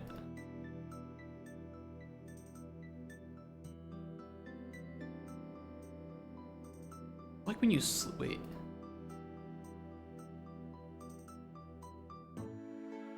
So is it like when you sleep, you have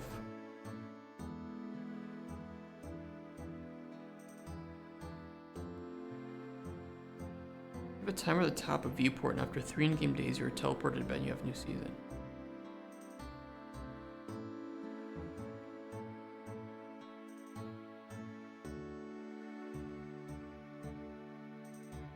I don't see that timer. Oh, is it? Wait, is it this? Is it kind of being covered up by YouTube's bullshit?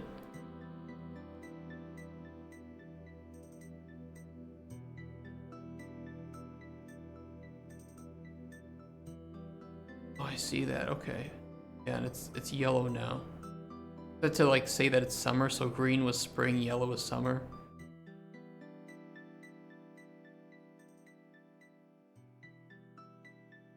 Yeah, we'll have to look into that. So for us, part of it's going to depend on what our budget and scope is and what our art team can handle. So it's good to know that that's another game that I can look at as inspiration or reference. So thank you for telling me that. Weather examples. I mean, we kind of put some here. I don't really need to fill that out. Impact on world. I do want to fill this out. No problem. Yeah, no, it's good. You know, it's like I've played a lot of games, but who the hell can play every single game nowadays, right? It's kind of sad, especially as you get older, but I think even if I were younger and I had nothing to do all day except play games, if we assume that I had the ability to do that now, no fiance, no responsibilities, just play games, I still don't think I could play all the games that are coming out nowadays. There's just so many releasing.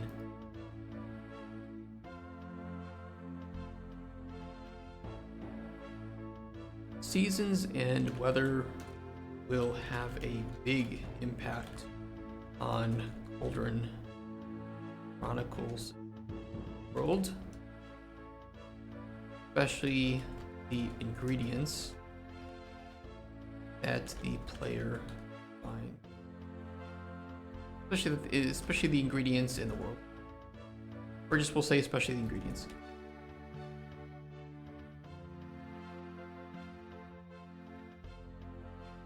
Ingredients may not be harvestable or only harvestable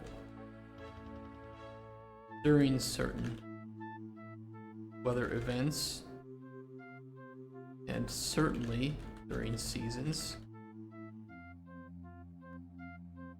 Many ingredients will not grow during winter, for example.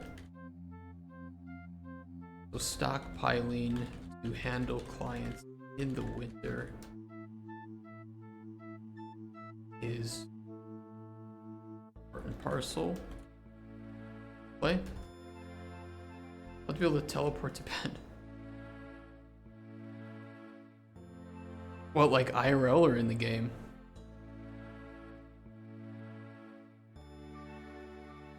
Or just yes? Yeah, that's what I thought, okay. Yeah, we will have teleporting. I don't know what it's going to look like right now. I was thinking, I don't know if you were here, Lazy Fangs, but I was thinking that maybe we could tie, you know, because we've talked about fast travel in Cauldron Chronicles before, especially because you don't know when an NPC is going to show up to your hut. You may be far away. It's cool to have some way to quickly get back there and talk to the NPC. I was thinking of using those altars, the same ones that we use for rituals, but they're also the places where you will, like, you know, if this is just an example, these are your teleport spots.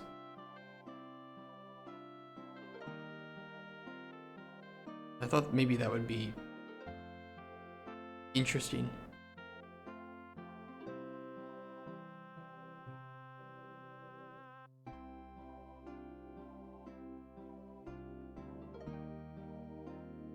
Multiple uses for those, right? Need special smaller stones you throw in the air to teleport to altars. Yeah, and you can buy them for $2, right? There's only 2 altars and 10 where you can put in the world. Damn you. I'll figure it out. I think finding multiple uses for the altars is pretty fun. Or if we introduce them to the player as just a way to fast travel, but then, you know, once the corruption hits, maybe the player can understand that they have more uses than that.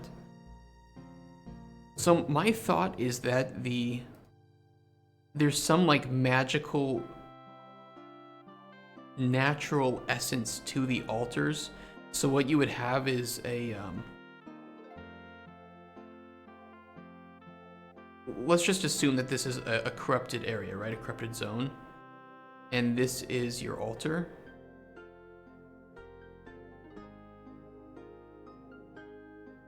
So there's like a small bubble around it that is almost like protected in some way. we'll make the black the altar, right? There's like some healthy bubble around it as a way to protect it, but also as a way for us, the developers, to it makes it more visible when the area is corrupted for the player to see, oh, that's the altar, that's where I gotta go to. And it also kind of hints that the player can use that to purify that region, right?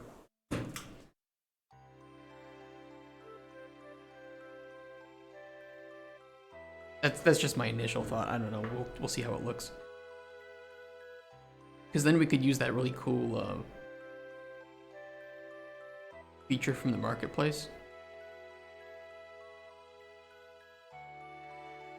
This world changer sphere mask.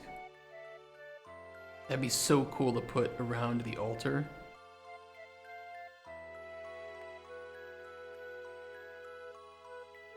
I don't know.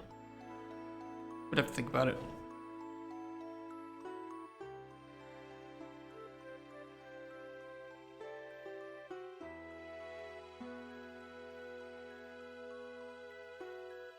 There might be a better way to do it that doesn't require that blueprint.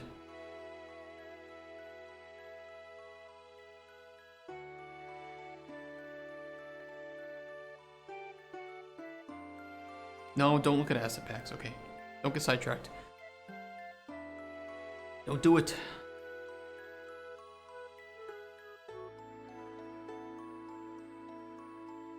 I think we kind of talk about exclusivity and the impact on worlds, so I'll just remove that section. We kind of covered here anyway.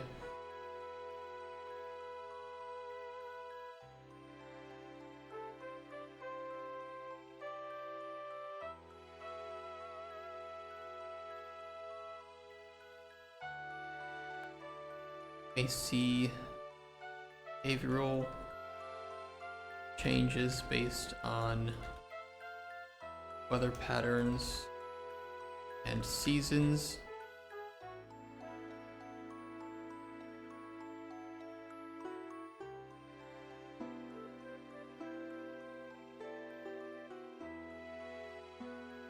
Do we want to do that? Do we want to like simulate animals? Because I don't know if you guys know too much, but like I really enjoy hunting, so I for some reason know too much about animals. But like during different seasons, animals may become more aggressive, right? Because they are, especially like bears, for instance, become more aggressive in the autumn when they're stockpiling food. You have things like boars becoming more aggressive during mating season. A lot of animals become more aggressive during mating season. Simulate animals anyway, in the sense they will have AI. Well, what I mean is like we'll have seasonal impact on that, so we can do pretty easy changes. I don't know if the player would enjoy that, but it could be a nice little touch. It's really not difficult to do.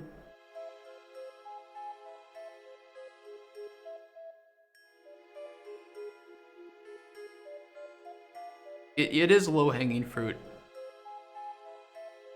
You have to simulate mating.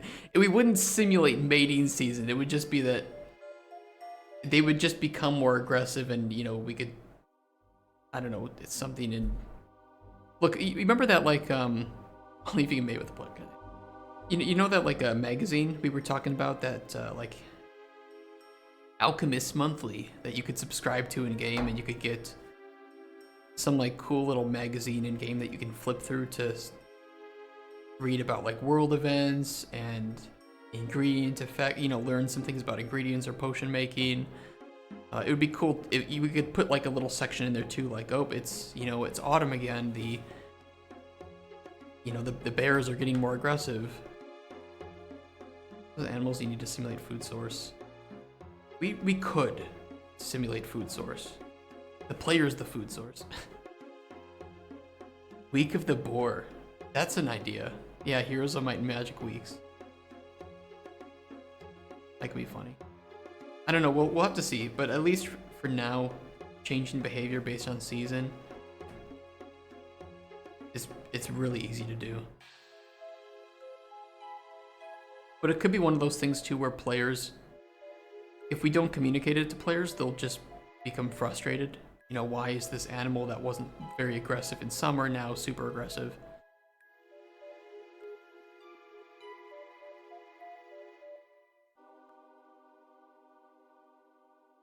We'll see. You guys bring up good points, though. Okay. Animals too many CPU. Those seasons, such as, I mean, more aggressive or winter or slowing down while in winter.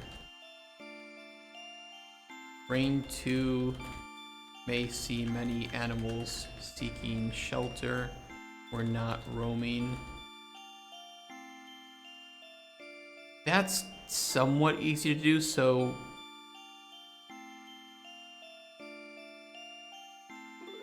that one depends, right? Because of course when you have AI changes in that, it can put some burden on the CPU. It just needs to be tested, right? But I am looking at a larger budget, longer time frame game that focuses more on depth of quality rather than expansiveness of features.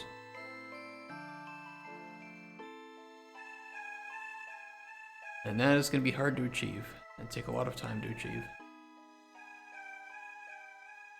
But that's part of one of our goals at Microraptor Games, right? Is to become a AAA company. That's a long-term goal of ours.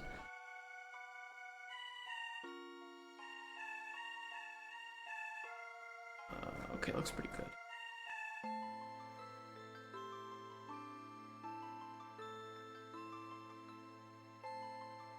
Quadruple A. No. No, look. Microtransactions win, I'll show you win. There won't be any. As for loot boxes, fuck off. That's our commitment to this game and all of them.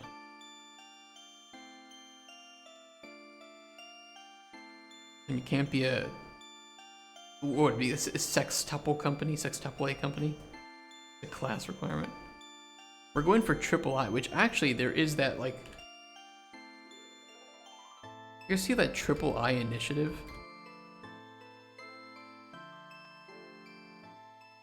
Which the showcase is happening pretty soon.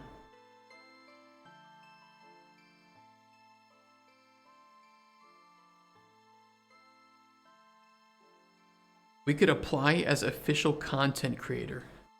So a AAA game is a indie game made with larger budgets than you would typically see in AAA. Or in fucking regular indie.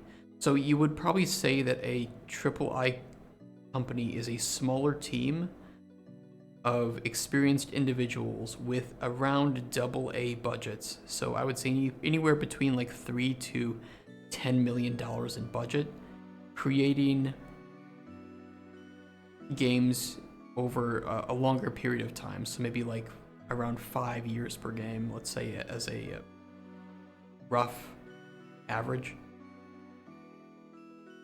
Kind of looking to make more higher quality games with smaller teams without the use of big publishers and games that don't need, $100 million budgets, right? That's the general goal of AAA. I would say that Supergiant Games actually is a perfect example of a AAA company. Even though they may not consider themselves that at the moment, they are essentially a AAA company.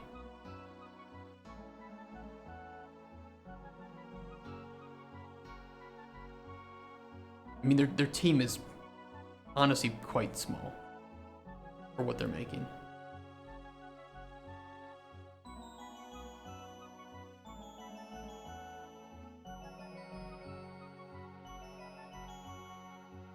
I don't know how much they outsource though. I haven't really looked at the but we could apply as an official content creator. Those streamers signing up through this form will have the opportunity to become official partners. Yeah, wouldn't that be cool? what is my average CCV? Like 5.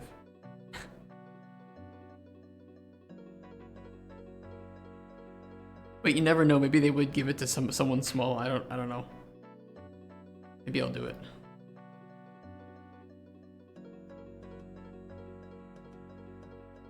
Especially because the initiative was started by a company that I worked for, with a, that made a game that I worked on. So maybe they'd be a little lenient and say, well, maybe we should, we'll throw this guy a bone. A very small one, but a bone nonetheless. 212 bare bones. We'll do something similar for monsters that we did for animals. We'll just talk about kind of like our intention with them.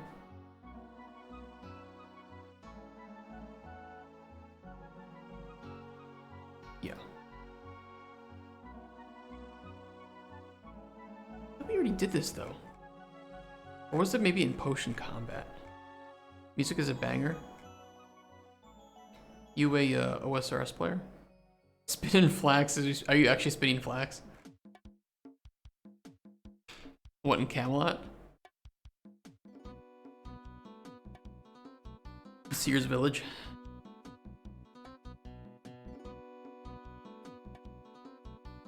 Is there a better place to spin flax? Like Prif Dennis or something? Where are the looms? OSRS. Not the loom, right?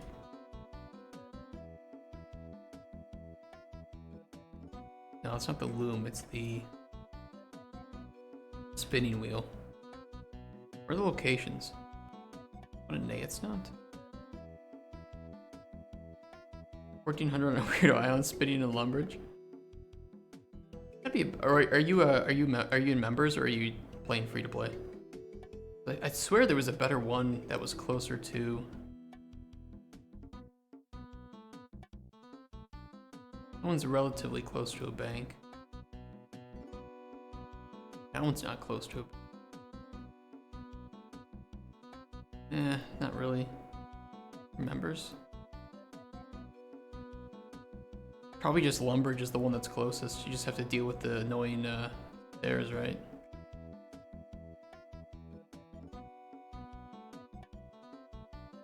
That one's not bad. Fossil Island?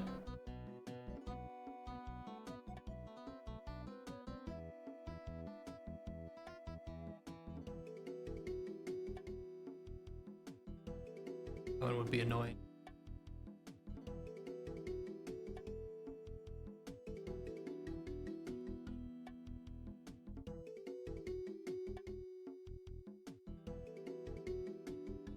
Can't you bank at what's his name?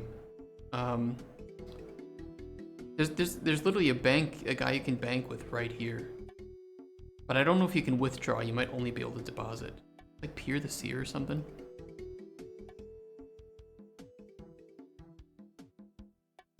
Pier the Seer. Yeah, it's only deposit. And then from Nick. Okay, need to go which hours, days you stream it? I stream pretty much every single weekday from around 9 to 9:30 a.m. Central European time to 4 to 5 p.m. Central European time. And we mostly stream game dev, but we also do some gaming. Right now I'm trying to work up towards a big convention here. So we're mostly focusing on streaming or on game dev this month, but we throw in games here and there where we can.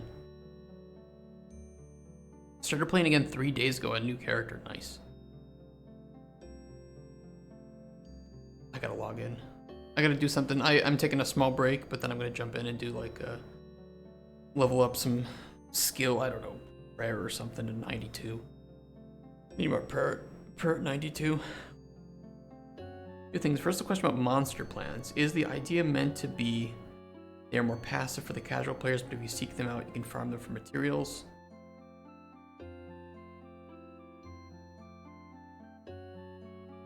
I will say the monsters aren't going to be, it's not going to be like hardcore combat. They probably won't have extremely extensive detection ranges, and the combat is going to be mechanical based, so meaning that like if you can slow down an enemy to run past it with like a potion of slow, go for it. If you can, I don't know, use a poison to take it out, you know, it's going to be more just you need to counter their mechanics and weaknesses, not deal just like damage to a health bar. I don't know if that kind of explains it. But yes, you would be able to farm them for materials, because the materials you can then use in your potions. So it's like there's multiple uses, but it's going to be more casual, mid-core friendly type of game. See you then at fun on stream. Well, thank you so much, Rager. Thank you for the follow. That question, have you heard about Space-Time DB? No. What the fuck is this? Space-Time DB.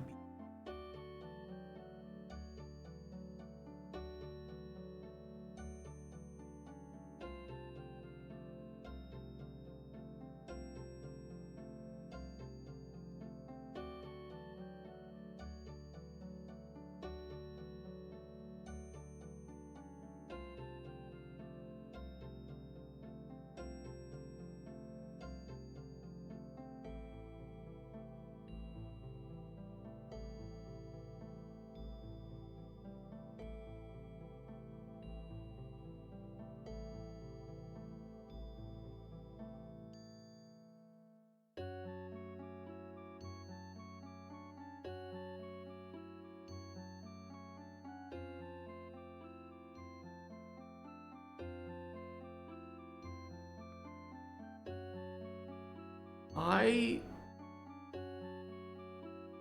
will have to share this with somebody. I will have to share this with some of my programmer friends who can explain it in more simple terms. All I can say is I will look more into this. Sounds pretty interesting.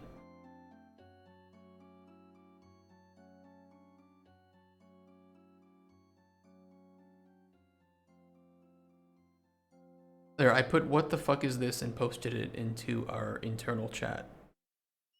And at some point, probably around 1 a.m., I know a certain programmer will 100% look into this and respond with his thoughts. And then I will wake up tomorrow and we can read the thoughts. That's how it's gonna be.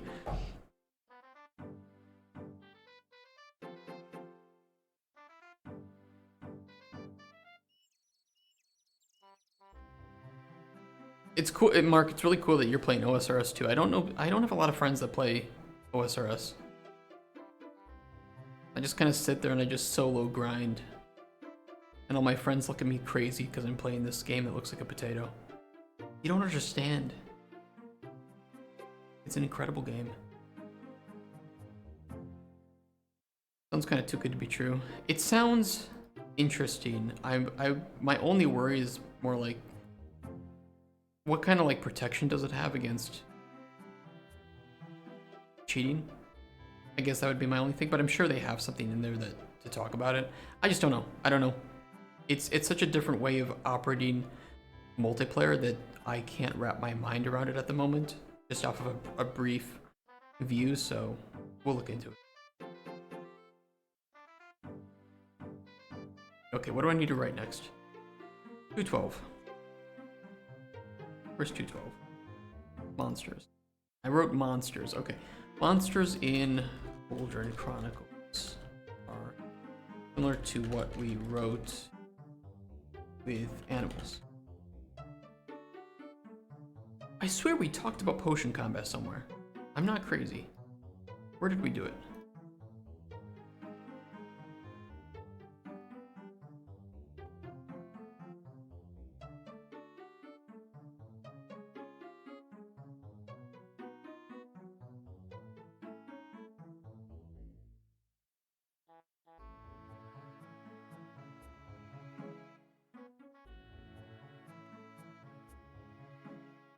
We just talked about it in Potion Guide, which was the previous section.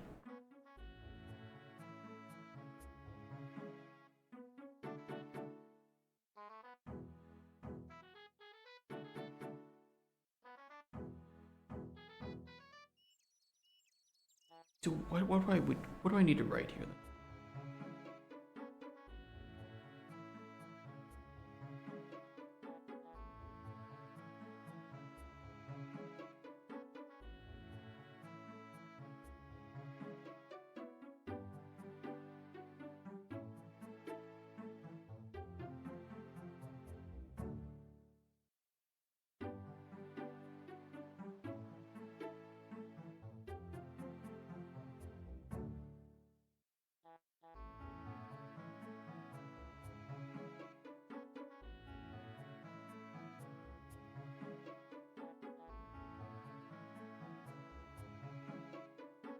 Can be found both roaming around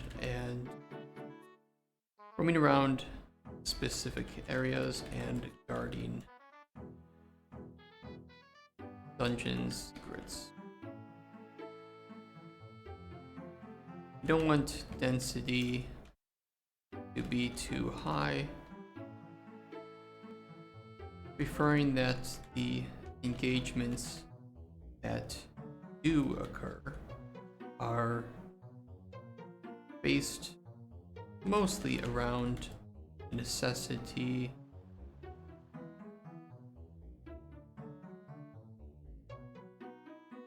to get around monsters.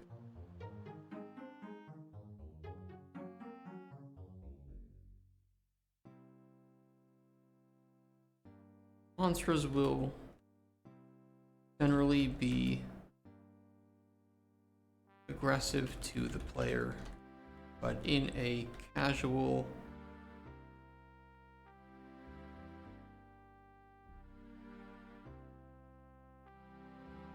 friendly way. I don't know if that's the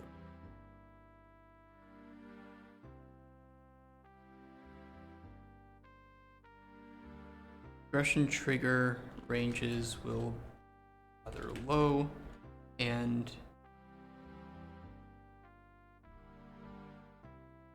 following distance follow a similar philosophy.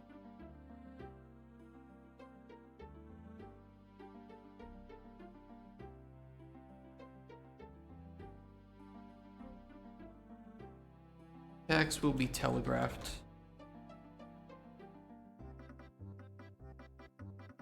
And for the most part, any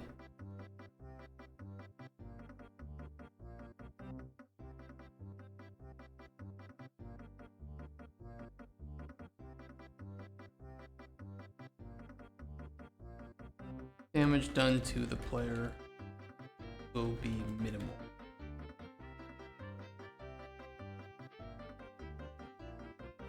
We're still looking at words. We're still words.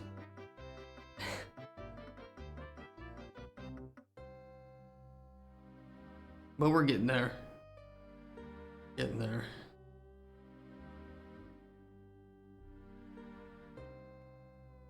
Monster stuff, just bare bones, some basic starter info about monsters. So that thankfully this way I don't have to forget about my intentions.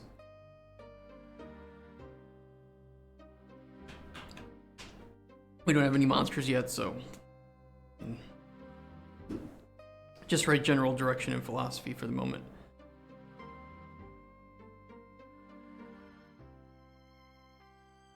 Explained more in the potion combat section. Dealing with monsters revolves around countering resistances and mechanical nature.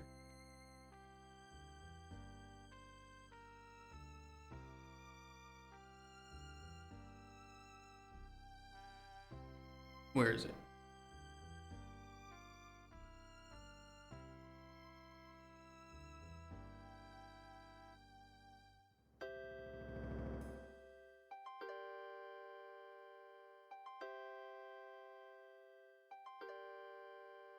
Player will be required to throw potions to either dispatch of the monster temporarily, the respawning behavior,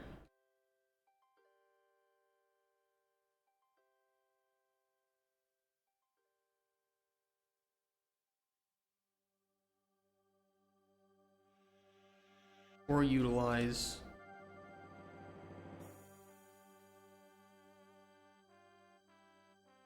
utility mechanics such as slowing,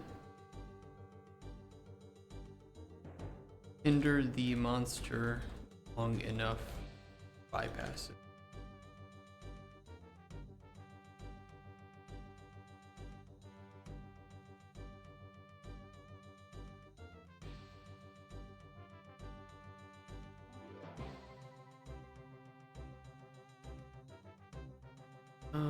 Rewards.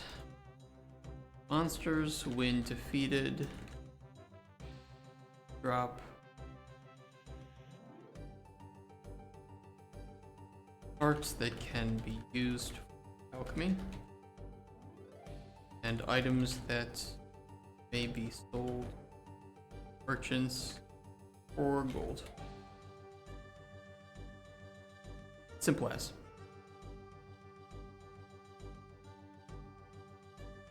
Monsters will respawn Cauldron Chronicles after a certain number of in-game days. Designer controlled. Again, we'll just put that there for now.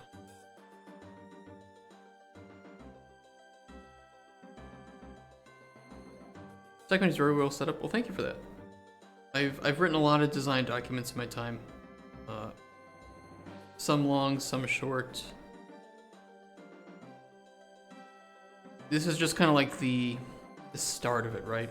Are the Microsoft Office products just the best things? I mean, they're pretty damn good. I mean, I love Google Docs and Google Sheets, and they're free, right? And they work for a lot of things, but it's really hard to beat Word and Excel. Although I think that sometimes Word has become a little bit too bloated. Maybe just a little bit, but Excel is still God tier, right? Hard to beat Excel.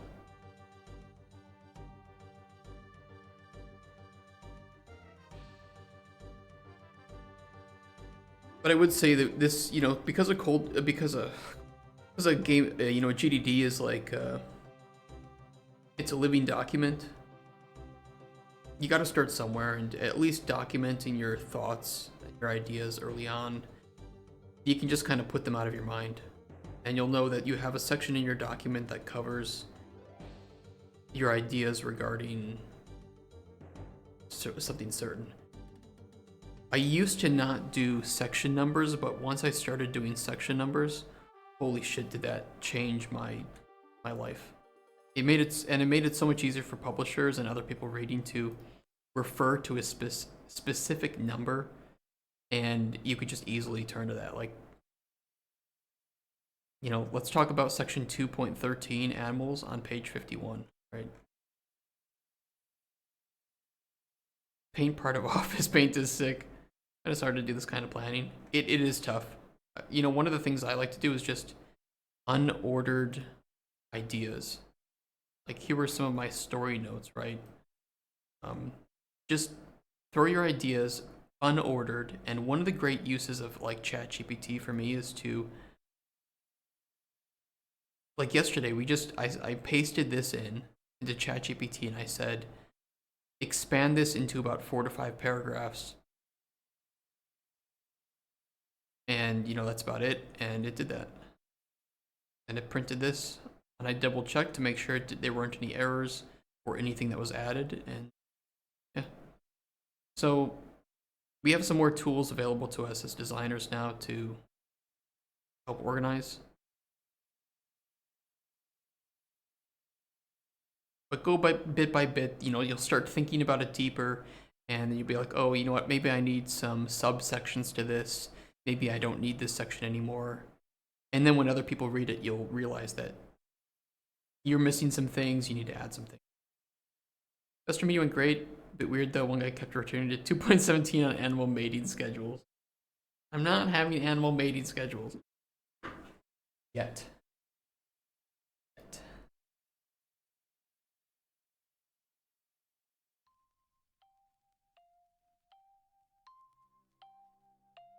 Why? I'm not having animals banging. This is a rated teen game. Actually, I think you probably could have animals banging and rated. I don't know. Is it like movies where you can show like some parts of like animals' nudity and sexual encounters? Nice stream. Okay, look, we're moving past it. There's not gonna be animals banging in our game. Spotted animals banging. God. Yeah, but that's like them just bumping uglies, right? That's literally just like dry humping. Minecraft is dry humping.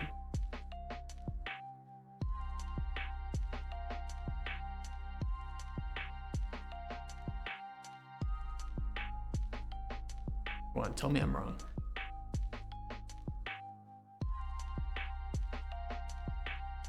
Loyalty animalized to protect its identity. I think you are fine. In 1, 6, and 7?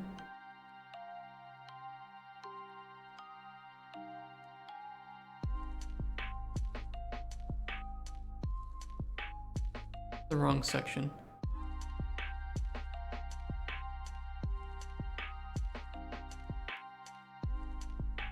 Oh, I think because I added a section.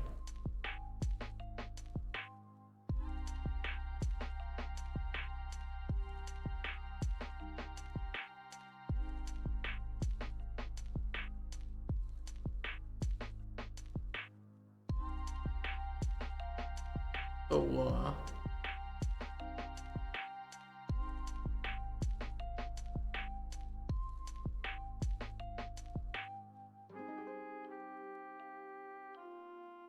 on 3 and 5.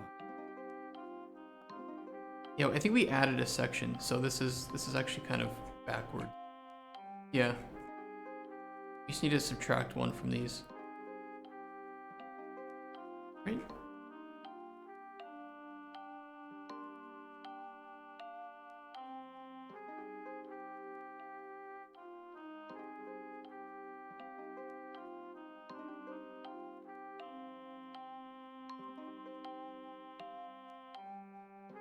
Oh, we did 2.17.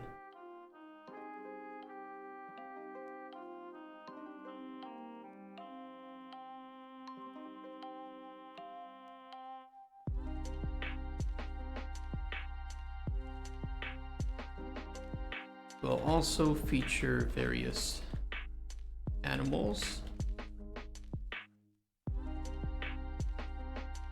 Hiding in various biomes.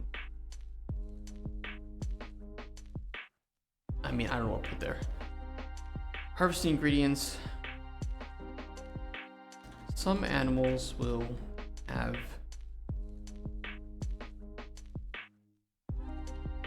ingredients that can be harvested from them without hurting the animal. Love it. Thank you so much for that. Don't forget to play the Moan. It's the 69th stream. You guys have 250 Raptor Bucks channel points. You can play the Moan.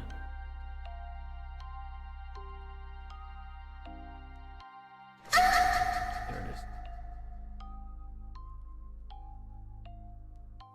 Yeah, for me, like having I don't know, let me see if I can find one.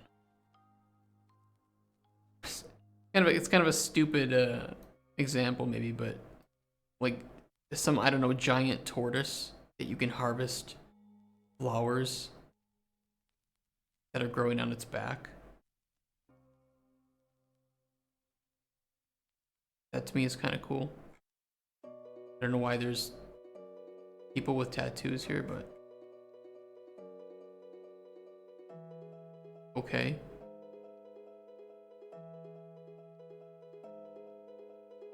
So it's cool to me if there are just like some animals that are around that you can turtles all the way down.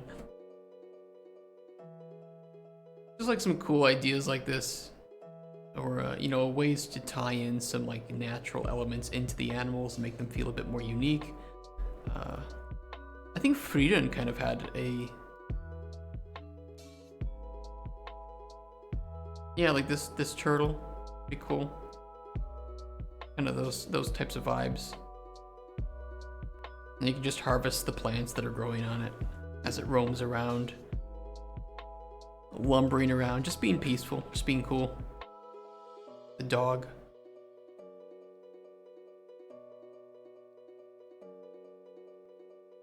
That's what this is, of course.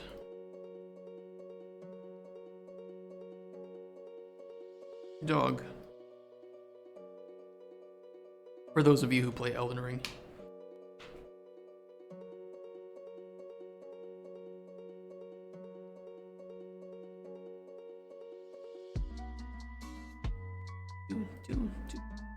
Oh, I should have gotten a screenshot of that actually.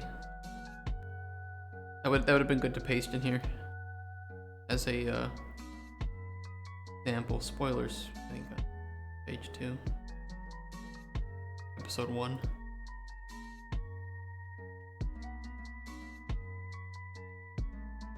Dog ahead, therefore no horse ahead. True. Dog ahead, therefore try finger.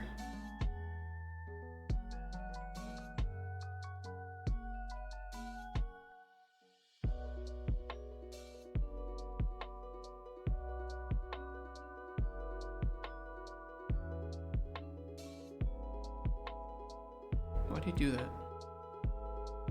Word. Why? Why do you do this? What it does sometimes.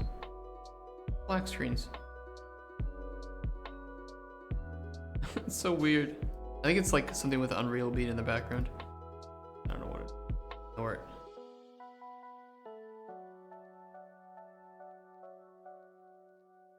Above example taken from an anime. Oh, Frieden. I think you don't capitalize the end.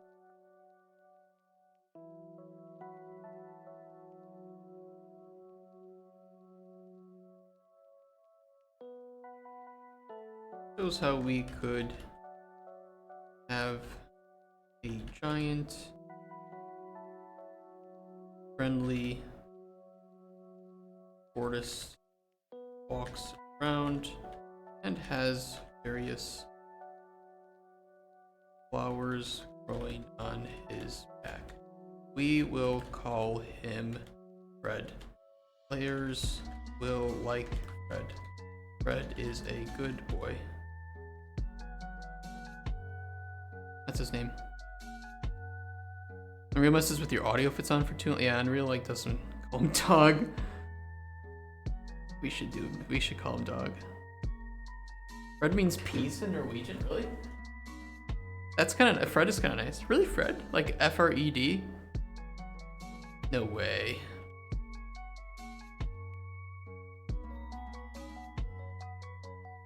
Okay. I kind of like that. Just Fred the peaceful tortoise.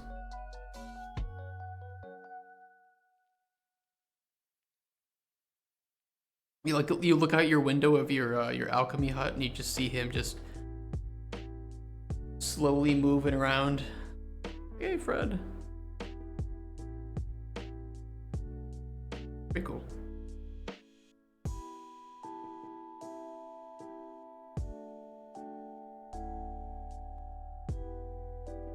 It is tempting to call him dog, though.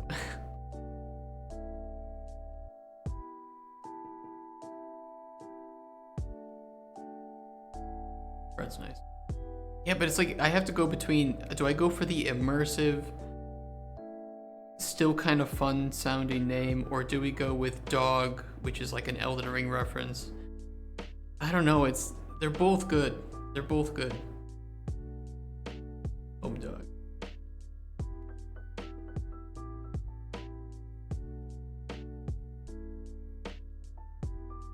Players may opt to kill some animals, even the peaceful ones. Should they do so, they will find certain ingredients that can be used to make potions. Doug fried.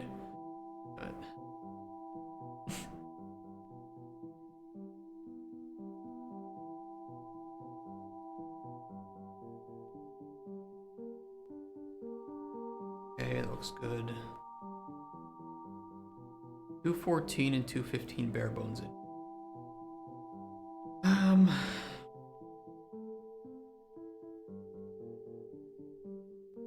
Notice how I avoid fried dog.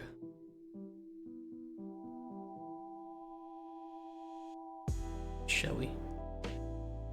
We could call Shelly like some, I don't know. I really want to have just some small little cool animals in the game.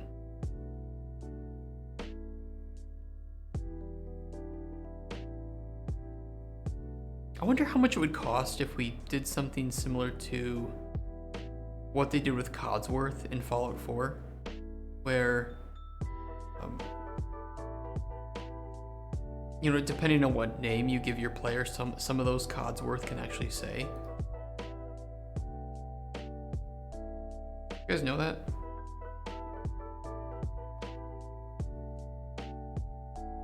So like Codsworth actually has voice lines for all of these names, depending on what you name. I mean, cost of VA is just ridiculously expensive. No way around that. It's really, really, really expensive. I paid like many years ago, I paid $250 for just a few lines from somebody who was pretty professional. I mean, obviously you save money in bulk, but still, it's expensive. Mainly because they also do multiple takes, right? And they can refine it, so you're kind of paying that flat fee for the flexibility as well.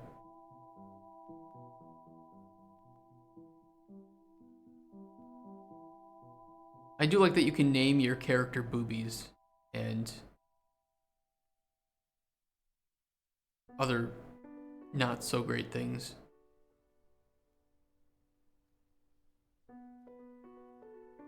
A really good female VA? I might. I mean, you know, we want to have, or we want to explore the cost of fully voicing the unique NPCs that show up.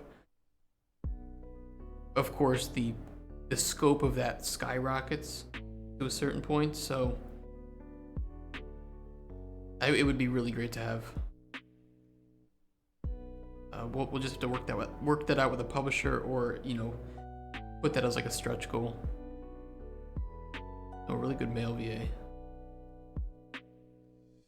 I don't know if we will have a voiced main character for like the player. I don't think so. Or need to get into the industry. I don't know if that's this kind of game.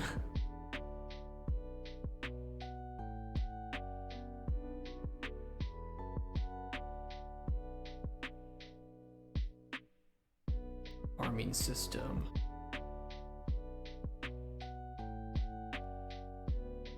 Players will obtain seeds in any non-corrupted ingredients.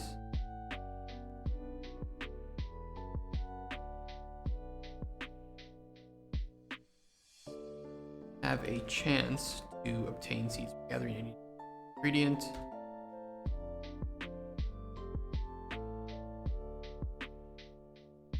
I don't think I really need to write too much about them. I mean, that's just self-explanatory. It was actually Frederick. You can voice a tortoise for sure. It would be cool to have some like human-voiced animal sounds.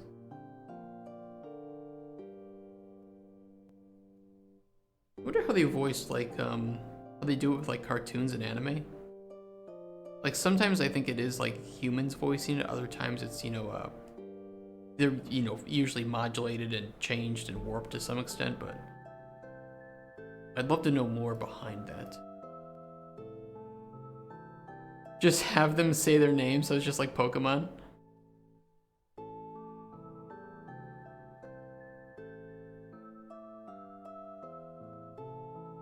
Or the tortoise is named Fred because when he makes sounds, it kind of sounds like Fred.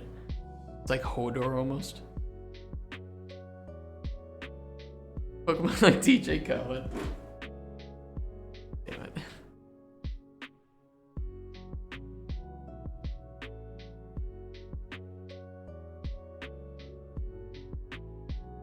Watering and fertilizing soil will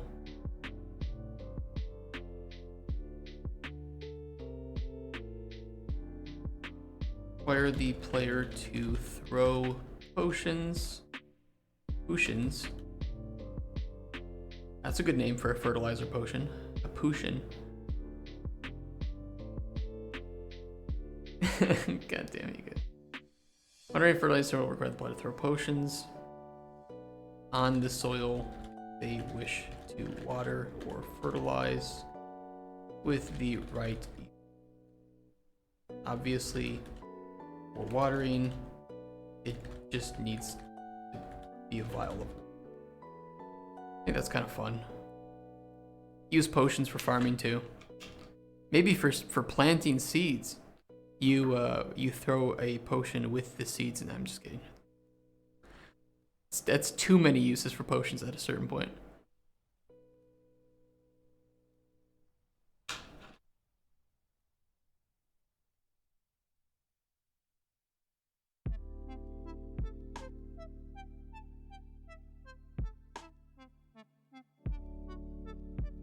Don't have any exact plans for the locations where the player can plant seeds. We would like to explore a small greenhouse expansion to the player's hut that can be unlocked or purchased, and are also considering a basement area that unlocked or purchased for growing plants that don't like sunlight.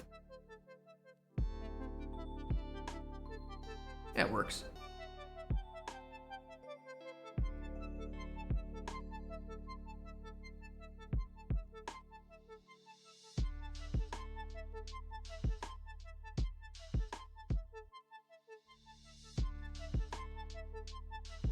Alchemist hut.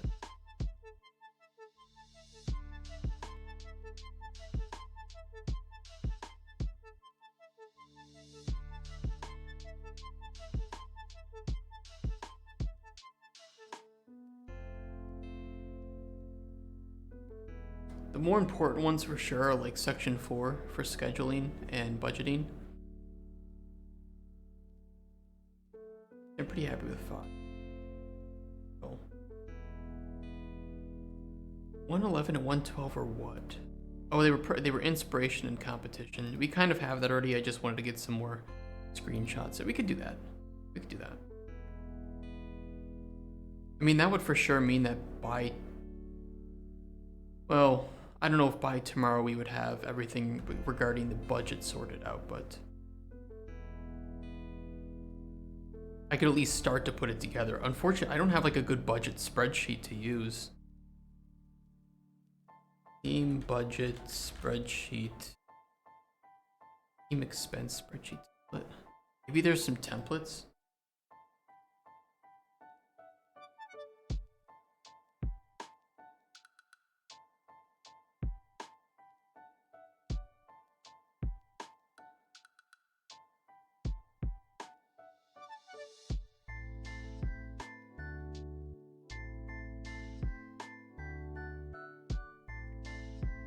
More like this one.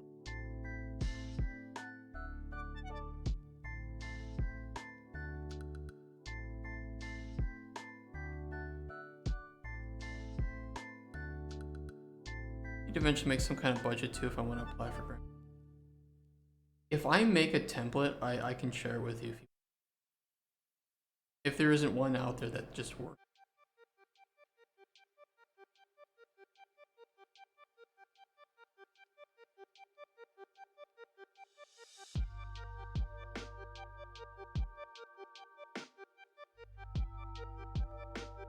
I'll have to look. We can just budget tomorrow.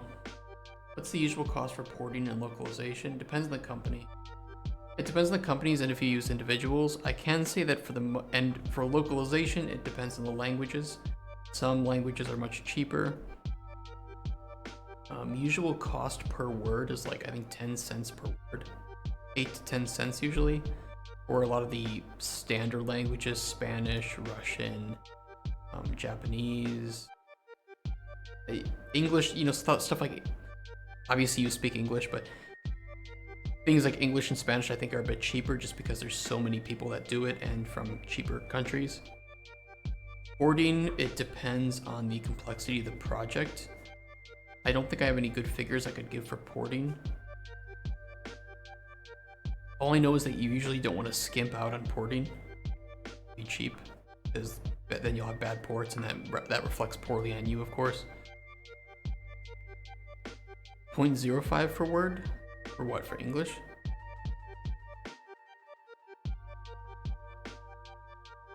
I know my fiance does Polish and Japanese, and it's usually about 10 to 12 cents per word.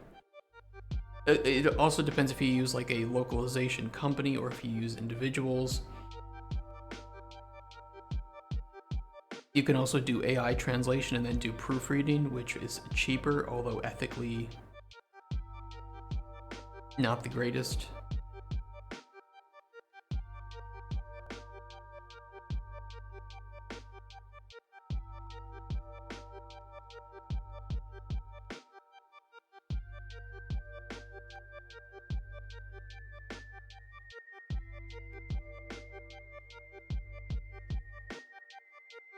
I don't know. Yeah, I'll worry about that tomorrow.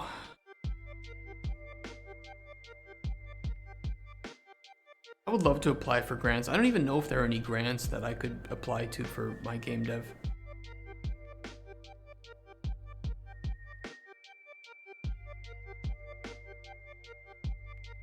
Game funding and development grants. I mean, if I wanted to sell shares of my company, it would be a lot easier.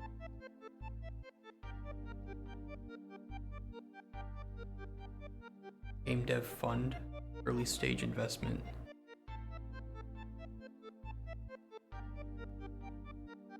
Yeah, but that's gonna be people wanting to take shares of some sort, wanting to make investments. 0.04 best I can do. Okay, so I did hear some things regarding Epic Mega Grants, and it's not good news. Apparently, you know, I've heard from a couple people here in Poland that I talked to recently, they did get Epic Mega Grants, but for most cases, it often took around a year for that money to actually end up in the bank after being chosen for the grant. And it wasn't for very much money. So just it's not great, but I've been told essentially, you know, you can try it, of course, but just don't rely upon it.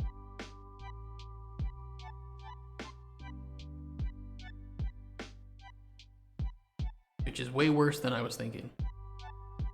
Interper will take anything. I mean, if you're willing to wait for like up to a year, I would go for it. I've heard from other people that essentially you can ask for around, if you have something in decent shape, you can ask for around $10,000, they'll give it to you. Maybe they're more willing to hand out that money you know, if it's, you know, quicker to hand out that money if the amount being asked for is lower. I don't know. All I heard is that you can ask for a small amount. If you have a decent project, they'll give it. However, you also might have to wait for like a long time. Yeah, it's true. I mean, using it in your way, where if you're using it for localization and porting, which are things that happen very late into the life cycle anyway, might as well start the process now. And by the time you get the money, you'll probably be ready for, or at least soon to be ready for making that. But using it for anything like specifically funding is probably out of the question. Especially early funding, like we had planned to. But it's fine. I'm not too perturbed about it.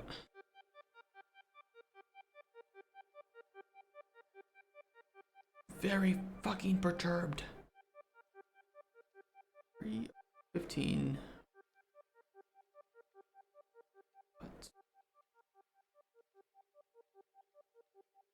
And 2:16 bare bones. At least talking about the encyclopedia.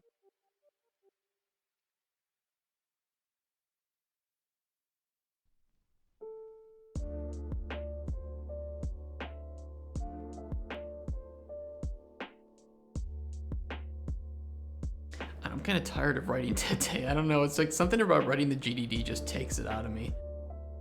It's just kind of grueling. Biggest issue with cost is I can't really imagine the cost because I would brute force through most things by myself anyway, so I don't know the cost of things other than my time spent on it. I mean, if you have like unlimited time to spend on a project, it 100% works. If you're trying to at any point have a more traditional style of production and have like a team, that's where things get really complicated. Like the flexibility of being a solo dev is wonderful. The moment you bring even one person onto that, it just gets exponentially more complicated. Thankfully, porting and localization are kind of external needs, so you can get away with your style for sure.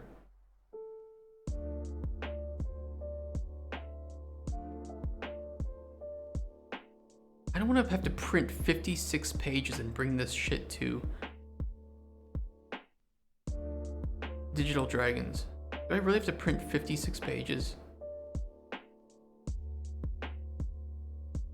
It's a whole book.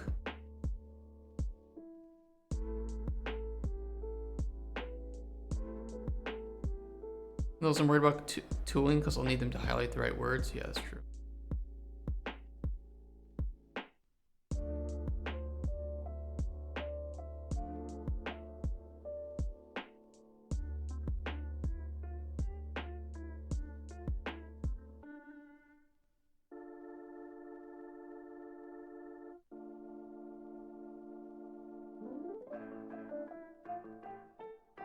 All right, let me write about this alchemy hut.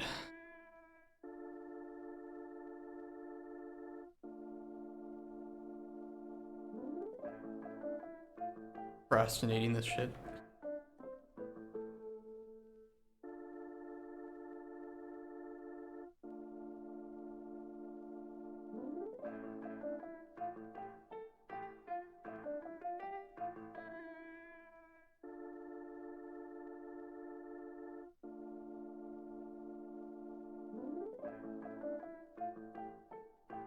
Base of operations throughout game where they rest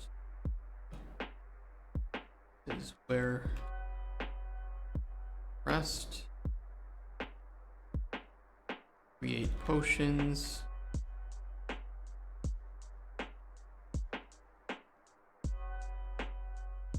Experiment.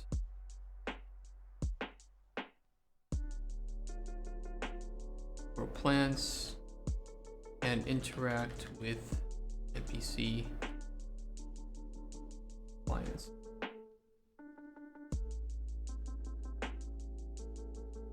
This needs a mood board.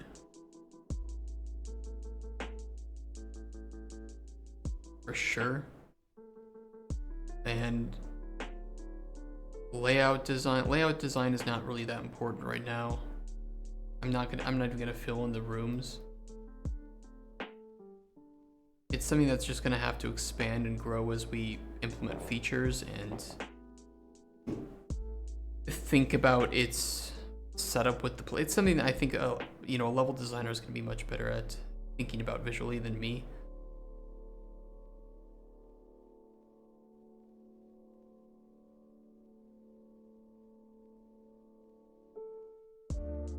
But the mood board I can create. The mood board I can create for now. At least give a very rough overview of the like style. I want to do a lot of like cottage core inside of it. And on the outside, honestly. I just want this game to feel very nature oriented. And obviously you don't really feel that in my prototype because I don't have a lot of assets to work with. And I'm certainly not a level artist.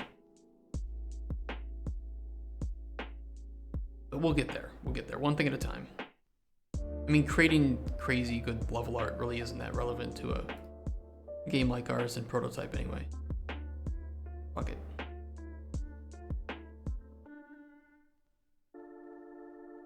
Player will have a cute little slime assistant, likely introduced through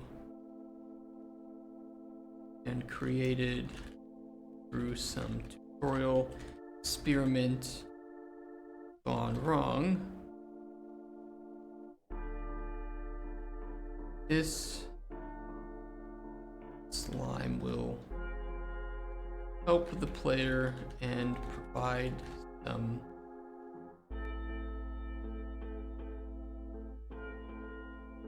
enjoyable moments of socialization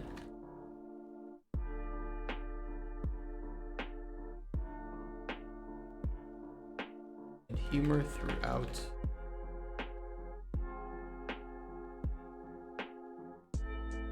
We'll have, actually this should go in behavior. Slime will have but in addition, the slime will have the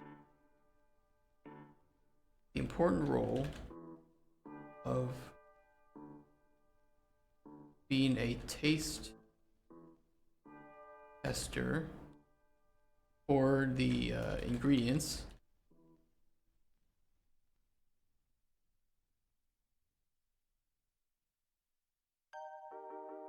Player finds and processes. When taste testing, slime will often reveal various properties of the ingredients.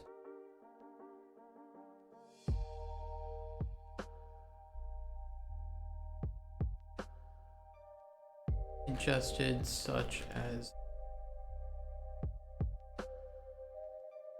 the effects and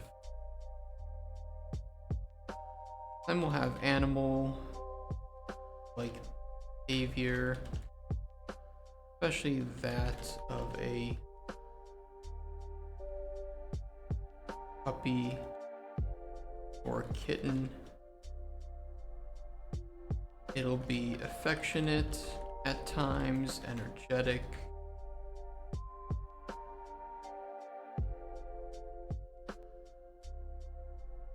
Others, and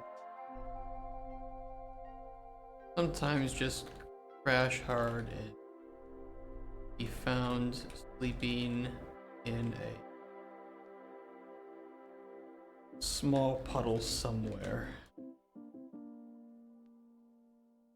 Slime will not leave the hut area, serving more as a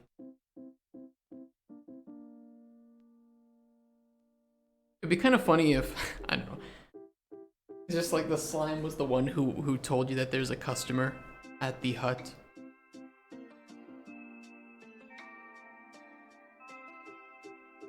Just like if he could get on some like webcam of sorts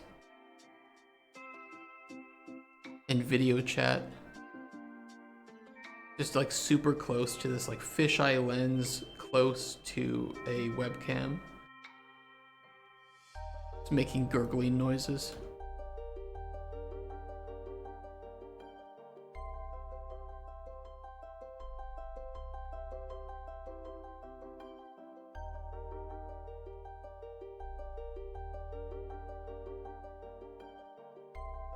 Slime can taste, test ingredients and potions, revealing properties permanently for the player, providing an important utility throughout gameplay. When feeding the slime an ingredient, for instance, the slime may exhibit some behavior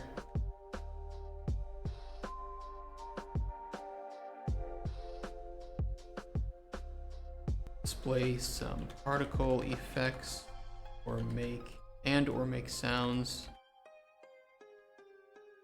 relevant to the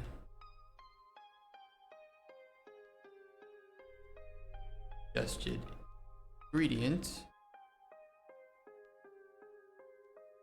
revealing some of its property. Slime's prong, what does that mean?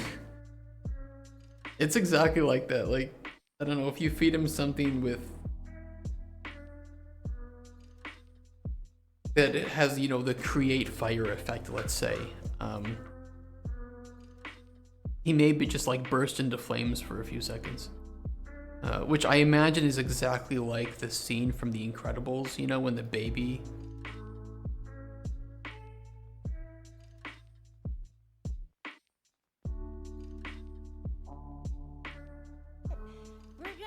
just like burst into flame, right?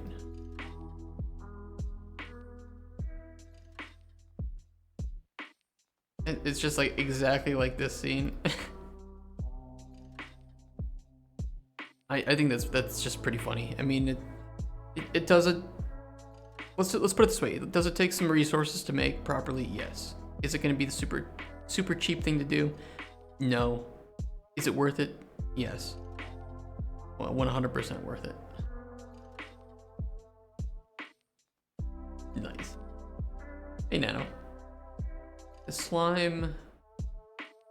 Let's say the properties revealed will prefer properties that were unknown to the player.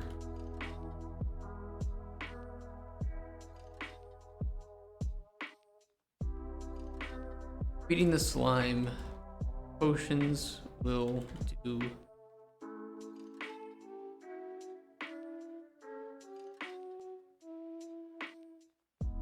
pretty much the same thing. We'll have pretty much the same effect.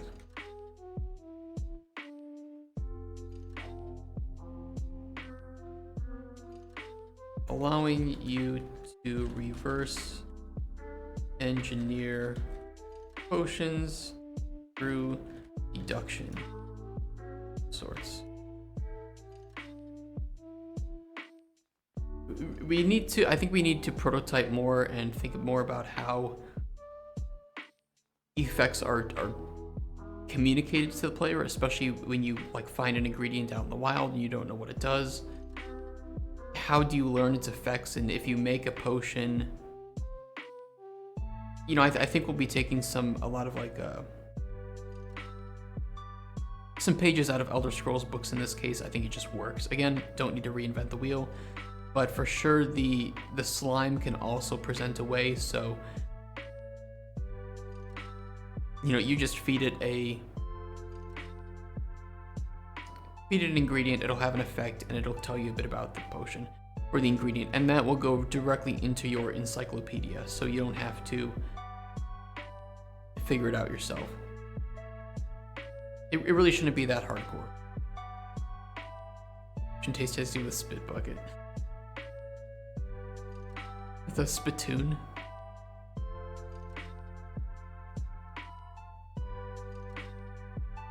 I don't even think we talk about ingredient effects being known or unknown. We really need to though.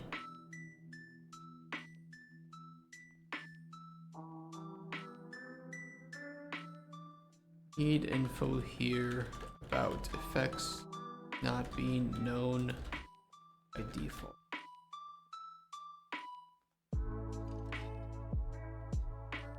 Whatever we do, in my opinion, I wanted it to be relatively casual. Again, that is our market, casual to mid-core, not hardcore.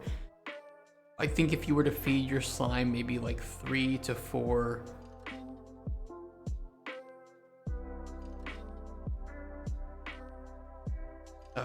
what am I thinking? Instances of that ingredient, you'll learn everything about that, essentially, right? Hey, Casper.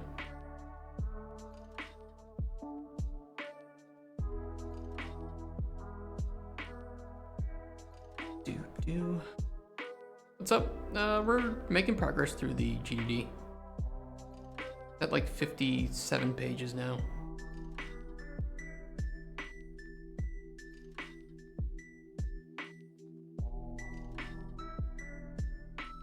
It's gonna be a heavy year at Digital Dragons.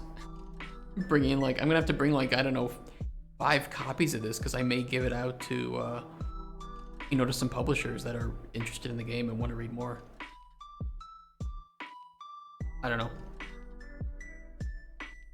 Printing 5 copies of this though in color, it's gonna be expensive. I'll pay it, whatever it is, I'll pay it.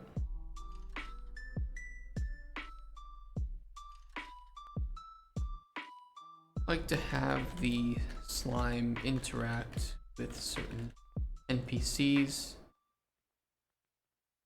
potentially displaying different behaviors depending on the NPCs.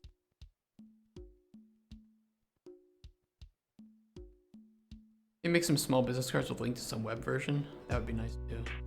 Yeah, I do need to get some business card designs up.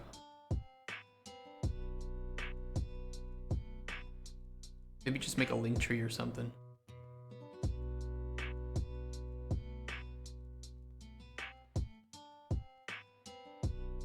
Oh, I might do that.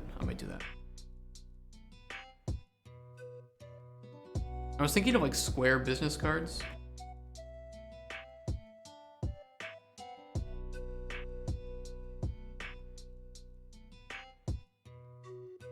Square business cards with our logo on one side and then exactly like this, a QR code on the other. Something simple. Microraptor Games, other side, QR code.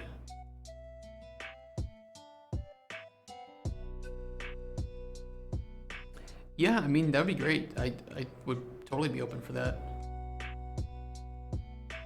I think it's a... Yes, let's just say yes. I haven't thought about the design too much yet, but it would be really simple. I'd have to look up like price differences between rounded edges versus hard edges, because it might just be that the round edge is too expensive, therefore we need to make sure that there's no bleed. Maybe find some templates of a company that we're looking to use, and then she can work with the template and I can provide any of the logos and ideas. For sure, like on the back with the QR code, I think I would just want, I don't know, a little bit of text or something.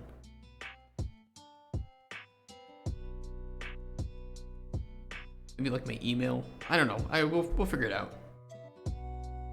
But I would be very open to that because that would save me a little bit of money. And we could pay her instead. Microraptor stickers. Yes. Let's just say yes. Make a call next week sometime? Okay, that sounds good. Do it. Don't let me forget. Remind me. How much are stickers? The only problem is that I'd have to use, like, I want to use some, like, Polish place because it's much cheaper. Like, ideally someplace here in Kraków because then I could go pick it up in person. The problem is, obviously, their sites are usually in Polish. So, I have to work on that. And I need to do it sooner rather than later. Because it can take time for the printing to happen. If you have the time, Cusper, that would be great. Just like finding a place locally that is reasonably priced and does a good job. I want to get a t-shirt too. I don't want to go like with the hoodie this time. I'll just go with like straight t-shirt, Microraptor front.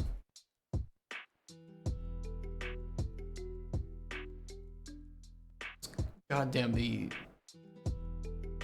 quality last time was so bad. Those hoodies. Beer menu, fuck.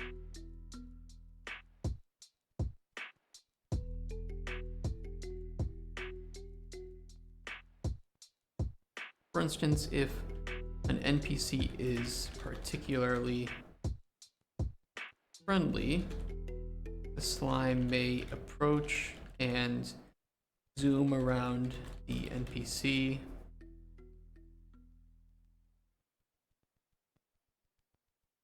Can we have the slime like try to play with a ball? Like maybe just like you throw a potion, you can throw a ball around your hut. And the slime will run to it and just glob it up. And then zoom back to you with it all globby and slimy. And then just like, bleh, just like deposit it from its mouth full of slime. I like that. You can throw a ball around your hut and the slime will chase it down, lob it up, and then come back to you and barf up the slimed ball. It's canon, it's in the document, that means it's happening.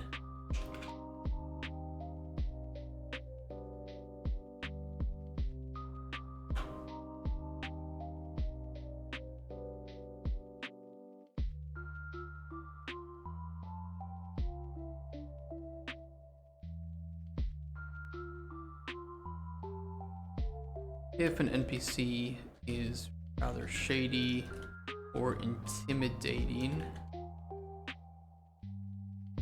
in their presence, slime will hide behind objects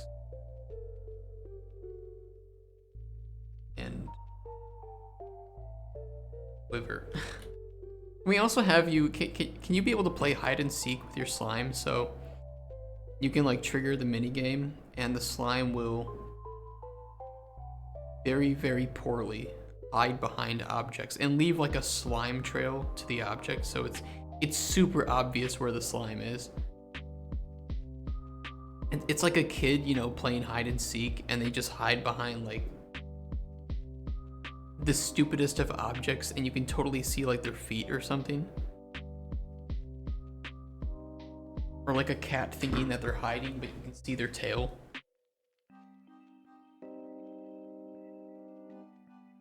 I want to have that too.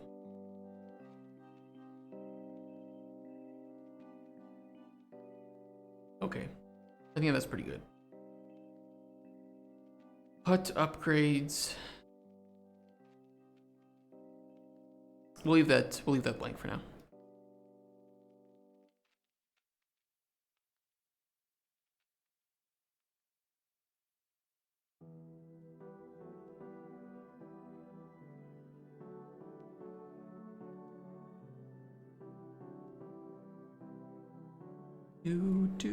Do.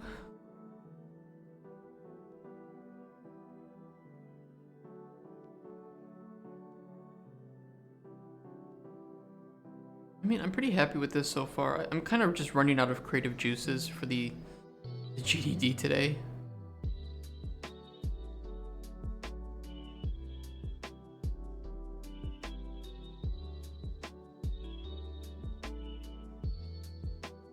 I forgot how much writing documents drains me.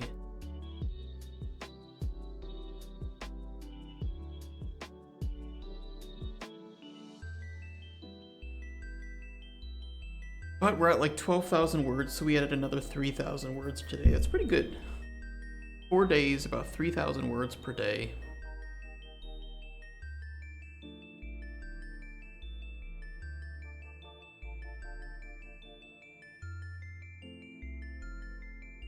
I'm pretty happy with that. I might get going a little bit earlier today so I can do some work. Which I know you guys don't want to hear, but I have a lot of messages on LinkedIn that I need to respond to. So maybe I'll get running and do that. And then tomorrow we can work on like budgeting. You gonna be free tomorrow, Katsura? Watch the stream and interact, or are you too busy?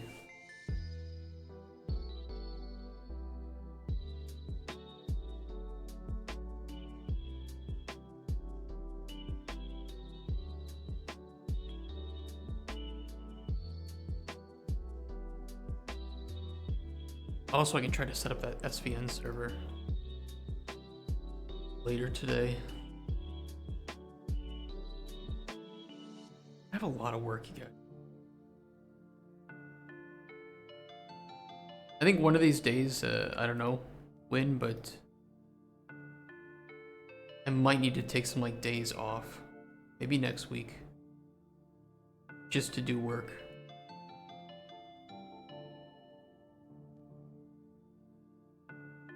I might do that. I might just do that now. I might just say fuck it, because if I don't schedule it, then I'm gonna feel guilty about wanting to take days off, and I'll force myself to stream. Even though I probably... It's not like I don't want to stream, it's that I shouldn't because I need to do other work that I can't do on stream. Like just tax documents, business-related stuff, answering LinkedIn messages, right, and connecting with individuals. So maybe I will take... What's the weather look like? Because I wanted to meet up with some friends. Schedule that for Monday, maybe, if they're available. Monday, day off.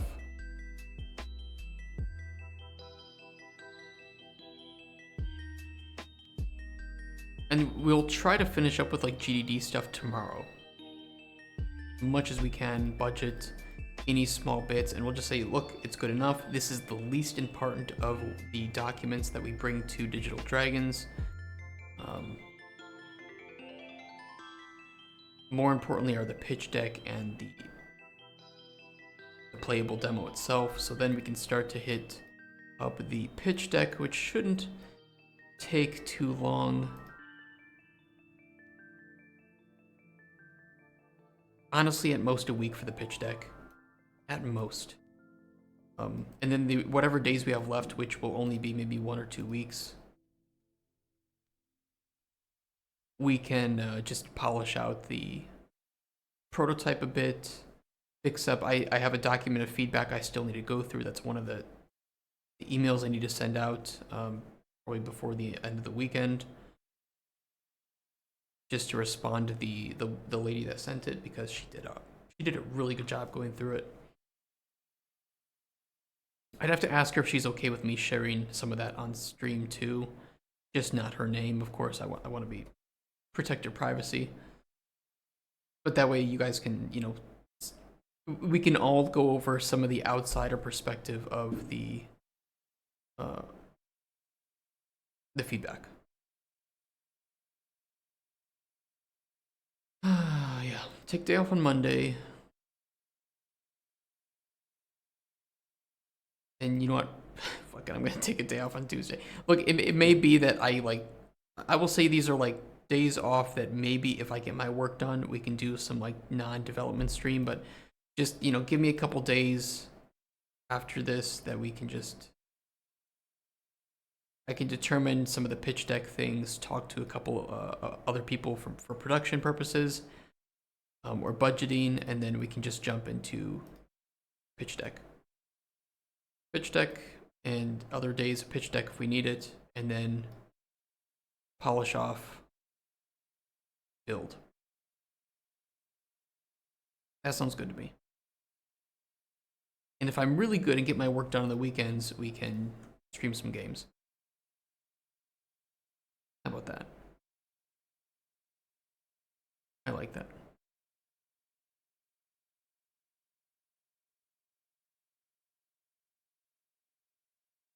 And then yeah, you know, like this, there's gonna be no streams for this whole week here because I'm gonna be, that'll be me like going to the printing places, getting it printed out, hitting up, you know, other things that I need to for whatever, if I need to pick up business cards or make t-shirts, whatever. Just me running errands around the city and scheduling meetings, finalizing meeting times, planning out my days that I'm going to spend. We did that last year when it was pretty helpful.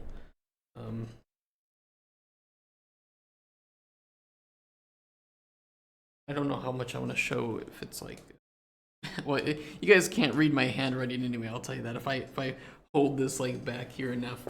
But yeah, I just like, I set out my schedule so that I knew where I was going to be at different times. Because there were talks that I wanted to attend.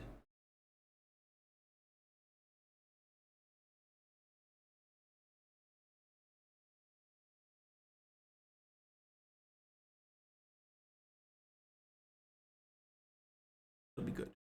And I think I won't have to replace this nice high cardstock cover. I like it. This is my binder from now on. Okay, I think that's it. I'm gonna get, like I said, I'm gonna head home a little bit early. I'm kind of tuckered out of creative writing, and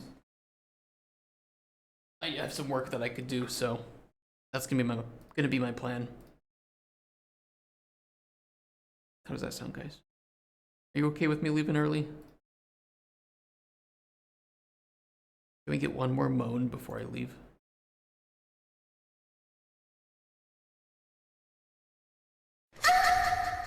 Perfect. It's the perfect thing to leave in. All right, guys, I'm gonna get going a little bit early. I will see you tomorrow for budgeting. Attempting budgeting for the first time in my life. That's gonna be fun. So have a nice night, guys. Hopefully it's, you know, good weather where you're living, and I will see you tomorrow at the same time for the same thing. Bye bye, guys. A little bit. I hope you didn't just tune in just a little bit. Sorry about that. But yeah, we're gonna be budgeting on stream tomorrow. I have to make a Excel sheet, so should be fun. Should be fun. See you guys tomorrow. Bye bye. Be nice to neighbors, okay? Be nice to people. Don't be mean, unless it's to like Hitler or something. Okay. See you guys.